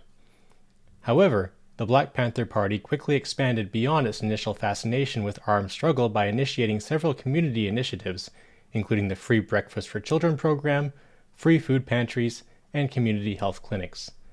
The Black Panther Party rapidly expanded across the United States, but it enrolled its largest membership in cities such as the Oakland-San Francisco Bay Area, New York, Chicago, Los Angeles, Seattle, and Philadelphia.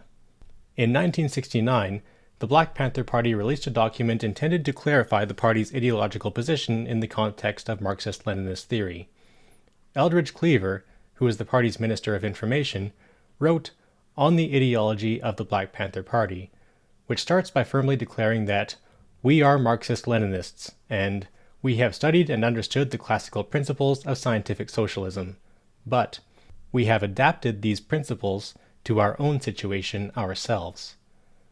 Cleaver criticizes Marxist theory for having never really dealt with the United States of America. He goes further to chastise Marxist-Leninists in the United States for relying too heavily upon foreign imported analyses that have seriously distorted the realities of the American scene. Consequently, Cleaver insisted that it was time for a new, strictly American ideological synthesis. Cleaver's main concern was that U.S. Marxist-Leninists continued to theorize the working class as a unitary collective subject with a common objective interest, but they did so without taking into account the legacy of the country's peculiar institution of black slavery. The enduring legacy of structural and attitudinal racism in the United States posed a difficulty for Marxism-Leninism as inherited in its previous iterations because, quote, On the subject of racism, Marxism-Leninism offers us very little assistance." End quote. The Black Panther Party was always committed to a unified revolutionary movement in the United States, and it actively sought alliances with white radical and working-class organizations to create such a movement. But Cleaver also reminds us that, quote, "every black person knows that the wind may change at any given moment, and that a lynch mob, made up of white members of the working class, might come breathing down his neck, if not kicking down his door." End quote. Consequently, by drawing a distinction between black and white, Cleaver found, quote, "a lot of confusion over whether we are members of the working class or whether we are Lumpenproletariat. It is necessary to confront this confusion because it has a great deal to do with the strategy and tactics that we follow and with our strained relations with the white radicals from the oppressor section of Babylon." End quote. Cleaver followed in the footsteps of Newton and Seal by pointing out that Frantz Fanon had been the first Marxist-Leninist political theorist to be primarily concerned about the problems of black people, but even he was focused on Africa. Consequently, Fanon's works were indirectly useful to African Americans, but his writings did not specifically address the problems of blacks living in the heart of Babylon. Cleaver concludes that even though the Black Panther Party could, quote, "relate heavily to Fanon, he has not given us the last word on applying the Marxist-Leninist analysis to our problems inside of the United States." End quote. For that reason, one had to, quote, "take the teachings of Huey P. Newton as our foundation and go from there." End quote. In particular, Cleaver points out that after studying Fanon, Huey P. Newton, and Seal, he began to apply their analyses of colonized people to black people in the United States. They adopted Fanon's anti-colonial perspective, but the Black Panther Party gave it a uniquely African-American content. The Newton/Seal position was that the United States has a mother country working class and a working class from the black colony. While the white working class voluntarily immigrated to the United States in search of work, freedom, and opportunity, the black working class was forcibly torn from its lands and brought to the United States as slaves. Hence, white Americans effectively brought a colonized black population into the U.S. motherland, where it was enslaved by white plantation owners who exported their products back to the European metropolis or to northern U.S. capitalists. Following the Civil War, when slaves were forced from the land a second time, they either immigrated to the cities in search of industrial work, or they became sharecroppers, a new form of peonage or serfdom. As was discussed earlier in the analysis of Marx's Capital, the logic of capitalist development generates an ever-increasing surplus population, and consequently, the U.S. also has a mother country Lumpenproletariat, white, and a Lumpenproletariat from the black colony. However, Cleaver concludes that, quote, "there is a difference between the problems of the mother country working class and the working class from the black colony. There is also a difference between the mother country lumpen and the lumpen from the black colony," end quote, and these differences are anchored in the existing relations of production. The ideologists of the Black Panther Party argued that a key area of the confusion in existing U.S. Marxist-Leninist theory was falsely assuming the existence of one all-American proletariat, one all-American working class, and one all-American Lumpen-proletariat. Instead, Cleaver argues that the contemporary working class in the United States, quote, "shows little resemblance to the working class of Marx's day. The advent of labor unions, collective bargaining, the union shop, Social Security, and other special protective legislation has castrated the working class, transforming it into the bought-off labor movement, a most unrevolutionary, reformist-minded movement that is only interested in higher wages and more job security. The labor movement has abandoned all basic criticism of the capitalist system of exploitation itself." End quote. Indeed, Cleaver observes that the contemporary working class, quote, "has become a new industrial elite, resembling more the chauvinistic elites of the selfish craft and trade guilds of Marx's time than the toiling masses ground down in abject poverty." End quote. Consequently, Cleaver concludes that, quote, "in both the mother country and the black colony, the working class is the right wing of the proletariat, and the Lumpenproletariat is the left wing." End quote. Cleaver insists that, quote, "there is a contradiction between the right wing and the left wing of the proletariat. Just as the right wing has created its own organizations, it is necessary for the left wing to have its form of organization to represent its interests against all hostile classes, including the working class." End quote. The Black Panther Party was one step forward toward organizing the Lumpenproletariat for self-determination and revolution. Cleaver is in the mainstream of Marxist political theory to the extent that he defines the Lumpenproletariat as, quote, "all those who have no secure relationship or vested interest in the means of production and the institutions of capitalist society.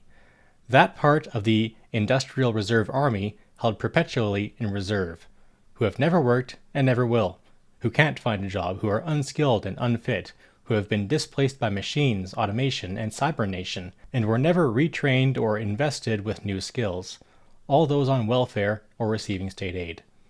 End quote. Moreover, Cleaver openly embraces the criminal element as part of his Lumpenproletariat.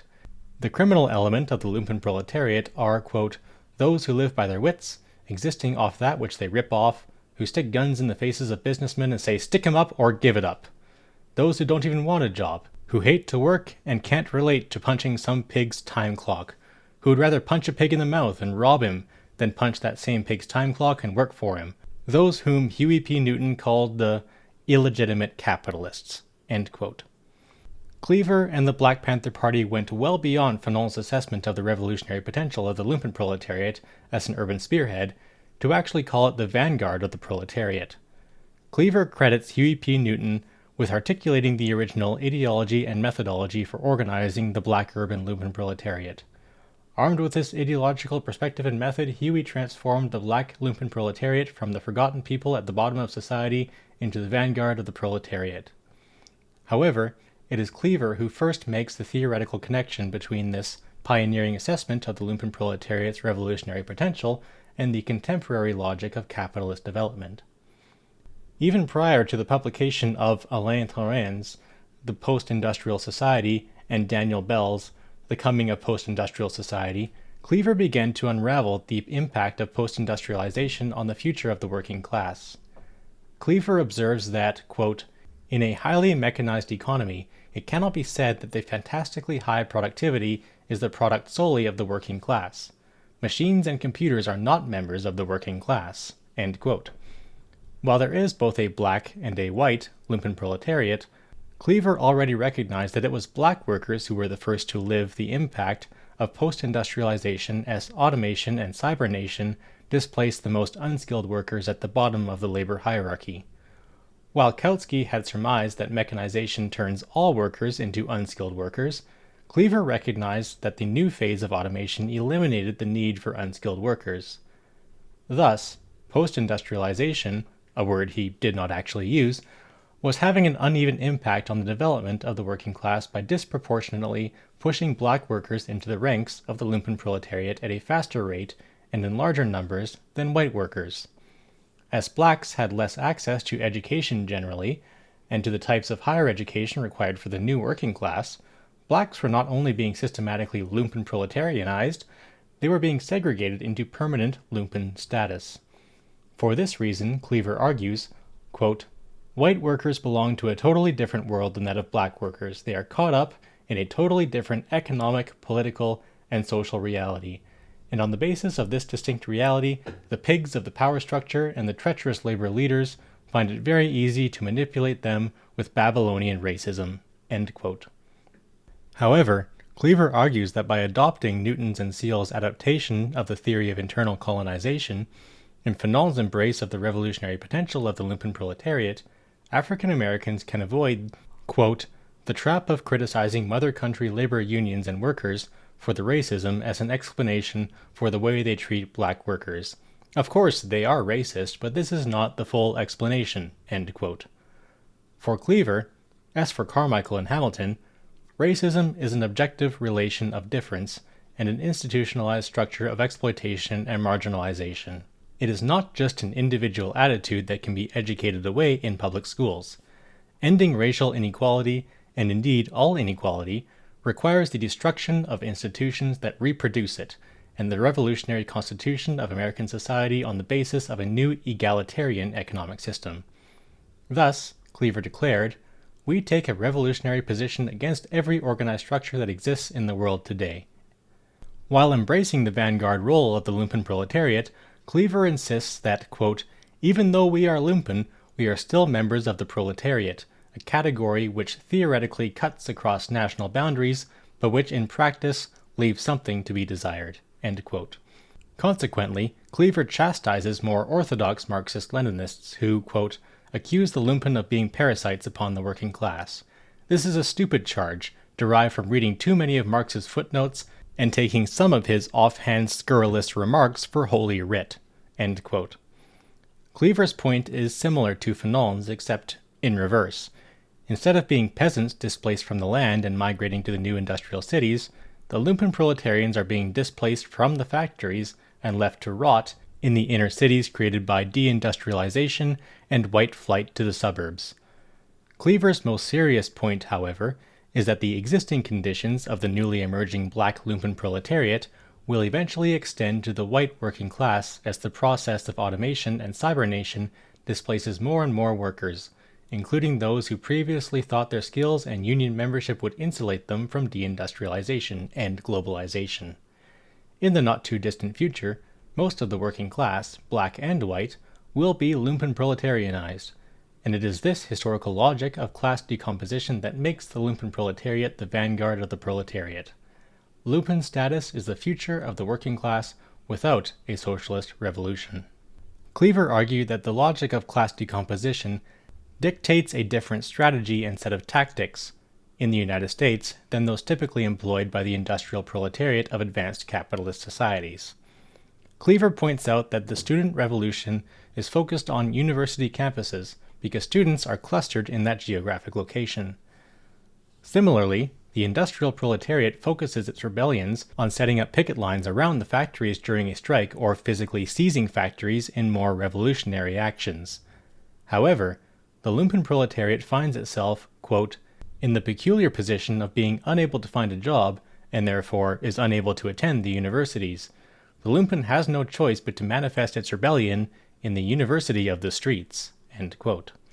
Cleaver emphasizes that, quote, it's very important to recognize that the streets belong to the Lumpen, and that it is in the streets that the Lumpen will make their rebellion, end quote.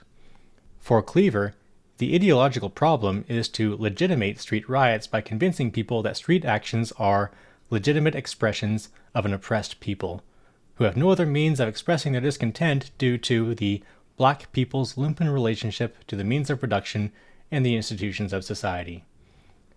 Because of their non-relation to the means of production and their exclusion from major institutions of capitalist society such as schools, universities, and voting, Lumpen proletarians are, quote, unable to manifest their rebellion around those means of production and institutions. These are the means of rebellion left open to the Lumpen, end quote. The Lumpenization of humanity. Huey P. Newton, the Black Panther Party Minister of Defense, subsequently endorsed Cleaver's claim that the Lumpen proletariat was now the left-wing vanguard of the proletarian revolution, while reconfiguring Carmichael and Hamilton's call for a global Black Power movement in a new theory of intercommunalism that stressed the common interests of the global Lumpen proletariat. While Fanon's Third World Alliance of the peasantry and the Lumpen proletariat constituted overwhelming majorities in most countries in the world by 1970, in contrast, Newton considered the following puzzle. How can the Lumpen proletarians carry out a successful socialist transformation when they are only a minority in the United States? And, in fact, how can they do it when history shows that only the proletarians have carried out a successful revolution? Newton observes that members of the Black Panther Party were acutely aware of the fact that the Lumpen proletarians are a minority and the proletarians are the majority. But he concludes that Cleaver was correct in predicting that technology is developing at such a rapid rate that automation will progress to cybernation and cybernation probably to technocracy. By technocracy, Newton meant a system of production owned and controlled by capitalists, but operated on a daily basis by a small number of highly paid individuals who could be considered proletarians, that is, a new working class, but who essentially did nothing but stand around in one place pushing buttons and moving mountains. Cleaver extrapolates Newton's analysis and concludes that the process of technocratization will reach its zenith with, quote, the ultimate machine, with one button, and with one technician standing there pushing it, or better yet, a robot, itself part of the machine, standing there pushing its own button. The nightmare and the dream of the robots in control. Robots or not, this situation became the profound reality of the majority of the people of the world. End quote.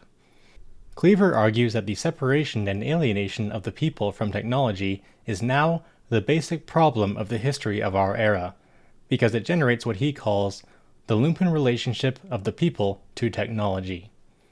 This new logic of capitalist development is not generating new relations of production, but non-relations to production that will swell the ranks of the dispossessed in every capitalist country in the world.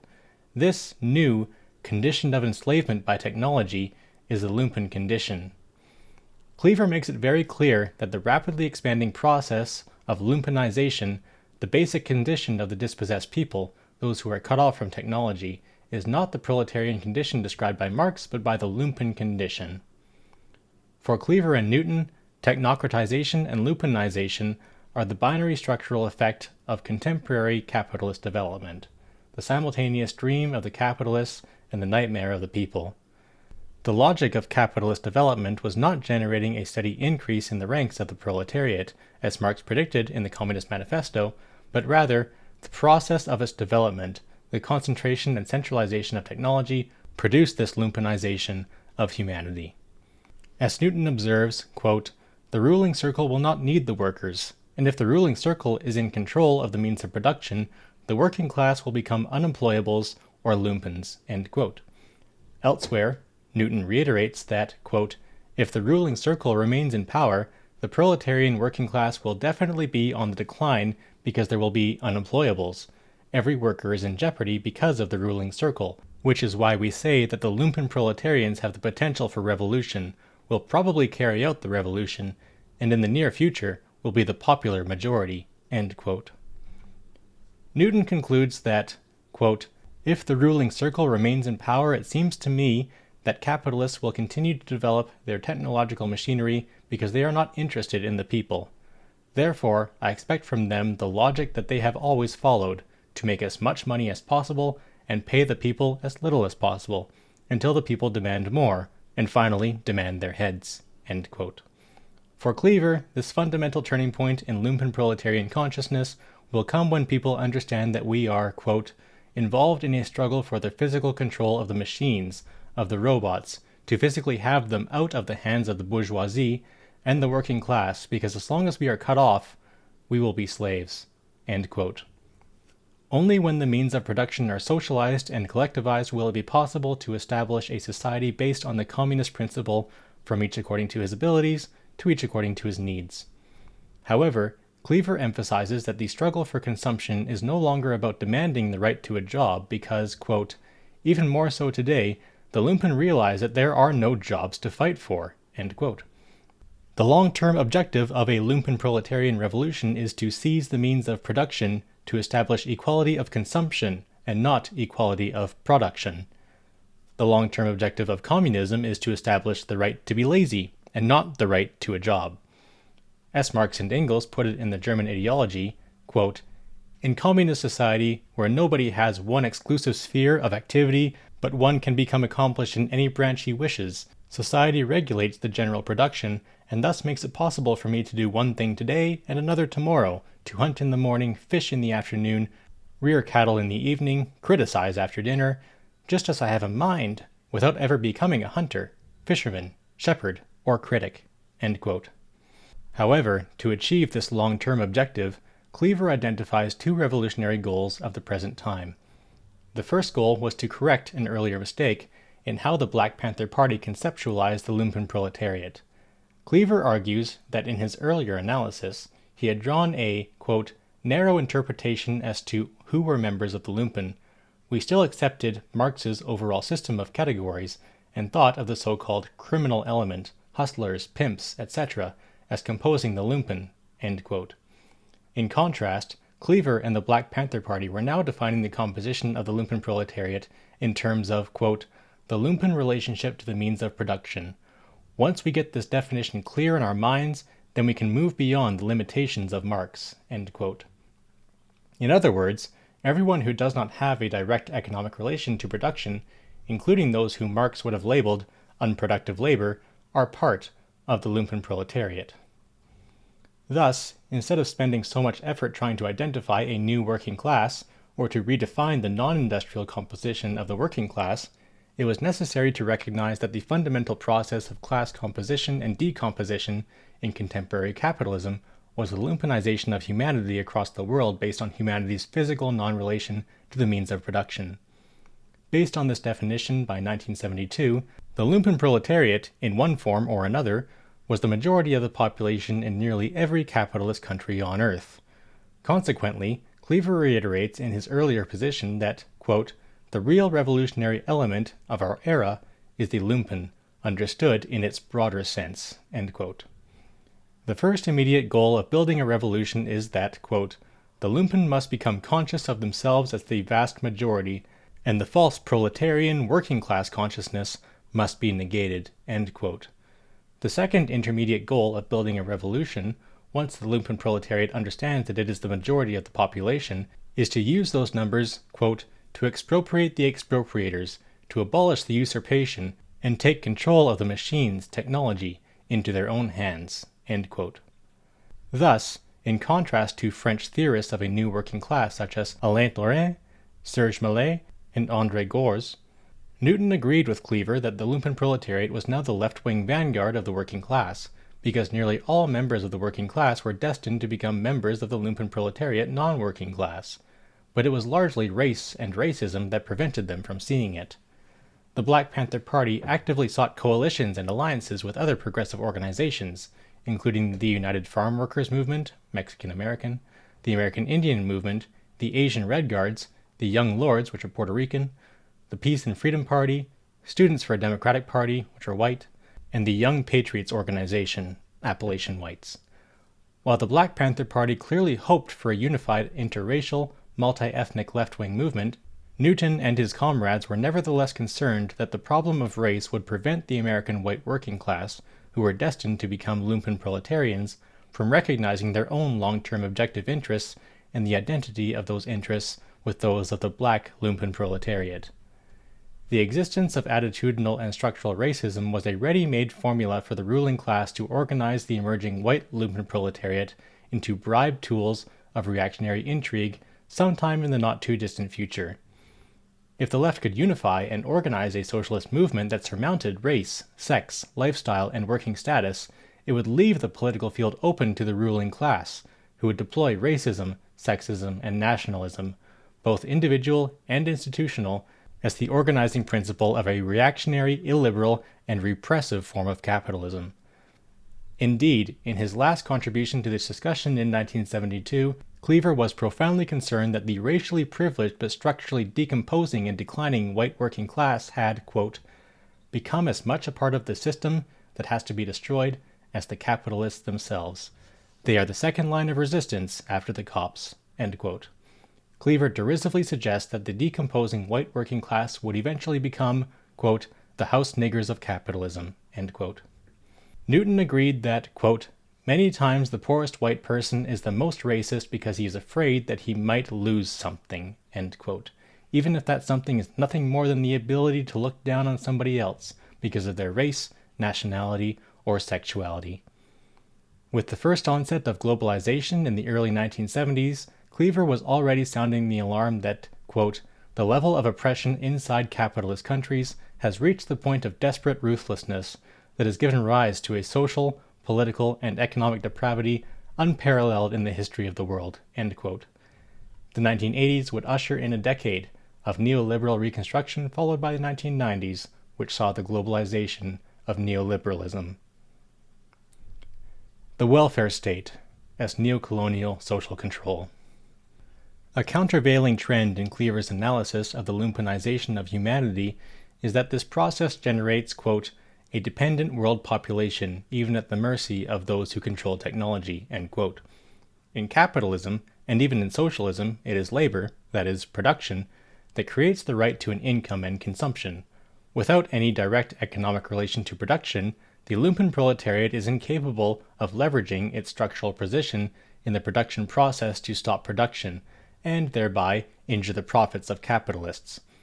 The Lumpenproletarians exist in a condition of dependency, and this dependent relationship manifests itself in the less developed countries and in the advanced capitalist societies in a similar form, the dole. While defenders of capitalism refer to international relief and social welfare payments as charity, Cleaver rejects them as neocolonial forms of social control, the use of food, hunger, illness, and insecurity to manipulate and dominate the burgeoning world Lumpenproletariat. Quote, "Those who were still left out, unplugged and dependent, ensnarled in a web of social relations thrown off by the new system, and with a status at the bottom of the ladder became the candidates and objects of charity and welfare or other forms of relief. Care packages could now be sent out of the centers where technology had been concentrated and centralized into those areas of the world that had been sacked and left drifting." End quote. Cleaver notes that in their street rebellions, the immediate short-term demand of the Lumpenproletariat is that they, quote, "be let in on consumption even if they were blocked out by production, by the absence of jobs, or even future prospects on jobs." End quote. Thus, when we watch television footage of urban riots in the ghettos of the United States, we do not see a direct attack on the means of production, and only rarely do we see a direct confrontation with the capitalist state. Instead, we see a direct attack on the means of consumption and the means of distribution in the form of looting, arson, carjacking, and truckjacking. We do not see Lumpenproletarians seizing the means of production, but we do see them absconding with the means of consumption. While the street riot is the main means of political action available to the Lumpenproletariat, Cleaver was not convinced that these street tactics could severely stress, much less overstress, the repressive capacities of the state. Instead, street riots seem to deflect the revolutionary impulse to the margins of capitalist economy, to circulation and consumption rather than production, and to the edges of the capitalist state. When the capitalist state does respond to street rebellions, it does so with violent and overwhelming repression, while it responds to the demand for consumption with the dole, the system of relief. Cleaver criticized the expanding system of public relief in the advanced capitalist countries as nothing but a sham substitute for equal distribution for the wealth of society. The expanding systems of public relief were a tool in the hands of the capitalist class to divide, quote, "the lumpen by buying some of them off, thus postponing the showdown between the lumpen and the capitalist system of production and consumption." Unquote. As Cleaver observes, quote, "the relief people are being born. Instead of being plugged into the system through jobs, they are being plugged in through doles. As a neo-colonial technique of social control, it works. Through the dole, indirect and direct, camouflaged or naked, some people are bought off, the bought-off lumpen. It was not exactly what they wanted. They wanted dignity and equality in all spheres, including economic. But they had to live, they had to eat. Everything else was shaky. It was easy to fill out those forms and then wait for the check. It was also hard to find a job." End quote. Cleaver's analysis of welfare as a form of neo-colonial social control designed to regulate the poor into acquiescence ran parallel to a similar historical analysis that had been published a year earlier by Francis Fox Piven and Richard A. Cloward. Their analysis of the functions of public welfare suggested that mass movements, such as the Black Power movement and the urban riots of the 1960s, were generally successful in extracting material concessions from dominant elites in the form of increased social welfare and other public expenditures that assist the poor. The ruling class incrementally increases these benefits until social peace is reestablished and the poor return to their previous state of acquiescence. As Cleaver feared, the poor are essentially bribed into complacency and acquiescence without achieving any fundamental changes to the logic and structure of capitalist society. However, after a period of social stability, the state gradually begins withdrawing these material concessions. Hence, state allies can use social welfare as a way to regulate the poor, while maintaining the stability of the existing social and economic order. We end where we began, with the Lumpenproletariat acting as the bribed tool of reactionary intrigue. Chapter 6. The Lumpenproletariat, Communism or Dystopia. Marxism's political and intellectual attractiveness began to wane in the late 1970s, with the decline of traditional labor movements, the crisis of the welfare state, and the increasingly dismal electoral fortunes of social democratic and left-wing parties. As these traditional vehicles of left-wing and progressive politics seemed to disintegrate, a variety of new social movements emerged to articulate the political demands of ethnic and national minorities, welfare recipients, the elderly, unemployed youth, pacifists, women, advocates for the environment, and those who pursued alternative lifestyles. The apparent rise of political groups, formerly perceived as marginal to the dynamics of capitalist society, seemed to require a new left political theory with the capacity to either go beyond traditional Marxism conceptually or to replace Marxist political theory altogether. The development of a distinct and identifiable post-Marxist political theory was one of the numerous responses to this crisis of historical materialism. Significantly, the emergence of post-Marxist political theory occurred in conjunction with the rise of post-industrial social theories, which the New Left began to take seriously with the publication of Alain Tourain's The Post-Industrial Society and Daniel Bell's The Coming of Post-Industrial Society. These two theoretical innovations merged intellectually in the writings of radical social theorists such as André Gorz, Jürgen Habermas, Antonio Negri, and Klaus Offe, who began to explore the theoretical implications of post-industrialism through the lens of classical Marxist theory. This fusion of the New Left political critique of classical Marxism with post-industrial social theory resulted in a distinctly post-Marxist political theory that is conceptually distinct from postmodernism, post-structuralism, and the numerous identity movements associated with the New Left. The purpose of this chapter is to outline the basic contours of post-Marxist political theory and to identify the generally dystopian and dismal social and political trajectories implied by this theory. The intellectual origins of post-Marxism. Many scholars will be familiar with the individual writings of prominent scholars such as Gorz, Habermas, Negri, and Offe, but by the turn of the millennium, some scholars were beginning to recognize their collective work as a well-established theoretical position called post-Marxism. Stuart Sim notes that the term post-Marxism first appears in Laclau and Mouffe's Hegemony and Socialist Strategy, but the authors injected ambiguity into the term from the outset by distinguishing between post-Marxist and post-Marxist political theory. Sim's intellectual history of post-Marxism is self-consciously and primarily focused on what Laclau and Mouffe call post-Marxism, which is equated with the explicit rejection of Marxism rather than going beyond Marxism. Following the lead of Laclau and Mouffe, Sim identifies post-Marxism with deconstructionism and post-structuralism, postmodernism, and second-wave feminism. Thus, Sim's intellectual history of post-Marxism has only 5 references to Habermas, 4 references to Gorz, 1 reference to Antonio Negri, with no references to Klaus Offe, although Habermas and Gorz do receive an extended treatment as key figures in the emergence of post-Marxism.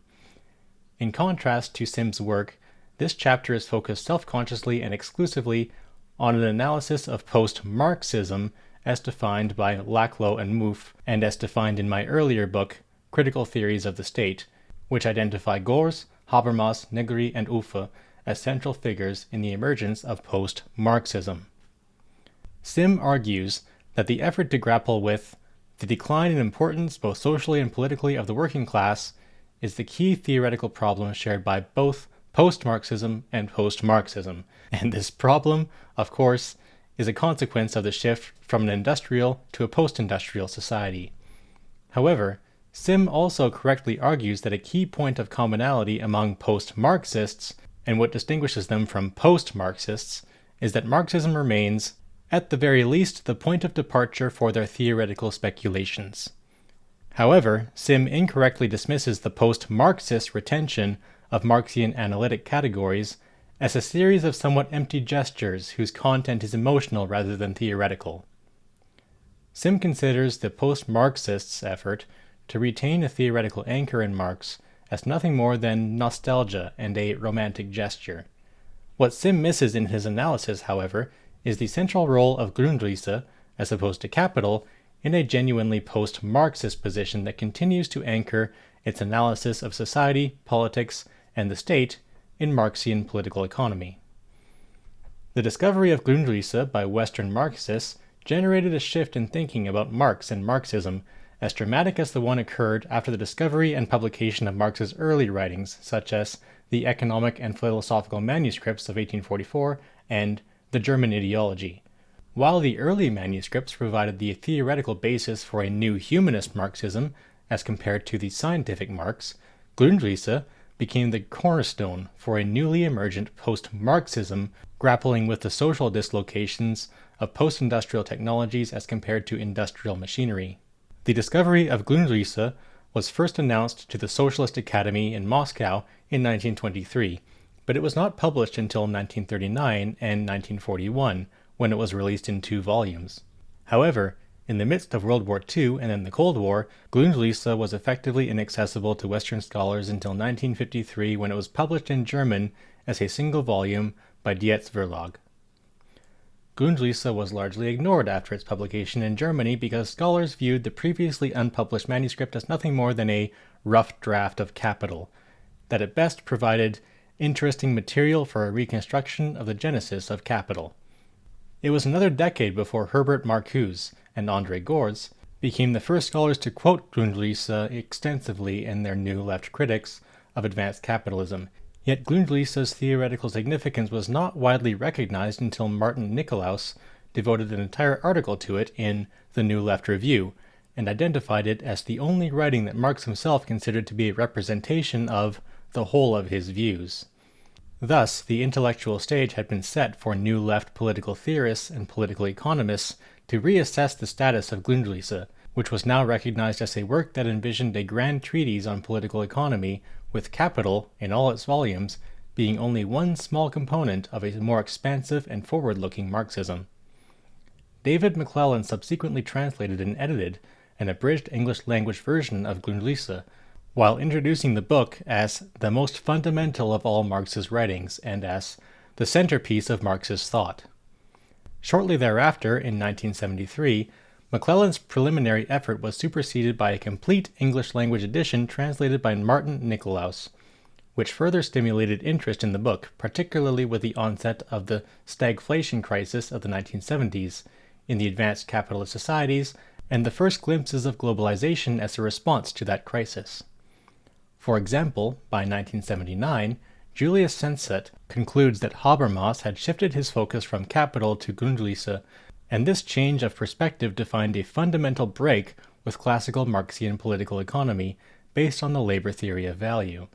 Indeed, Senset offers a lengthy analysis of what he calls a controversial text, and frequently refers to Grundrisse as the foundation of Habermas's revised conception of historical materialism. Similarly, Adrian Little concludes that Gorz's work is firmly grounded in the Marxian tradition, a point emphasized by the constant recourse to Grundrisse in his works. While Konrad Lodziak and Jeremy Tatman similarly suggest that the lifelong trajectory of Gorz's thinking was the systematic development of his earliest observations about the possibility of an alternative thesis in Marx, anchored in Grundrisse, rather than Capital. Little finds that Gorz's work is littered with references to Marx's Grundrisse, and it's these references that locate Gorz's position within the Marxian tradition. More broadly, Kathy Weeks suggests that, quote, whereas Capital is the principal text of classical Marxism and the manuscripts the key texts for the humanists, in Marx Beyond Marx, a study of the Grundrisse, Negri finds the outlines of an alternative to many existing Marxisms, including both the classical and the humanist traditions, end quote. Consequently, I argue that the most fundamental distinction between post-Marxism, that is, post-Marxism, and other post-ideologies and theories, is the idea that Marxian concepts are still necessary, if not sufficient, to understand post-industrial and global capitalism. More specifically, Gorz, Habermas, Negri, and Ufa, among others, articulate the foundations of a uniquely post-Marxist political theory by anchoring their economic analyses of capitalism in Marx's Grundrisse rather than Capital. This conceptual shift made it possible to construct a theoretically powerful analysis of post-industrial capitalism, the new social movements, and socialist strategy, while drawing on the most basic insight of classical Marxism that the economic is determinative in the last instance. While Marx's Capital remains an important text for post-Marxian theorists, it is Grundrisse that rises to the forefront for their economic analysis and provides the fundamental foundation for a post-industrial as opposed to postmodern, post-structuralist, or post-capitalist reading of Capital and other of Marx's political writings. The labor market, a power-generating system. In the works of leading post-Marxist theorists such as Klaus Offe, Jürgen Habermas, Antonio Negri, and André Gortz, capitalism is always conceptualized as a system. The capitalist system is actually a matrix of three interdependent but relatively autonomous subsystems: the economic system, the political system, and the socialization system. The most important institutions associated with the economic subsystem are the relations of production between classes in the workplace and relations of exchange between buyers and sellers in the marketplace. The socialization subsystem, from which individuals derive normative values, includes the family, educational institutions, religion, and culture. The political subsystem consists primarily of the institutions and policies that define the state. Importantly, though each subsystem encompasses concretely identifiable institutions, the system as a whole is posited as an ontological entity, real in itself, that produces consequences through institutions, but that is therefore never reducible to institutions. Offe maintains, for instance, that the capitalist system is a superordinate level of mechanisms that generate events. However, the superordinate reality of the system is only observable empirically when the mechanisms that fulfill a maintenance function fail to suppress the underlying contradictions of the capitalist mode of production. A contradiction, according to Offe, is the tendency inherent within a specific mode of production to destroy those very preconditions on which its survival depends. Consequently, the historical development of a contradiction must inevitably culminate in some crisis event that makes the contradiction perceptible as a crisis. In contrast to postmodernists who deride Marxist productivism, post-Marxian theorists continue to identify the relative dominance of the economic subsystem in capitalist society as the basis of contradictory dynamics within the overall capitalist system. Klaus Offe locates the pivotal contradiction of capitalism in the structure of labor markets, where the legal exchange of commodities between equals, labor power for wages, must coexist with an unequal distribution of property, social relations of production. Offe emphasizes that capitalist labor markets can exist only to the extent that workers are propertyless in two senses. Labor can neither be the property of another nor possess property. In the first instance, labor markets are only possible to the extent that labor is free and mobile, and thus available for sale on the market in exchange for wages. Yet, as Offe also observes, the emergence of a market in labor power is not necessarily the natural outcome of liberating labor from pre-capitalist forms of bondage such as serfdom or slavery. A second and more coercive condition for the existence of labor markets is that workers cannot control property and thus cannot control their own chances of securing an existence outside of the labor market. Wages offer the inducement, but propertyless imposes the necessity of an individual's entry into the labor market.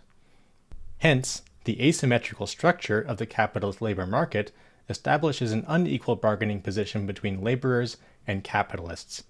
Quite simply, capitalists are always in a position to outweight workers and to strike a more favorable bargain in the negotiation of wage contracts because they own the means of production. In this respect, labor markets constitute the most significant feature of capitalist social structures because they are a power-generating mode of interaction that leads to a relatively stable and consistent matrix of social power within capitalist societies.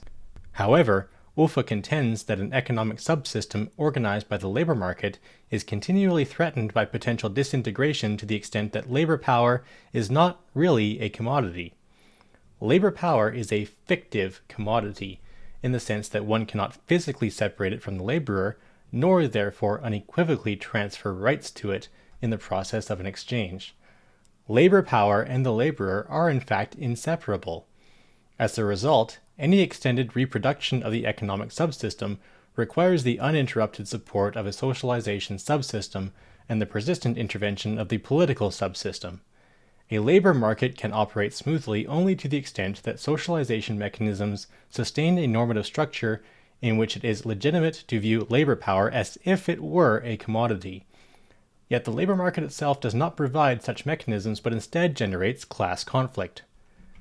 Therefore, the political system must increasingly support the socialization subsystem and supply both the coercion and the inducements necessary to maintain the asymmetry of labor market exchanges. OFA refers to these interventions as social policy. The operational objective of social policy is to establish a state strategy for incorporating labor power into the wage-labor relation. By contributing to the constitution of the working class, particular configurations of social society, that is, state forms, make the appropriation of surplus value possible at every stage of capitalist development. The logic of capital, beyond the law of value. Post-Marxists argue that Marx was wrong historically in assessing the long-term implications of technological development for working-class formation, precisely because he was theoretically correct in understanding the logic of capitalism. For instance, André Gortz begins his analysis of post-industrial capitalism by acknowledging that orthodox Marxist economists such as Ernest Mandel, Paul Sweezy, and others had correctly predicted the exhaustion of economic growth and the advent of a depressive cycle in late capitalism using traditional Marxian categories. More importantly, orthodox Marxist economists predicted that the rising organic composition of capital and the tendency for the rate of profit to fall presaged a sequence of ever-deepening economic recessions. Gortz concludes that in late capitalism, quote, the tendency that Marx, within quite different parameters, described as the rise in organic composition of capital was thus borne out in the increasing substitution of constant, fixed, capital for variable, circulating capital. End quote. Indeed, the essential characteristic of post-industrial capitalism has been the displacement of human labor power, both intellectual and manual, with automated and digital technology. However, Gortz also concludes that the failure of Marxian economics to correctly predict rising profits and economic growth, along with rising unemployment and underemployment during the 1980s, was due to a fundamental theoretical error in capital. It has often been pointed out, as Gortz notes correctly, that while Marx links the tendency for the rate of profit to fall to the rising organic composition of capital, there is no mathematical, that is, logical, necessity for profits to fall as the organic composition of capital rises. Rather, the falling rate of profit and the rising organic composition of capital are linked historically in capital to the success of the class struggle, which leaves capitalists with no alternative but to either substitute constant capital for variable capital, factor substitution, or flee to areas of lower labor costs, globalization. When capitalists were confronted historically with this long-term crisis, as institutionalized in the welfare state, the capitalist enterprises that were capable of doing so resolved the profit squeeze of the 1970s with one or both of two strategies. 1. Flight to less developed countries, globalization, and 2. The substitution of technology for human labor power. In this respect, the orthodox Marxist analysis of late capitalism correctly forecast a deep, recurring, and protracted crisis of capitalism, but according to Gortz, because the socialist solution to that crisis was anchored in the continuing advance of organized labor, they were incapable of breaking from the logic of capitalism. This is not to say that the conceptual tools for such a break could not be found in Marx, but rather that articulating these concepts required Marxists to break with the law of value. In other words, as OFA notes, such a break implies that assumptions about the centrality of labor within classical Marxism must also be questioned. This question was posed in Volume 1 of Capital, where Marx equates the rising organic composition of capital with the fate of the working class. Marx defines the composition of capital as the ratio of its constant to its variable component. Marx observes that, with the introduction of machinery, the composition of the total capital is altered. Every advance in the use of machinery entails an increase in the constant component of capital, that part which consists of machinery, raw material, etc., and a decrease in its variable component, the part laid out in labor power. The tendency for the ratio of constant capital to grow at the expense of variable capital is called the rising organic composition of capital. Moreover, Marx argues that, quote, this law of the progressive growth and the constant part of capital in comparison with the variable part is confirmed at every step. The growing extent of the means of production, as compared with the labor power incorporated into them, is an expression of the growing productivity of labor. The increase of the latter appears, therefore, in the diminution of the mass of labor in proportion to the mass of means of production moved by it. This increasing accumulation and centralization becomes in its turn a source of new changes in the composition of capital, or in other words, of an accelerated diminution of the variable component as compared with its constant one. This accelerated relative diminution of the variable component, which accompanies the accelerated increase of the total capital and moves more rapidly than this increase, takes the inverse form, at the other pole, of an apparently absolute increase in the working population. But in fact, it is capitalist accumulation itself that constantly produces, and produces indeed in direct relation with its own energy and extent, a relatively redundant working population. That is, a population which is superfluous to capital's average requirements for its own valorization, and therefore a surplus population. End quote. In Capital, Marx mainly utilizes the rising organic composition of capital to explain the long-term tendency for the rate of profit to fall in capitalism, but he does not explore the long-term tendency for the rising organic composition of capital to continue generating a surplus population. Marx's conceptualization of the surplus population as an industrial reserve army still views this population as a segment of the working class that grows and shrinks with the business cycle to discipline wages. However, in Capital, Marx never entertains the possibility of an indefinite growth of the ratio of the surplus population, or its qualitative transformation into a permanent non-working class, because in this work, Marx assumes that the proletarian revolution will have socialized the means of production long before such a transformation could occur in reality. He also does not envision a full rapture in the law of value, that is, the ability of technology to independently generate use value and exchange value. However, Marx often questions this very assumption in the Grundrisse, as documented by Gorz, Offa, Habermas, and Negri. For example, Gorz identifies numerous passages in Grundrisse that suggest that a technological revolution will completely transform the logic of capitalist development by overturning the law of value. That is, that the value of a commodity is determined by the socially necessary labor time required to produce it. This break in the law of value undermines the foundation of economic reasoning in Capital. Specifically, Gorz finds that the disappearance of market laws, as Marx showed in the Grundrisse, just like the disappearance of the law of value, is an inevitable consequence of automation. Gorz, Offa, Negri, and Habermas all agree that Marx's Grundrisse anticipates a rupture in the law of value, but they are equally critical of Marx for thinking that such a rupture would generate, quote, a process in which the development of the productive forces would result in the replacement of the army of unskilled workers and laborers, and the conditions of military discipline in which they worked, by a class of polytechnic, manually and intellectually skilled workers who would have comprehensive understanding of the entire work process, control complex technical systems, and move with ease from one type of work to another. End quote.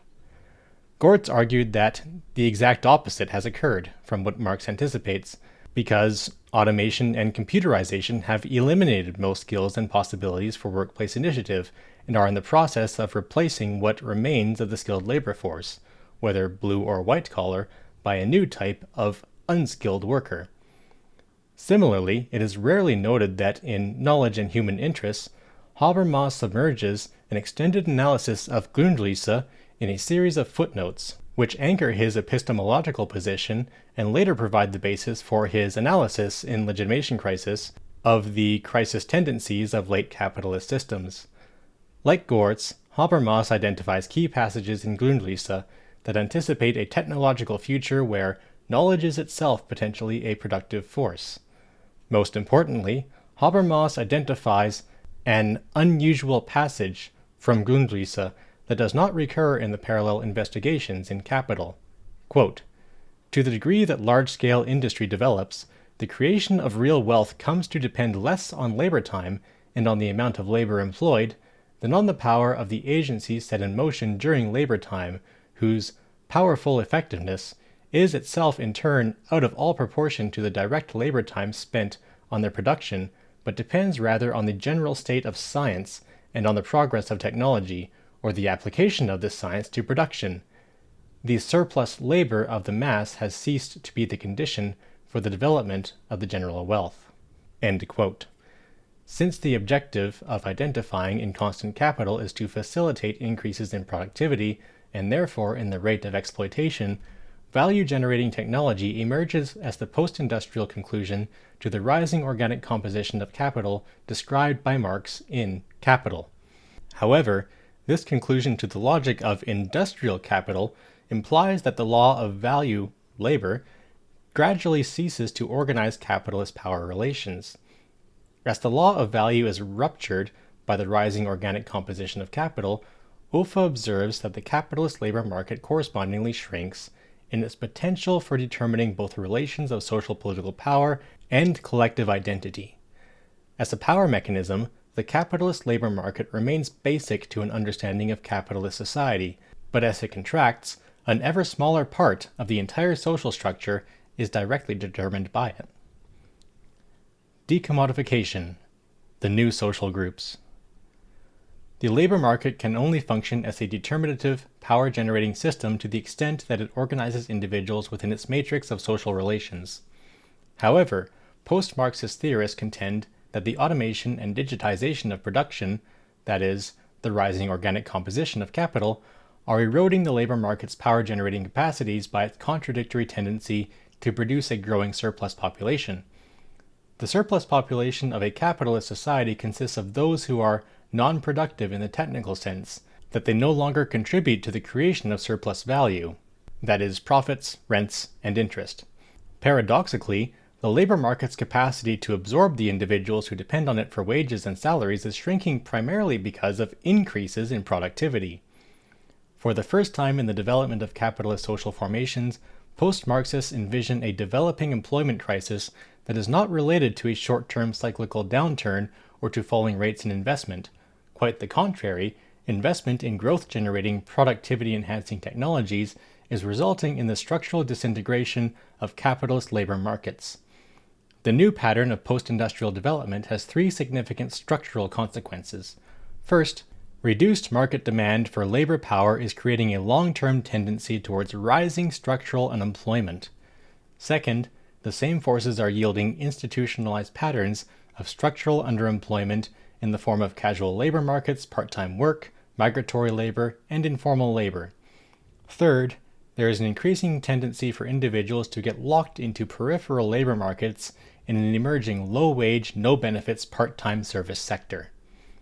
Thus, unlike neoconservative post-industrialists, post-Marxists do not envision a tertiary service sector based in a professional and technical middle class, but instead envision a growing peripheral labor market that is neo-proletarian, semi-proletarian, or even Lumpen-proletarian. As a result, post-Marxists were virtually unanimous in predicting the political displacement of the classical Marxian proletariat by a post-industrial population that is economically and socially marginal to the labor market. Gortz refers to this component of the surplus population as the new servile class, which is defined structurally more by its status as a largely non-working class that lacks permanent or institutionalized participation in capitalist labor markets. At the same time, the structural contraction of the labor market systematically throws off all afunctional social tailings. These labor market tailings consist of the chronically unemployed and unemployable, the underemployed, youth who are socially and culturally anomic, a growing class of pensioners with burgeoning healthcare demands, and a servile class with growing social welfare requirements. Finally, post-Marxist new social movement theory identifies that the social actors in these new groups do not rely for their political self-identity on the established left-right ideological spectrum, which defines political positions in relations to distributional issues. These actors do not define their collective identities in terms of class or labor market-based positions such as lower, middle, working, or capitalist class. Instead, their decommodification makes it possible for them to redefine political space through a multiplicity of other identities such as gender, age, race, nationality, ethnicity, locality, sexuality, and lifestyle. In each case, political claims are advanced from social locations uncoupled from class positions and other identities, defined by participation in the labor market. Our future: communism as the entitlement state. Offa and Gortz particularly emphasize that the growth of a surplus population places exponentially more pressure on state social society because the new social groups exist outside the logic of labor commodification. That is, their redistributive demands are not linked to labor market participation, but directly to social need. Consequently, Offa suggests, the new social groups are impediments, threats, and ballast to further capitalist development because their members do not contribute to the process of surplus value creation, but they do make chronic demands on the state's redistributive capacities. For this reason, the logic of post-industrial socialism is necessarily linked to the development of the new non-working classes. Gortz observes that in classical Marxism, the concepts of work and the proletariat refer almost exclusively to activities carried out for a wage. Hence, these concepts are connected logically to the maintenance of the economic structures organized by a labor market, which includes both capitalism and socialism. On the other hand, Gortz argues that the post-industrial New Left is concerned with liberation and therefore with the creation of free time, where individuals can exercise control over their bodies, their use of themselves, their choice of activity, their goals and productions. Thus, the objective of post-industrial socialism is not workers' control of the means of production and the labor processes, but the abolition of work and the liberation of time. Gortz argues that the abolition of work is already underway, and it is a process that is likely to accelerate in the coming future. As noted earlier, Gortz identifies the technological revolution as the engine of this historical development, particularly automation, robotics, and digitization. In Gortz's grand historical narrative, automation is making it absolutely impossible to restore full employment by quantitative economic growth. Gortz observes in Path to Paradise that in the fully automated factory, the quantity of living labor drops towards zero, and so does purchasing power distributed as wages. Gortz claims that, quote, a society based on mass unemployment is coming into being before our eyes. It consists of a growing mass of the permanently unemployed on one hand, an aristocracy of tenured workers on the other, and between them, a proletariat of temporary workers carrying out the least skilled and most unpleasant types of work. Permanently employed workers become a narrow social stratum alongside vast numbers of unemployed, 30 to 50% of the active population. Some of the latter swell the ranks of the new tertiary sector, where they are forced into desperate, frenetic competition to sell domestic or sexual services to the narrow stratum of well-paid workers and employers. We are left then with the sort of economy now predominant in parts of North and South America, New York, Brazil, Mexico, etc., where pauperism and overabundance of commodity goods and service go hand in hand." End quote. Consequently, Gortz concludes that it is not an exaggeration to predict unemployment rates of 30 to 50% sometime in the 21st century. This may sound like a fantastic proposition at a time when the official U.S. unemployment rate is hovering around 4%, so-called full employment.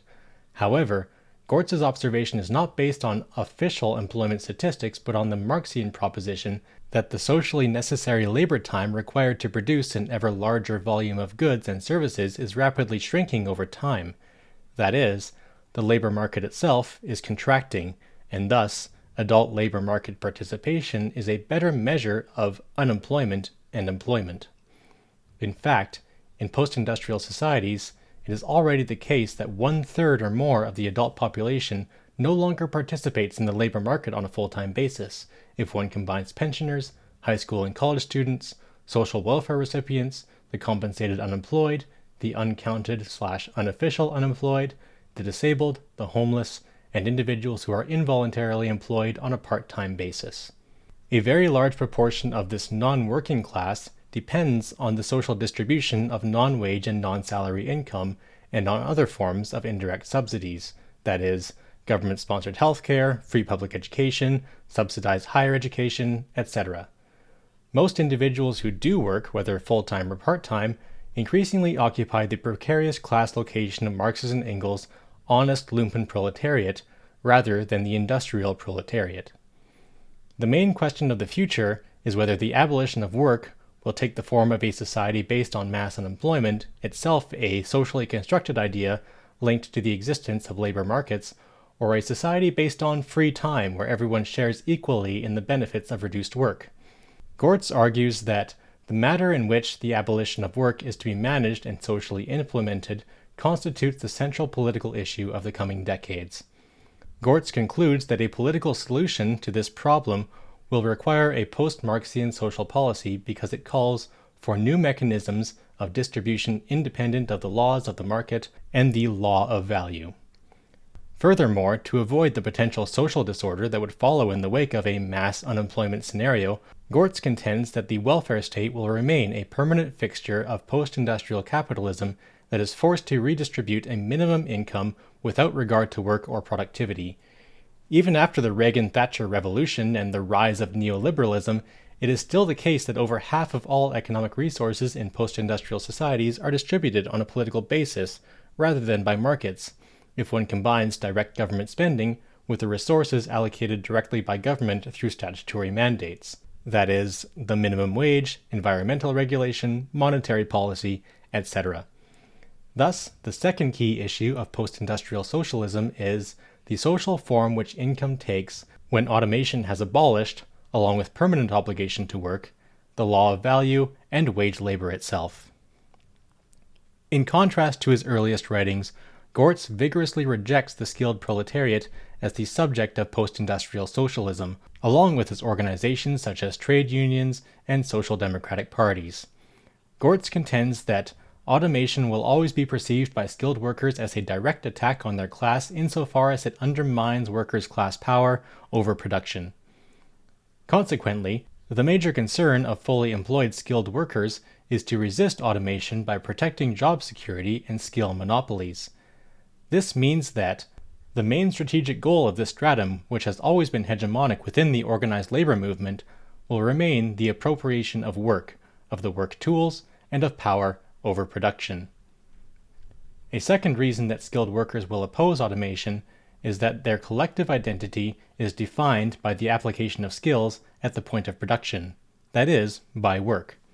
Hence, for organized labor, the abolition of work is neither acceptable nor desirable, because it undermines the social conditions that define them as a privileged social group within the labor market. Therefore, Gortz is certain that a defensive strategy against automation, one that is technologically determined to fail, will remain the major concern of traditional trade unionism, or in a more radical turn towards syndicalism. The same objective will be asserted in the form of workers' control and autogestion movements. Gortz decisively abandoned the new working class thesis developed in his Strategy for Labor, mainly because he reversed his assessment of the impact of computer technology and robotics on the working class. Gortz quickly concluded that he was wrong to ever believe that the refinement and automation of production technology would lead to the elimination of unskilled work, leaving only a mass of relatively highly skilled technical workers capable by their comprehensive understanding of the technico-economic processes of taking production under their own control. In contrast to neoconservative and neoliberal post-industrialists, Gortz is persuaded that automation and computerization have eliminated most skills and possibilities for initiative, and are in the process of replacing what remains of the skilled labor force, whether blue or white collar, by a new type of unskilled worker. Consequently, Gortz demands the autogestion and workers' control movement as a basis for post-industrial socialism. In fact, Gortz considers techno-syndicalism a reactionary attempt to re-establish the old crafts, so that autonomous groups of workers may control both production and its products and find personal fulfillment in their work. Gortz became convinced that automated and cybernetic work processes are inherently heteronomous, and that therefore alienation is an inevitable consequence of the socialization of the labor process. The socialization of labor means that increasingly the nature, modalities, and objectives of work are, to a large extent, determined by necessities over which individuals or groups have relatively little control. The externality and exteriority of the collective worker, that is, the historical subject, in relation to particular, that is, individual, workers is now inherent in the material structure of the political apparatus and in the nature of the physical processes it governs. Hence, the liberation of time must occur outside the workplace, that is, in the abolition of work. Quote, "For workers, it is no longer a question of freeing themselves within work, putting themselves in control of work, seizing power with the framework of their work. The point is now to free oneself from work by rejecting its nature, content, necessities, and modalities." End quote. Gortz pursues the institutional implications of this thesis for a post-industrial socialism across two lines of analysis. First, he points out that in traditional Marxism, as outlined in Critique of the Gotha Program, quote, "Socialism is a transitional stage towards communism. During this transition, the development and socialization of the productive forces is to be completed, wage labor to be retained and even extended, the abolition of wage labor, at least as the dominant form of work, and market relations is, according to the schema, to be realized with the advent of communism." End quote. Gortz maintains that in advanced industrial societies, socialism is already historically obsolete, because political tasks have now gone beyond the question of socialism and should turn upon the question of communism as it was originally defined, in Critique of the Gotha Program and the German Ideology. Gortz observes that the technological revolution allows the production of a growing volume of commodities with diminishing quantities of labor and capital, and consequently, the aims and methods of economic management clearly cannot remain those of capitalism, any more than social relations can remain based on the sale of labor power, that is, on waged work. However, Gortz also concludes that, quote, "Neither can this management be socialist, since the principle, to each according to his labor, has become obsolete, and the socialization of the productive process, which, according to Marx, was to be completed by socialism, has already been accomplished. Automation, therefore, takes us beyond capitalism and socialism." End quote. Gortz muses that the term post-industrial socialism is actually inappropriate for describing post-Marxist political movements. He notes that the proper Marxist terminology would have us refer straightforwardly to communism, meaning that stage in which the fullest development of the productive forces has been realized, and where the principal task is no longer to maximize production or assure full employment, but to achieve a different organization of the economy, so that a full day's work is no longer a precondition for the right to a full income. We have almost reached that stage. Gortz has little to say about political strategy, but he identifies the central principle of post-industrial socialism with establishing a new definition of full-time employment, or a new organization of time. Gortz suggests that the central objective of post-industrial socialism should not be the promotion of a full employment economy as defined by the capitalist labor market, but a policy of redistributing the economically necessary quantity of work across society. He argues that state policy should gradually phase in a reduction of what constitutes full-time employment as the socially necessary labor time to produce an increasing quantity of goods and services continues to decrease in the coming decades. In fact, the state has enforced such a policy in the past by instituting the 10-hour day, the 8-hour day, and the 40-hour week, without any reduction in annual compensation. Thus, such a proposal is far from utopian. In this conception of post-industrial socialism, the state's main policy initiative would be to reduce the statutory definition of full-time employment from 1,600 hours per year to an average of 1,400 hours to 1,200 hours, and finally to 1,000 hours over a span of 15 to 20 years. This 1,000 hours of work annually would be considered the normal definition of full-time employment. It would entitle each individual to a normal wage, which corresponds to a particular level of skills and qualifications, just as the current 1,600-hour year is considered the full-time norm and gives one the right to draw a full-time wage or salary. This strategy is consistent with Marx's own emphasis on the struggle for the working day, which is the single longest chapter in Capital. The working day is a legal, not merely an economic institution. The working day is defined by the state, and not by the labor market. The key to adopting this principle would be to simultaneously establish an equal right to employment and free time for all. In a post-industrial society, it is only by working less that everyone can exercise the right to work. Gortz emphasizes that an essential aspect of post-industrial socialism will be an obligation to work in exchange for a guaranteed full income, since it is the obligation to work that provides the basis for the corresponding entitlement right. By requiring individuals to produce the income that is guaranteed to them, society simultaneously obligates itself to guarantee each individual the opportunity to work. Gortz predicts that the obligation to work will be necessary in post-industrial socialism because as the length of annual working time decreases, work will tend to become more and more intermittent. 1,000 hours annually of labor may be completed in 2 days a week, 10 days a month, 2 fortnights every 3 months, 40 hours every other week, 1 month out of 2, or 6 months a year. As Gortz notes, one could articulate endless permutations on this type of system, making provision for bonuses or penalties, and for fiscal incentives or disincentives to work for either long or short periods of time. Despite its libertarian thrust, Gortz concedes that post-industrial socialism, or more appropriately communism, will still entail planning, and planning requires a state. However, Gortz suggests that communist governments will be little more than a social security accounting system that records labor time and processes checks, while ensuring that the hours of labor and the guaranteed income received by that person are in balance over a person's lifetime. Thus, Gortzian communism results in a stateless society in the Marxian sense that the government of persons is replaced by the administration of things. For Gortz, as for many post-Marxists, the welfare state is the embryo of a compensatory political mechanism designed to decouple income distribution from the labor market and the law of value.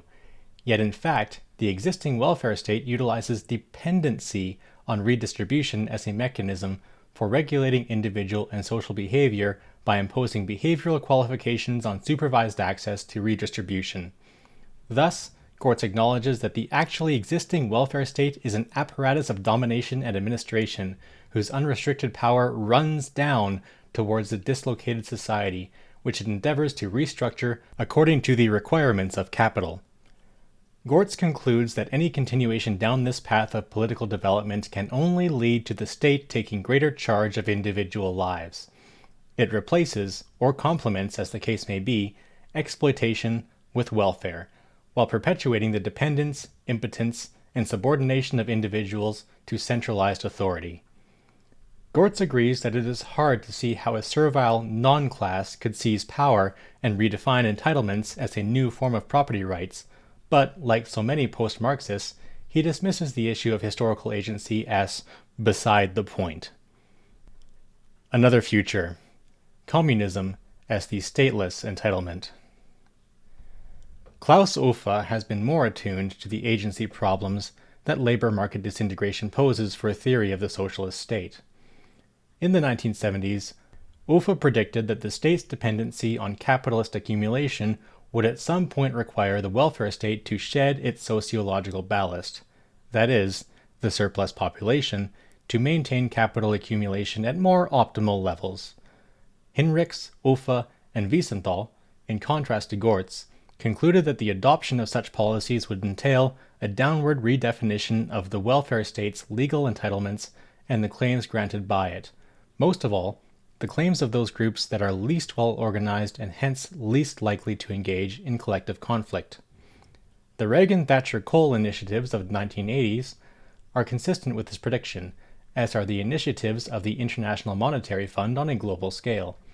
The rise of global capitalism from the 1990s onward has only accelerated these tendencies on a larger scale. Yet the contradiction of these initiatives in a capitalist society is that dependent distributive groups are set adrift even as the absorption potential of the capitalist labor market continues to shrink.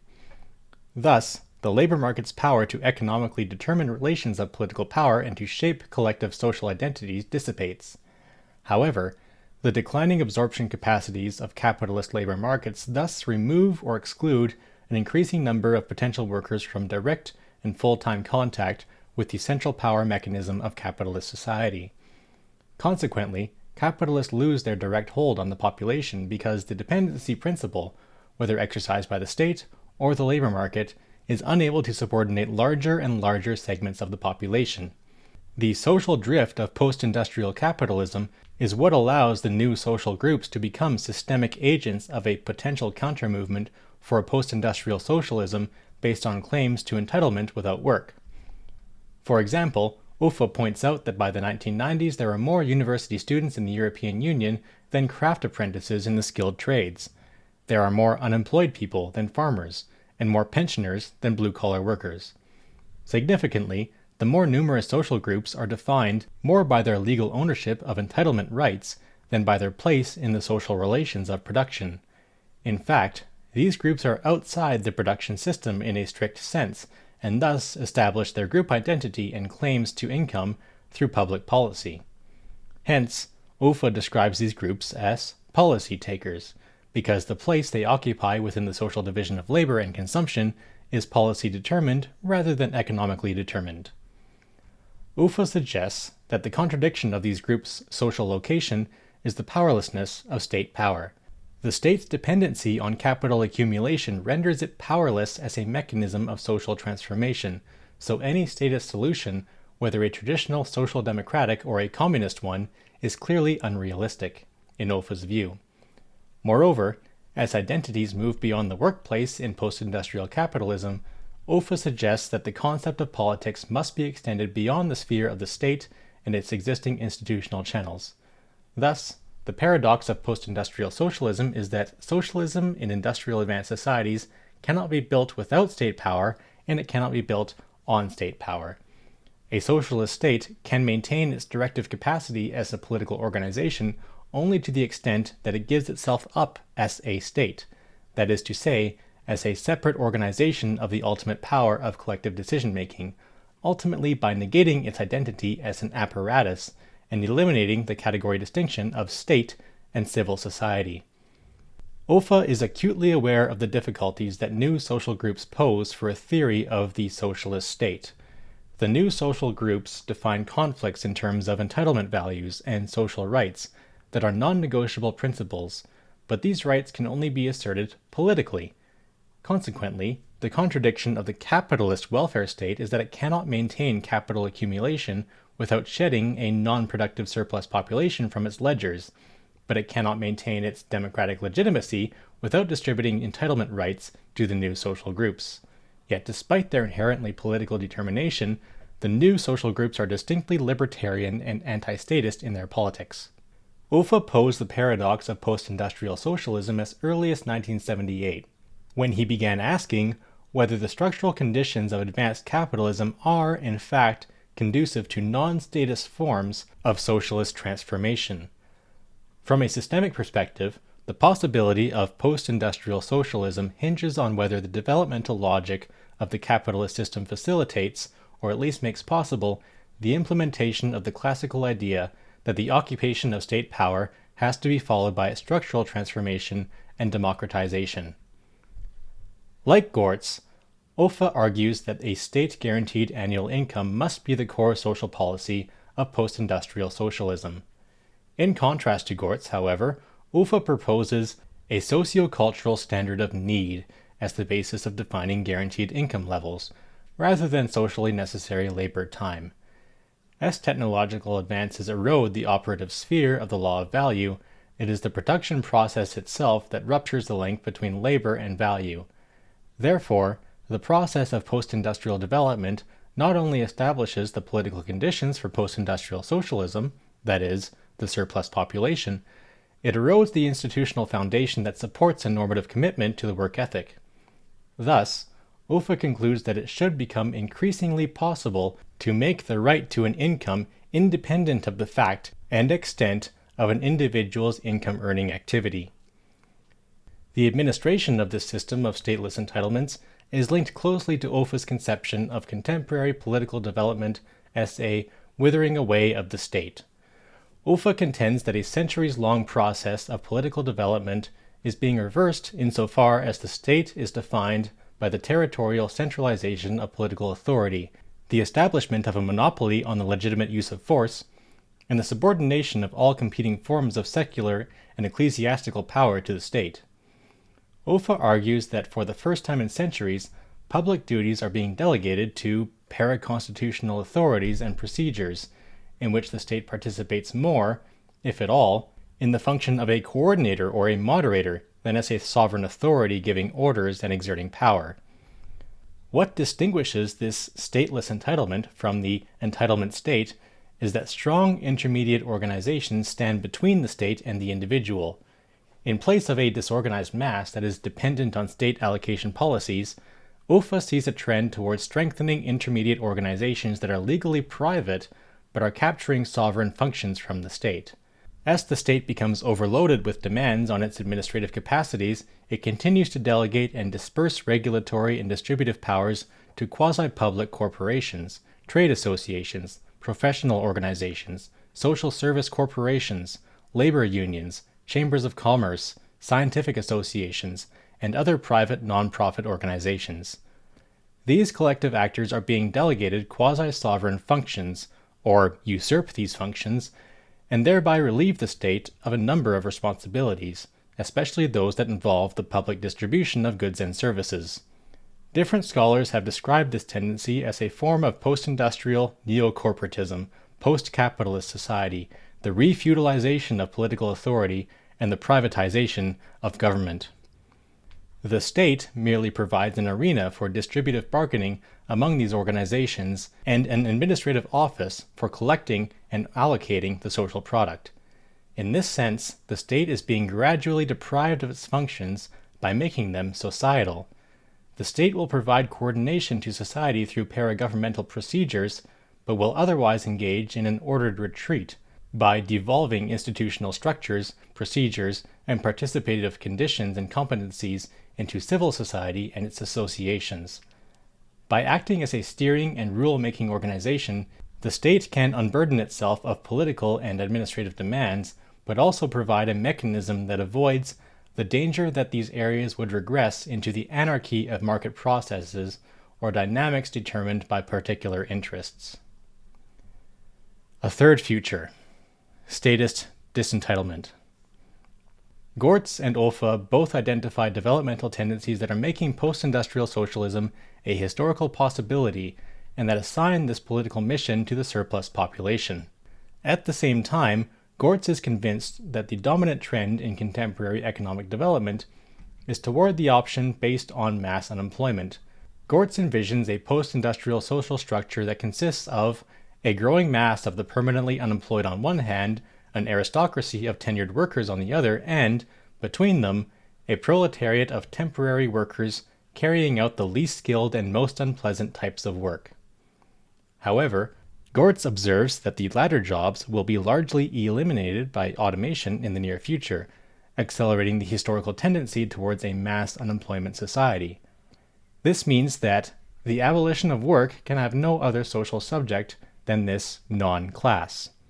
However, this perspective retains historical agency at the center of the transition problem. Gortz acknowledges the dilemma that the so-called non-class is not really a social subject since it has no transcendent unity or mission and hence no overall conception of history and society. The non-class is really a disorganized mass of dissociated individuals, and the social base makes post-industrial socialism libertarian to the core. Gortz concedes that the libertarian thrust of the new social movements is at once their strength and weakness, with the weakness being an obvious incapacity to seize power.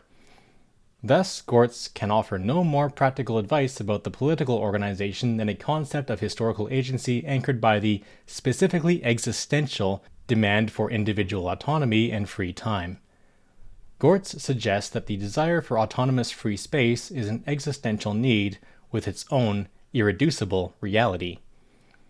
The existential character of politics means that the initial phase of a post-industrial socialist revolution must concentrate on a politics aimed at opening up new spheres of individual autonomy in which individuals can invent and implement new relationships and forms of autonomy, which is a way of saying that because everybody is unemployed, they can spend more time at the Louvre, the pub, or mass demonstrations. Yet Gortz also recognizes that a major problem with this libertarian emphasis is that autonomous spaces captured from the existing social order will be systematically marginalized, subordinated, ghettoized, or marketized until there is a full transformation and reconstruction of society, its economic institutions, and its legal systems. The problem is that Gortz can't get there from here because he understands that large-scale social transformations are not affected by individuals. A social transformation of this magnitude implies an overall vision of what society is to become, and even pluralism, because a multiplication of decision-making centers, an increase in individual liberty, and further limitation of the state's role amount to an overall vision. The dilemma is what organization or social group will carry that vision and become the historical subject of revolutionary transformation. For Ufa, it is the existence of the new identity movements that raises doubts about the prospects for post-industrial socialism. Ufa concludes that it is equally questionable for normative and theoretical reasons whether the trends of decomposition and dispersion of the state's sovereignty, authority, and rationality will result in a new balance of self-regulating but coordinated civil associations. In fact, the state's weakness in comparison to global markets and strong civil associations increases the risk of societal instability on a national and international scale. The new identities have also set in motion anarchic and anomic dynamics that are destabilizing and reversing modernity and modernization itself. The cleavages opened by the dynamics of the new identity movements are not negotiable within a distributive framework precisely because these social identities are not defined by distributive positions within the labor market or by places within the social relations of production. In this scenario, the Kosovo conflict, the Rwandan genocide, the disintegration of Somalia into a failed state, the quest for a global caliphate, and the ethnic revolt in the republics of the former Soviet Union open windows onto the realities of a postmodern politics, stripped of its neo-romantic literary veneer. In post-industrial societies such as the United States, it is the National Socialist movement, paramilitary militia movements, abortion clinic bombers, and Christian fundamentalists who emerge as the real agents of a postmodern politics that has slipped beyond the grasp of a weakening state challenged by strong civil associations. Ufa notes that even in their less extreme manifestations, the new social movements are not entirely immune from the temptation to revert to unmistakably pre-modern ideals and to base their critique on particularistic, communitarian, libertarian, anarchistic, ecological biological, or similar fundamentalisms, which define a politics of exclusivity and conflict, rather than democratic pluralism and egalitarianism. Ufa views this possibility as the more realistic alternative, a postmodern rather than post-Marxist future.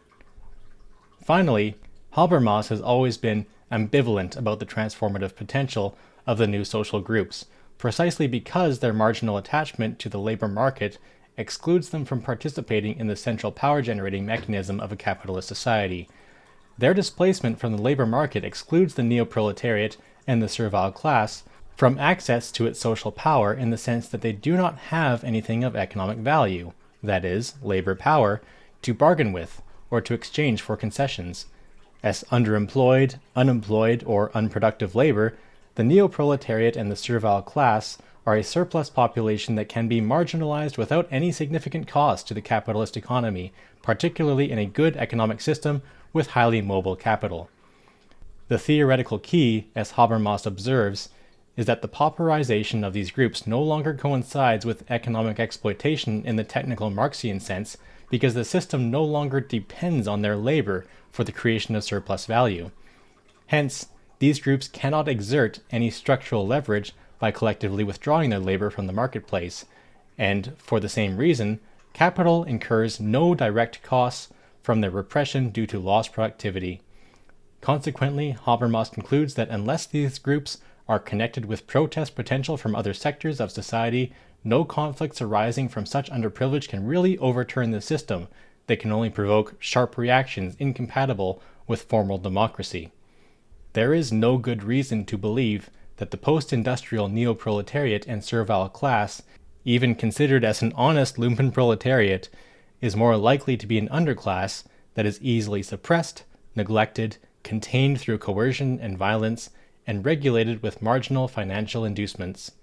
Without significant countermeasures, there is no reason to believe that post-industrial societies will not continue to disintegrate, to become more segmented between a privileged core and a dependent periphery, and consequently to sink deeper into inequality and violence. Conclusion. The rise of a Lumpen-State? In excavating Marx's and Engels' concept of the Lumpenproletariat in the capitalist mode of production, I have proposed shifting the analytic focus of that struggle from Marx's and Engels' political writings, for example, Class Struggles in France, the 18th Brumaire, to their more theoretical writings, especially The Condition of the Working Class in England and Volume 1 of Capital. In The Condition of the Working Class in England, Engels provides a theoretical analysis of the origins of the Lumpenproletariat in early capitalism, while in Volume 1 of Capital, Marx provides a lengthy description of the structure of the modern Lumpenproletariat and an analysis of its extended reproduction in the capitalist mode of production. The fundamental structural characteristic of the Lumpenproletariat, properly speaking, is its non-relation to production, its existence as a non-working class. However, as Marx develops the concept of the Lumpenproletariat in Capital, it is not a fixed and static social category with clear boundaries, but, like all other classes, it is structured in layers and gradations that are always in a fluid process of composition and decomposition. Thus, as I document in Chapter 2, the Marxist concept of the Lumpenproletariat can only be understood within the larger context of Marx's analysis of capitalist development and class formation. In this context, the Lumpenproletariat is sometimes a part of the proletariat and sometimes not, depending on the extent and duration of its attachment to the labor market. Thus, Marx and Engels introduce a distinction between the honest and working Lumpenproletariat and the Lumpenproletariat properly speaking. This book has also suggested that there is a deeper logic in Capital that Marx failed to develop adequately, and that is the logic of how capitalist development systematically spins off a relative surplus population, which includes the Lumpenproletariat. In Capital, Marx suggests that the rising organic composition of capital, the introduction of labor-saving machinery and technology, increasingly reduces the total demand for labor despite a constant increase in the system's ability to produce more goods and services. Despite ever-increasing wealth, there is less demand for labor to produce it. Thus, a larger and larger proportion of the total population in capitalist social formations quite literally becomes a surplus population from the standpoint of capitalist production. The surplus population does not have any direct relation to production. On the contrary, it is a byproduct of capitalist production and is wholly unnecessary to its continuing functioning. It is not even part of the industrial reserve army. For the most part, the surplus population is not even part of the labor force, or their participation in the labor force is irregular, part-time, and sporadic at best. The contemporary surplus population is a heterogeneous group that includes both the honest Lumpenproletariat and the Lumpenproletariat properly speaking. But Marx's analysis of capitalist development in Grundrisse leads to the conclusion that more and more of the population in capitalist social formations is destined for Lumpenproletarian status. The Lumpenproletarians are a subcategory of the surplus population, who generally share pauperism as a common status situation. But in distinguishing between the honest Lumpenproletariat, with at least an irregular and marginal attachment to the labor market, and the Lumpenproletariat properly speaking, Marx and Engels consistently emphasize that the latter is a degraded and degenerate social group with no redeeming qualities. The Lumpenproletariat, properly speaking, consists of people damaged beyond redemption, the byproduct, waste, and offal left behind by capitalist development. The problem of the Lumpenproletariat, as posed by Marx and Engels and by later Marxists, is whether the honest Lumpenproletariat could be organized into working-class institutions or whether the degrading influence of the Lumpenproletariat, properly speaking, would eventually overwhelm the entire proletariat due to the post-industrial logic of capitalist development. Marx and Engels saw a constant tug-of-war between the honest Lumpenproletariat and the Lumpenproletariat, properly speaking, and they were undecided as to whether the honest Lumpenproletariat could ever be successfully mobilized and integrated into an organized workers' movement. Karl Kautsky therefore emphasized that solving the problem of the Lumpenproletariat was critical to the future political development of the working class. Due to their status situation, poverty, and their marginal attachment to the labor market, the honest Lumpenproletariat was constantly exposed to a Lumpenproletarian culture and lifestyle that was parasitic and degenerate, while both macroeconomics and personal conditions always threaten to rupture any remaining attachment to the proletariat. As the lowest segment of the proletariat, the honest Lumpenproletariat, along with the Lumpenproletariat, properly speaking, was ignorant, uneducated, and desperate in its conditions of life. Consequently, Marx and Engels repeatedly warned that the Lumpenproletariat's conditions of life prepared it more to serve as a bribed tool of reactionary intrigue than as a reliable ally of the proletarian working class. Marx and Engels did not merely assert this claim in the Communist Manifesto, they wrote numerous historical analyses of class struggles in France, Germany, Spain, Italy, Austria, and Switzerland to document how the Lumpenproletariat has repeatedly been used by monarchists, aristocrats, and the capitalist class as an armed battering ram against the working class in revolutionary situations. Marx and Engels seem to believe that the problem of the Lumpenproletariat would automatically resolve itself in a socialist revolution and the transition to socialism. However, Marx and Engels left the problem unresolved in three ways. First, Kautsky, Luxemburg, Lenin, and Mao each confronted the problem of the Lumpenproletariat in political theory and real-life revolutionary situations. Despite the significant doctrinal differences among these political theorists, all agreed with Marx and Engels that the Lumpenproletariat was a problem. They also agreed with Marx and Engels that the Lumpenproletariat's spontaneous inclinations were disorderly and anarchistic. Street riots, looting, robbery, arson, thuggery, rape, murder, and assassination. On the one hand, when associated with the organized working class, the Lumpenproletariat's anarchistic outbursts tended to turn public opinion against the workers and give the state a reason to forcefully put down working class demonstrations and to arrest working class leaders. Yet, it is these qualities that ruling classes seek out in their bribed tools of reactionary intrigue.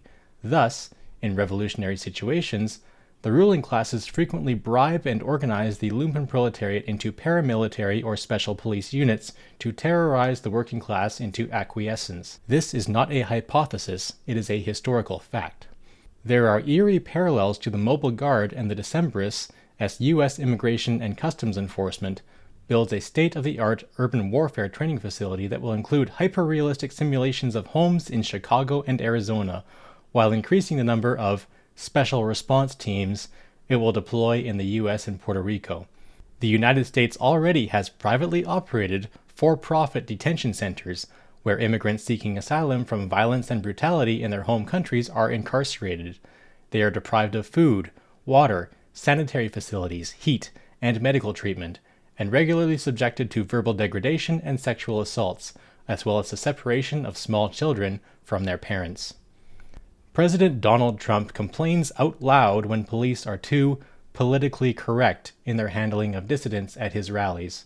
Instead, the president boasts that his own security team is rough with those who challenge him, and thus he encourages police officers to not be concerned about preventing bodily harm to people being taken into custody. As if in response to Trump's entreaties, on-duty police officers in San Antonio, Texas, wore MAGA hats while escorting a Trump entourage to declare their allegiance to the president rather than the community, predominantly Hispanic, that they were supposed to protect and serve.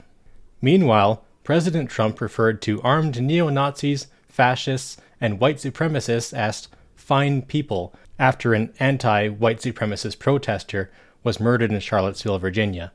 Yet Trump complains about the vicious tactics of the left, hints that civil war is looming, and informs his opponents that I have the support of the police, the support of the military, the support of the bikers for Trump. I have the tough people, but they don't play it tough until they go to a certain point, and then it would be very bad, very bad. This is the prince of the Lumpenproletariat who gleefully declares that I love the poorly educated. This is the script of the 18th Brumaire. The problem of the Lumpenproletariat surfaces in a second way. The leading figures of the Second and Third Internationals confronted the problem of the Lumpenproletariat in the context of active mass movements and revolutionary upheavals that sought, and failed, to establish a socialist or communist society. However, as Marx points out in Critique of the Gotha Program, the transition to socialism is a lengthy process, and it is a mode of production where goods and services are still distributed on the basis of the duration, intensity, and quality of labor.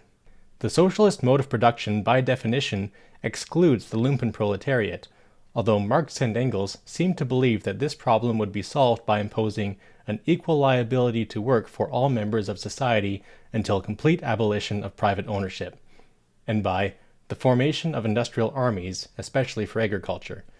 This idea resulted in gulags in the Soviet Union and anti-social parasitism laws in Eastern Europe, with the latter being no different than the anti-vagrancy laws of capitalist states.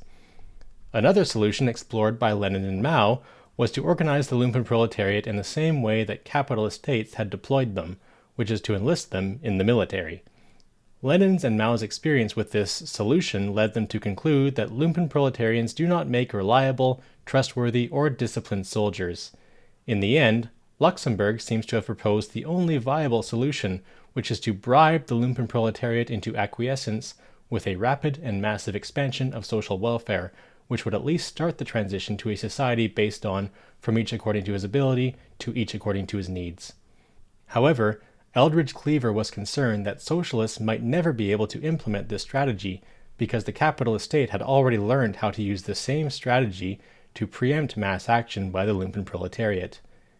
The third aspect of the problem of the Lumpenproletariat is a contemporary problem that Kautsky seems to have partially anticipated in his musings on the Lumpenproletariat.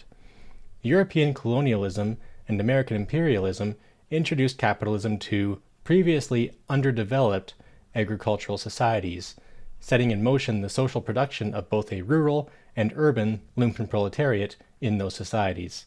Thus, Kautsky foresaw the reproduction of the Industrial Reserve Army, the surplus population, and the Lumpenproletariat on a global scale. It was not until a half-century later, when the new Third World Lumpenproletariat swelled the cities of Asia, Africa, and Latin America, that Frantz Fanon would identify a brief and fleeting window of opportunity for the Lumpenproletariat to spearhead anti-colonial, and perhaps socialist, revolutions in those countries before the Lumpenproletariat became a permanent fixture of the world urban landscape. The Black Panthers built on Fanon's insights by extending them to the United States, but they also contemplated the one question that all previous Marxists had ignored in their thinking about the Lumpenproletariat. What if there were no death knell for capitalism, and its developmental logic continued to unfold across the world unabated by a socialist revolution? In asking this question, the Black Panthers were the first to anticipate what post-Marxists later analyzed as the tendency of capitalist development to generate an ever larger surplus population due to the rising organic composition of capital. Even before Grundrisse was widely available in English, the Black Panthers were suggesting that the rising organic composition of capital, automation, would displace larger and larger proportions of the working class, who would fall into the ranks of the Lumpenproletariat, honest or otherwise. The Black Panthers argued that the black Lumpenproletariat had become the vanguard of the proletariat because its current condition and interests were the future of the American proletariat, which was predominantly white and male, at least in its imagery and class consciousness. The Black Panthers suggested that there was no real solution to the lumpenization of humanity other than to bypass socialism and leap directly to communism, to forget about the right to work and demand the right to be lazy. Paul Lafargue, Marx's son-in-law and the author of The Right to be Lazy, described the objectives of this new social order as one where, quote, the industrial applications of mechanics, chemistry, and physics which, monopolized by capital, oppress the worker, will, when they shall become common property, emancipate man from toil and give him leisure and liberty. Mechanical production, under which capitalist direction only buffets the worker back and forth from periods of overwork to periods of enforced idleness, will, when developed and regulated by a communist administration, require from the producer to provide for the normal needs of society. Only a maximum of 2 or 3 hours in the workshop, and when this time of necessary social labor is fulfilled, he will be able to enjoy freely the physical and intellectual pleasures of life. End quote. The Black Panther Party actively sought alliances with the white working class, as well as Chicanos, Puerto Ricans, LGBTQ organizations, Asian radicals, student groups, immigrants, and women of all colors, who they recognized as equally marginalized and oppressed because they, too, were Lumpenproletarians. Despite these efforts, the Black Panthers recognized that by the late 1960s, the capitalist state was instantiating new policies of social regulation and lumpen control, with a significant expansion of the welfare state and the war on poverty, coupled to paramilitary levels of police violence and mass incarceration.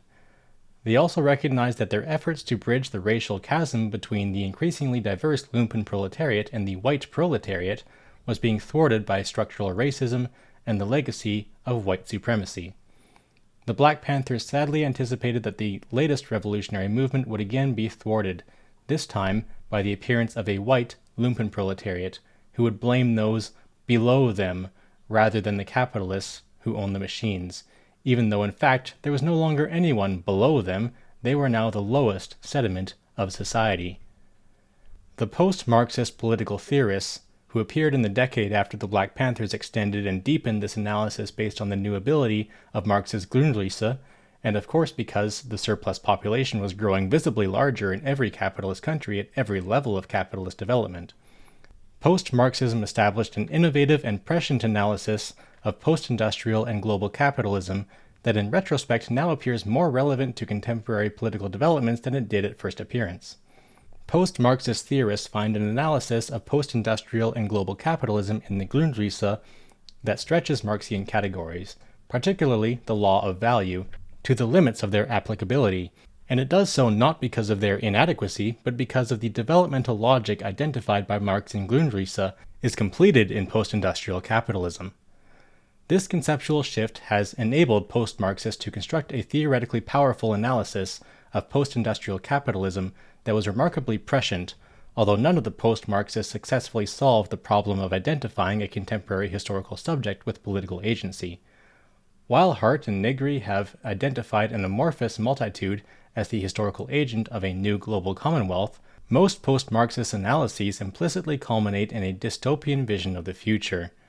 However, in posing these contrasting alternative visions of a global post-industrial future, the post-Marxists raise theoretical, strategic, and policy issues from within Marxism that again warrant serious consideration by the political and academic left. The main theoretical issue raised by post-Marxism is the explosive growth on a global scale of the surplus population and the Lumpenproletariat in the 21st century. The key question raised by the post-Marxists is, what is left of the working class other than an honest Lumpenproletariat? Marx and Engels literally invented the term Lumpenproletariat during their first collaboration on the German ideology to distinguish the lowest layers of society from the emerging industrial proletariat. While they considered the industrial proletariat to be a social class unique to the capitalist mode of production, they argued that a Lumpenproletariat had emerged in all previous modes of production. The Lumpenproletariat's origins were nearly always found to be in the ruin of small producers, both rural and urban, by the introduction of slavery, serfdom, or large-scale machinery. This meant that in the initial phase of its development, the Lumpenproletariat nearly always has familial, ethnic, and geographical ties to the petite bourgeoisie, who all long for a return to the traditional values and the greatness of an imaginary and mythical past. Whether it is to make Rome great again, France great again, Germany great again, or America great again, the petite bourgeoisie is the mass base that carries their savior into office, while it is the Lumpenproletariat that supplies the shock troops to keep their messiah in power. The true ruling class, whether patricians or capitalists, stands by silently so long as they are enriched by the capitalist trepidations of this Lumpen-State. Marxist political theory has generally regarded Bonapartism as an exceptional state form that only occurs in that rare circumstance when the political power of the exploiting class and the exploited class are equally balanced and the state is able to achieve a high degree of autonomy from civil society. However, exceptionalism has sometimes lasted a very long time. Emperor Napoleon III ruled France for 18 years, and he was only expelled as a result of the Franco-German War and the Paris Commune. In other words, it took a foreign war and a civil war to dislodge Bonapartism from the French state. Benito Mussolini ruled Italy for 23 years, and once again it took a world war to dislodge him from the state. Adolf Hitler ruled Germany for 12 years, while other Bonapartist dictators such as Francisco Franco and Pedro Salazar governed for much longer periods. This pantheon does not even include the much longer list of dictatorships and military juntas that have been commonplace across the capitalist world in modern times. Against this history of fascism and dictatorship, built on the support of a burgeoning and discontented Lumpenproletariat, Karl Kautsky is the only Marxist political theorist of note to suggest that what other political theorists had called Bonapartism should actually be called Caesarism, because it was the political and military assistance of the Lumpenproletariat that made possible the dictatorship of a single individual in Rome, which led to the rise of Caesarism and its development into a state form. Kautsky proposed this term to highlight the idea that Bonapartism/Caesarism was not an exceptional state form, but a recurring and identifiable state form that consistently manifests itself in the transmutation of republics into strongman dictatorships based on the political and military support of the Lumpenproletariat and the acquiescence of decadent segments of the working class, a political alliance of the unproductive classes held together by coercion and corruption. Kautsky saw Nazi Germany and Fascist Italy as a reappearance of this state form, and consequently he saw no reason to believe that it could not periodically reappear in different capitalist societies under the right economic and political circumstances. More recently, Nikos Poulantzas has also warned that fascism and dictatorship are ever-present tendencies of the contemporary capitalist state. It is no coincidence that the cover of Time, June 18, 2018, features an image of President Donald Trump looking at his reflection in the mirror and seeing a king reflected back to him. The July 4, 2018 front page of the New York Daily News portrays Donald Trump as the clown who plays king. Even the language being used to describe the Trump regime as a theatrical clown show played out on the world stage is remarkably similar to how Marx describes Louis Bonaparte in The 18th Brumaire. Jacobin magazine has also rekindled this comparison with an article that explicitly draws on passages from Marx's The Class Struggles in France to analyze Trump as a lumpen capitalist. Samuel Faber argues that the most important thing about Trump is not that he may be a clown who provides his followers with an endless cycle of circuses, but no bread. What is unique in Faber's view is that Donald Trump is a particular kind of capitalist, a lumpen capitalist, of the sort described by Marx in the 18th Brumaire. Contrary to the claim that he builds things and puts people to work, the Trump organization has very few employees and does not build or produce anything. Instead, Trump's business ventures are designed to extract rents and royalties through various forms of financial skullduggery, which can include misrepresentation, fraud, theft, strategic bankruptcy, questionable real estate transactions, and various legal machinations to defraud workers and small businesses. He has surrounded himself with a cabinet full of similar individuals, including his own daughter and son-in-law. Thus, Faber concludes that, true to his lumpen predatory inclinations, Trump has an almost pre-capitalist, pre-democratic relation to government office, whereby his person and the office are merged into each other, and political office is there for him to benefit himself and his friends. Faber goes on to suggest that the immediate explanation of the rise of a lumpen capitalist to the U.S. presidency starts with the impact of the economic crisis created by the Great Recession of 2008 to 2010. As Faber notes, the Great Recession came on top of the long-standing effects of the growing deindustrialization that American workers suffered from the 1980s onward, and that the Democratic Party, whether under Jimmy Carter, Bill Clinton, or Barack Obama, did nothing to ameliorate except to repeat the neoliberal mantra of higher education and more workforce training. Thus, by 2016, Faber observes that, quote, in the United States as a whole, millions of American families that had witnessed rising living standards and social mobility in the glorious 30 years between 1945 and 1975 no longer expected their children, saddled with heavy debts if they make it to college, to do as well as they did. Jobs had become increasingly limited to the low-wage, non-union sectors such as logistics, call centers, hospitality, and healthcare, while the good, often technical jobs for the most part required postgraduate education. This situation is the economic and social background to the growth of the opioid epidemic within white and increasingly minority populations. End quote. Another way to put this is that an entire generation of proletarians slowly watched themselves and their children sink into lumpenproletarian status with no bottom in sight. Thus, as a long-time television actor, Donald Trump a lifetime lumpen capitalist and con artist, found it easy to don the garb of authenticity in claiming to stand for the people, by courting the support of newly déclassé white Americans, sometimes dog-whistling, sometimes openly espousing racist, nativist, and chauvinist views. And so Trump became the new clown prince of the Lumpenproletariat. The immediate question remains is whether Trump will be anointed emperor of the Lumpenproletariat. In fact, Donald Trump went so far as to suggest that the United States might have a civil war should he be impeached and removed from office.